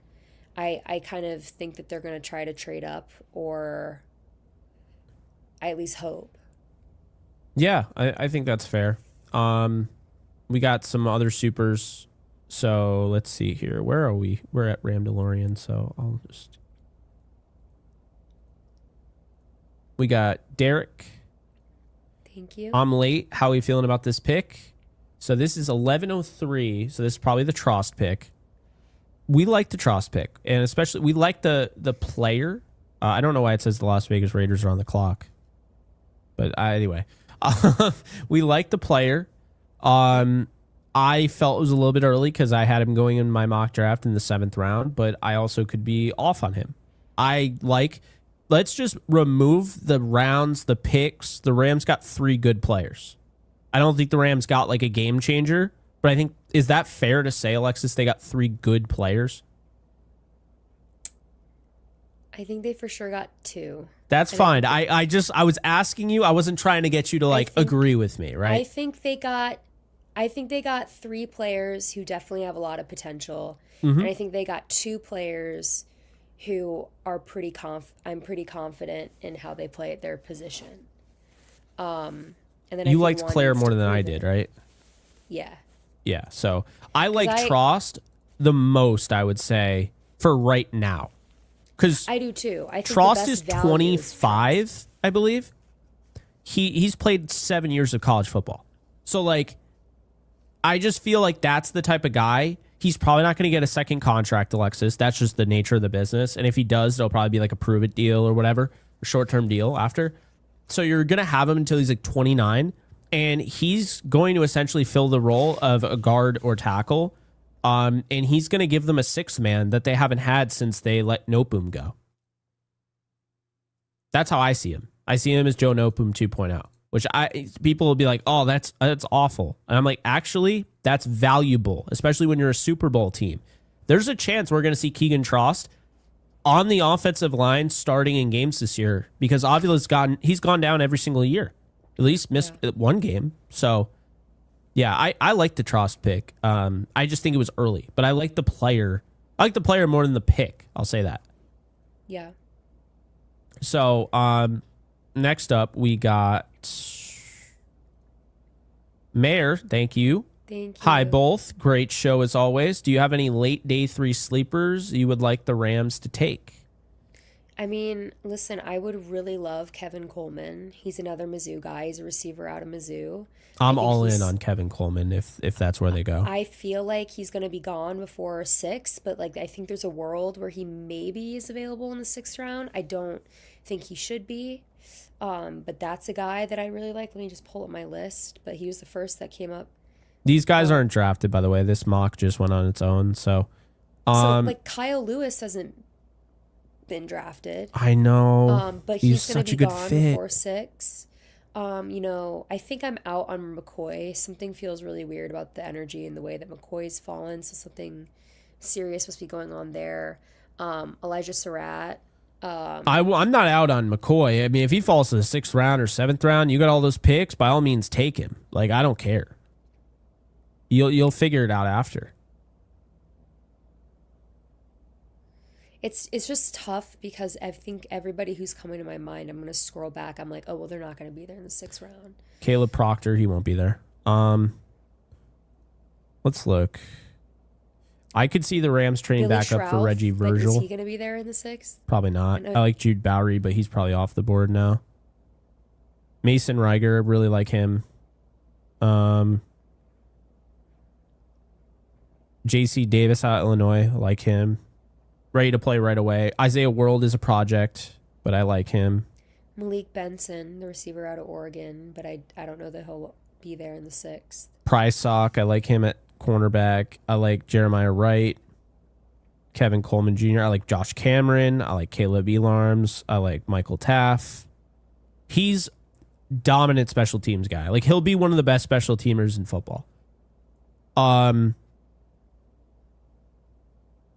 This is the Rams pick. Aiden Fisher is so much like Troy Reader, and people would get so mad. Hezekiah Massis, I really like him. He was in my mock draft. Drew Shelton's interesting. Coogan, the starting center for national champion Indiana, would say, all right, this is one of the guys I want. I know it's crazy, but if they keep all their picks, I want Eli Heidenreich on this team. Because they can use him as a slot, they can use him as a fullback, they can use him as a running back. Like, he'd be fun to just have. Cam Rice, who I don't even think he's on this list. Cam Rice out of Maryland, he's one of my sleepers. Matt Golbin, center from Michigan State. VJ Payne, Kansas State. Yeah, I mean, so, those are still a bunch of sleepers, honestly. Tyron Montgomery has such a crazy story. John Carroll.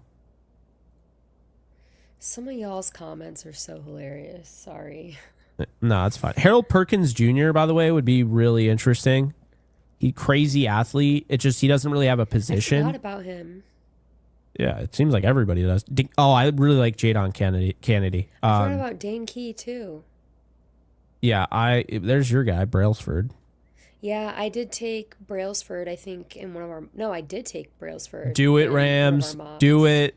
19 personnel. I'm making up shit now, but like... Just take all the tight ends. Just take tight ends back to back to back. People would love that. I mean, technically, you could just use him as a running back. Because he's like a fullback, tight end hybrid.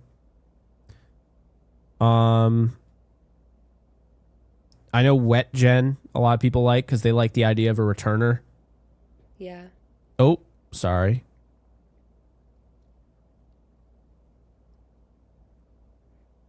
There's Devontae Smith, Yeah. Eric Gentry, a unicorn type of guy. The dude that literally is in every mock draft at the end because people don't know who anybody is. And they're like, oh, that's a tackle that has a name that looks like he could play tackle. What else? I like Lewis Bond. He's too similar to Jordan Whittington, though. I don't know if they draft him, but Josh Moten, really like him. So yeah, I mean, there's some guys. I'm not, as you guys can see, I'm very picky. I like Malik Benson as a field stretcher if they want to add him. Yeah. Yeah, I think that's it. I mean, now we're in like the almost 300 range, so Yeah, Bryce Foster from Kansas. Travis Burke, Memphis. Logan Taylor from Boston College. Another one of those Johnny on the spot. I can play all 5 position type of guys. So yeah, that's I think we gave you your money's worth. Yeah, I think we Yeah. did. Somebody says I'm zoning out, guys. Well, we've been streaming for I'm manning 4 the Downtown hours. Rams Instagram account, making sure that I get our stuff posted. Anyway, we'll do the main screen now. Aaron, appreciate the broccoli. We had the number 1 offense last year. Why do we absolutely need a wide receiver. We did great with what we have. Fair. Did we though? But at the same time, it came down to a drop in the end zone. Like, and I know it was a close play, right? Bang, bang play. Like, I maybe I'm being unfair to Mumfield, and I'm sorry if I am, but like, that wasn't even the last play. I mean, no one could get open at the end of that game. Right? Well, also, yes, but also think of injuries, guys. Devontae Adams has been struggling. Puka Nacua, just the style of play that he... Very injury... I don't want to say prone, but... Well... But, like, I mean, he takes some hard hits. Yeah, he does. Like, there's no guarantee. And then what? Like, the Rams can't seem to figure out who they really like at that wide receiver 3 spot. So, like, in my mind, I just am surprised they haven't taken a receiver yet. Yeah. I personally think that I think that they need a receiver. And I've been saying this, and people are like, they don't need a receiver, and I'm like, all right, fine. Like, maybe you feel that way, like, because people are always like, oh, the rich get richer. Like, why do they need a receiver? They have Devontae Adams and Puka Nacua. And it's like, you do realize, like, they don't even use Jordan Whittington. So let's just start off with that. Yeah. They don't even use him. Konate Mumfield is never on the same page with Stafford. Will that get better? Obviously, yes, it will get better than what it was. But he's a 7th round rookie, okay? And he was not great as a receiver. He was great as a blocker. He can block. No one's saying he can't, but so can Whittington. And then after that, Xavier Smith is your other wide receiver. Guys, those are your 5 receivers. Unless I'm missing somebody, those are your 5 receivers right now. So yes, they absolutely need a wide receiver. No doubt about it. And you know what? The Rams have such a good idea of how to get wide receivers in drafts late. I'm not worried about it. Just get somebody that makes sense. That's all I'm asking. To pass on Bell, though, that was hard to look at, truthfully. Especially that he literally went the next pick. It's always that, right? It's always like they literally go the next pick. It's so obnoxious. Alex, Alex, appreciate you. Thank you for the Baja. I give the Rams an A+, 2 S's right behind it. That is Alex Barron what you did there. In a nutshell. If you're wondering, that's who we're talking about. P-Train with the Baja. Appreciate you. This draft appears to be about the future. Yeah, I mean, very clearly. That is very true. And again, it is not how I envisioned that. Although, you know what's funny, though? But Claire's going to be 23. Ty Simpson is 23. And Keegan Trost is 25. So is it really about the future? People have longevity nowadays. It's kind of weird. I'm just saying. It's kind of weird. El Rock, thank you for the 5. A very uneventful day to draft. I give this an overall F grade. Just trash. I'm sorry, but we appreciate the super. Street Shadow, thank you for the 5. Watching the post-draft conference, McVay addressed how he came off with the tie pick. He said it came off wrong. He is excited. He and Les made the pick. Yep. That is what I would have expected him to say today. I do think it's one of those things where it's a balancing act. Maybe he's not as into Ty Simpson as maybe PR's trying to make it sound now, but I don't think like he didn't want him at all. You know what I mean? I think what happened. Can I say what I think happened? I think he was. Happened. I can say what I know happened. I have an idea. I think he was all in on getting Jeremiah Love. All in. Got excited. It's going to happen. Doesn't happen. Think about this. No matter how you feel about Ty Simpson, and this is honestly kind of how I felt yesterday. You prepare yourself for Jeremiah Love and you get Ty Simpson. That's like somebody calling you up and saying you won the lottery and then like, oh, just kidding. That hurts.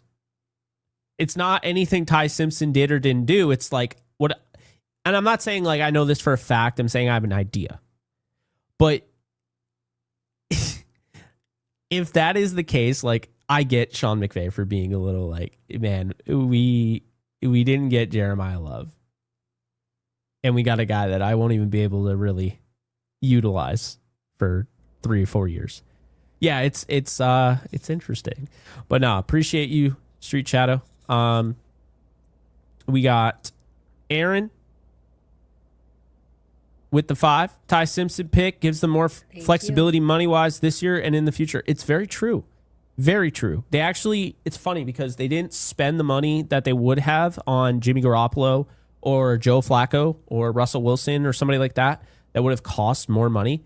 And so by getting Ty Simpson, they actually have kind of a cheaper option there. And on top of that, now that they know that they have, you've brought this up. I always give you credit because you're the first one that brought this up. Now that they know that they have their succession plan, they can be a little bit more aggressive. Like we don't need to keep those picks because that's our quarterback, stuff. And by the way, everyone was right.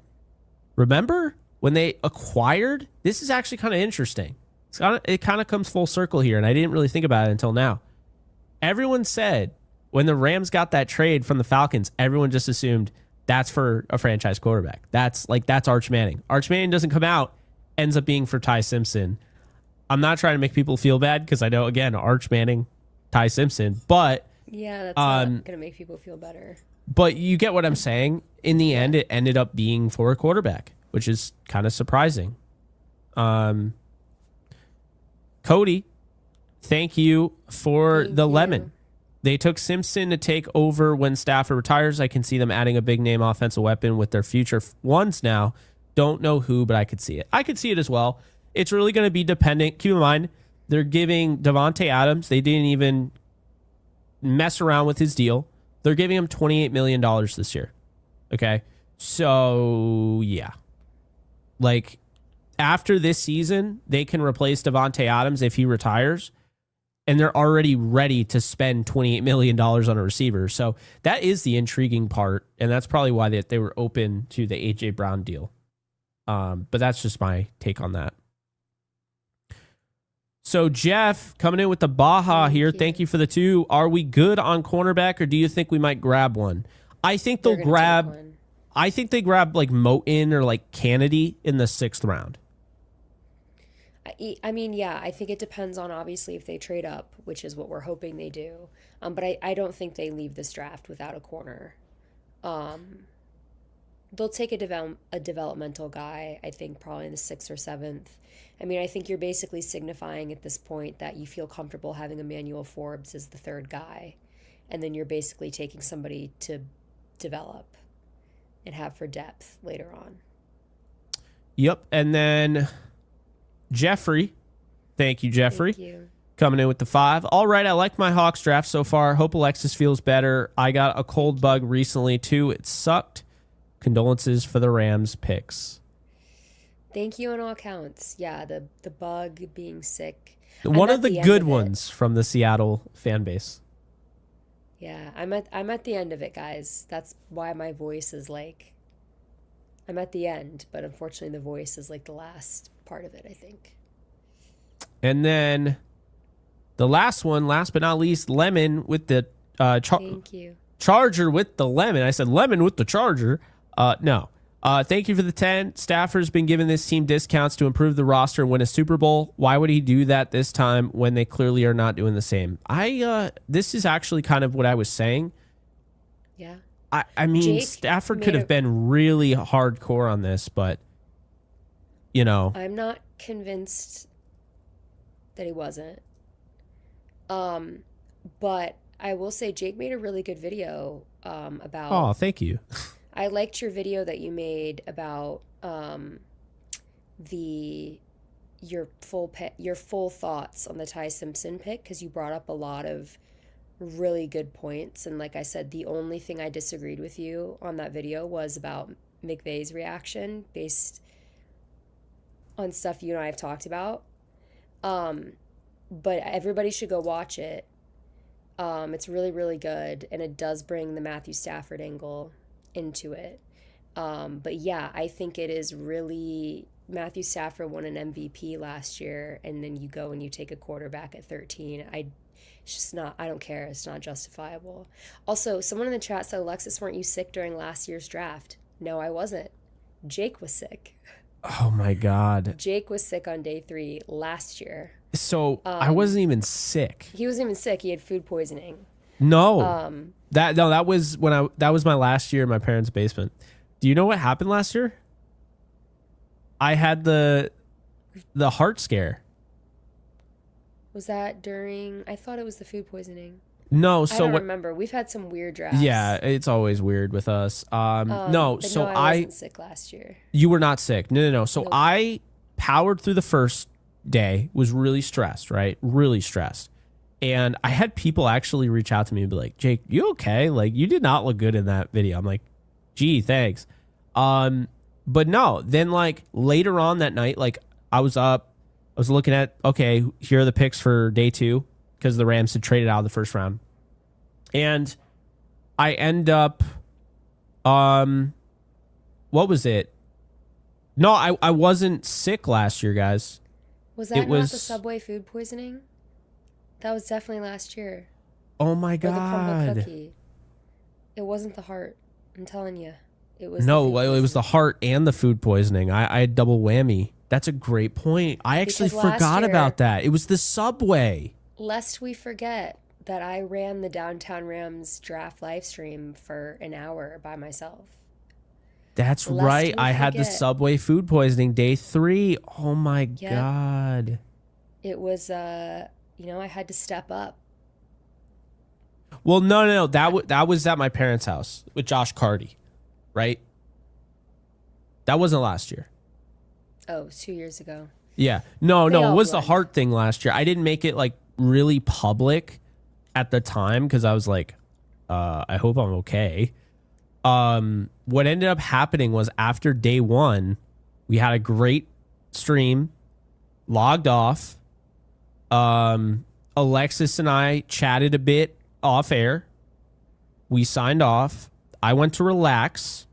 And my heart started racing. Like I'm just sitting down on the couch. My heart just started racing. And then day 2, I kind of powered through it. And then day 3, I also powered through it. But guess what ended up happening? My roommate gave me some Mountain Dew, and I hadn't had like caffeine or anything. Like after that episode, I was like, I'm staying away from it. I don't know what's going on. I had Mountain Dew because he gave me Baja Blast, a little bit of it, and my heart started racing again. And then I found out I'm caffeine intolerant. So that was how I found that out. And it was a roller coaster. It was horrifying. So yeah, we're all good now. We're all It's good now. yeah, it's also my anxiety. So there's that. But yeah, don't get me anywhere Yeah, near we've had caffeine. We've had some drafts. I've done Downtown Rams through COVID. I've had the flu. Yeah. So I have been sick before doing the show, just not during the draft. Someone in the chat just said, "Where are the black olives and pineapple pizza?" That's tomorrow. Pizza That will day be is tomorrow. So every year on day 3, we order pizzas kind of towards the beginning of the 6th round, which is ironic because this year the Rams aren't picking as of now till the 6th round. So we'll be like eating when they actually pick. Everyone's saying that they feel like I'm sick all the time. I've been sick lately. I mean, will to be say fair, that. you're in Chicago. It's still cold, right? Like it's gonna The happen. weather is doing this. And I It is also doing just that, feel like yeah. for whatever reason, every year between January and like May, I always end up catching some shit. Like I always, I don't know how or why. I mean, I am in a city and I am around a lot of people and I take public transit, so like maybe that's it. I also go out and do a lot of stuff improv wise and sketch comedy, so I'm around a lot of people. But every year, like the beginning of like this is the end of my sixth season, I feel like, but I always end up with something like bronchitis. Oh, good Lord. I know. It's I got the stomach flu already this year. I hadn't had the stomach flu in so long, and I got norovirus in February. your body was just like, you know what? You know what you need? You know what The you need? stomach flu. That's what You know you what need. I hadn't thrown up in years, and they're like, you know what? We're gonna bring back a throwback for you. It's so funny. It Like was, yeah. This year's been bad for ridiculous. me, I will say. Um, but So guys, real quick. So yeah, we got a super, and then I have one more thing. So ID89, thank you for the 20. Feeling a little better. Looked into Ty a bit more. The idea of them loving the roster as is makes sense. Thank you both for being the best place to have a draft as usual. So I did work for a federal agency, NPS. I you do knew work it. for the NPS. You just I remember know. this. You know. And I commend the NPS for all that they do, especially right now. Hmm. And they do a lot of really important work, so thank you for that. And also thank you for using your sources to bring us the picks first every year. Yes, Um, absolutely. we appreciate it. Those NPS sources. Yeah, And then Daryl A Dog, thank you for the 5. Jake and thank you. Alexis, have y'all ever ate anchovies on a pizza? Because I'm thinking about trying it. No. Uh, I I don't think wouldn't I've eat ever anchovies eaten on anchovies anything. on pizza. I wouldn't eat Oh, you know what I anchovies on like? anything. I tried this new pizza. It's not new. It's been existent. It was new to me. My roommate gave me pickle pizza, and it's actually good. I don't care what anyone says. No, it is good. I've had it. Yeah. There's a So place in Chicago that's known for it, and it's not deep dish. It's just a normal New York style pizza. Um, and it's pickle pizza, but it's not like covered in pickles. Like there's like pickle slices on it, yes, but it's not like the a juice is kind pickle of baked into pizza. the cheese almost. Like Yeah, it's it like not just works for some reason. Um, but you I know what else miss works for New some York reason? pizza. What's that?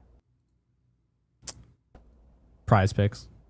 Yeah. And they, of course, are the sponsor of the channel. Shout out to Prize Picks for sponsoring the channel. So be sure to check out Prize Picks. Link in the description below. Use the code HMA. We have a nice little, very different overlay here. So as you can see, we got team picks now.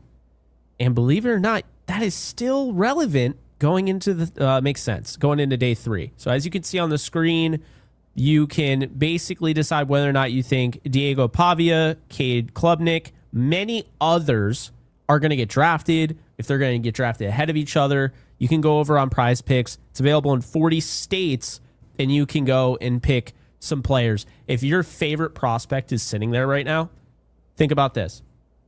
You are a big fan of Kyle Lewis. And the next best linebacker, I don't know, who's the next best linebacker? Let's take a look here. Let's take a look see.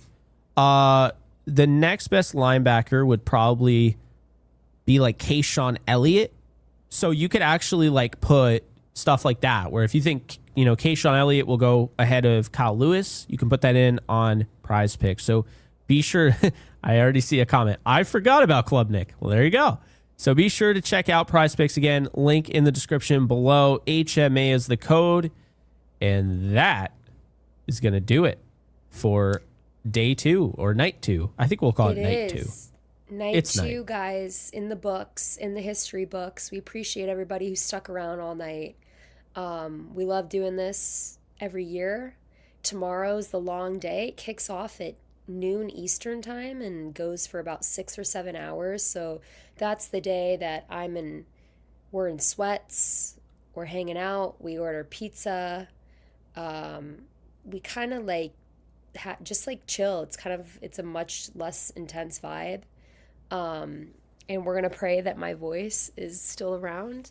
But guys, excited to see you tomorrow. Before you go, please make sure you like and subscribe if you haven't already. You can follow us on social media at Downtown Rams. You can follow me on Twitter /X at the Alexis Craft with a K. You can follow Jake at JK Bogan. You can follow us both on Instagram. I'm on Instagram at Alexis Craft with a K. You can follow Jake at JK Bogan. Guys, we will be back tomorrow for day 3 of the NFL draft. But as always, stay safe, take care, and go Rams.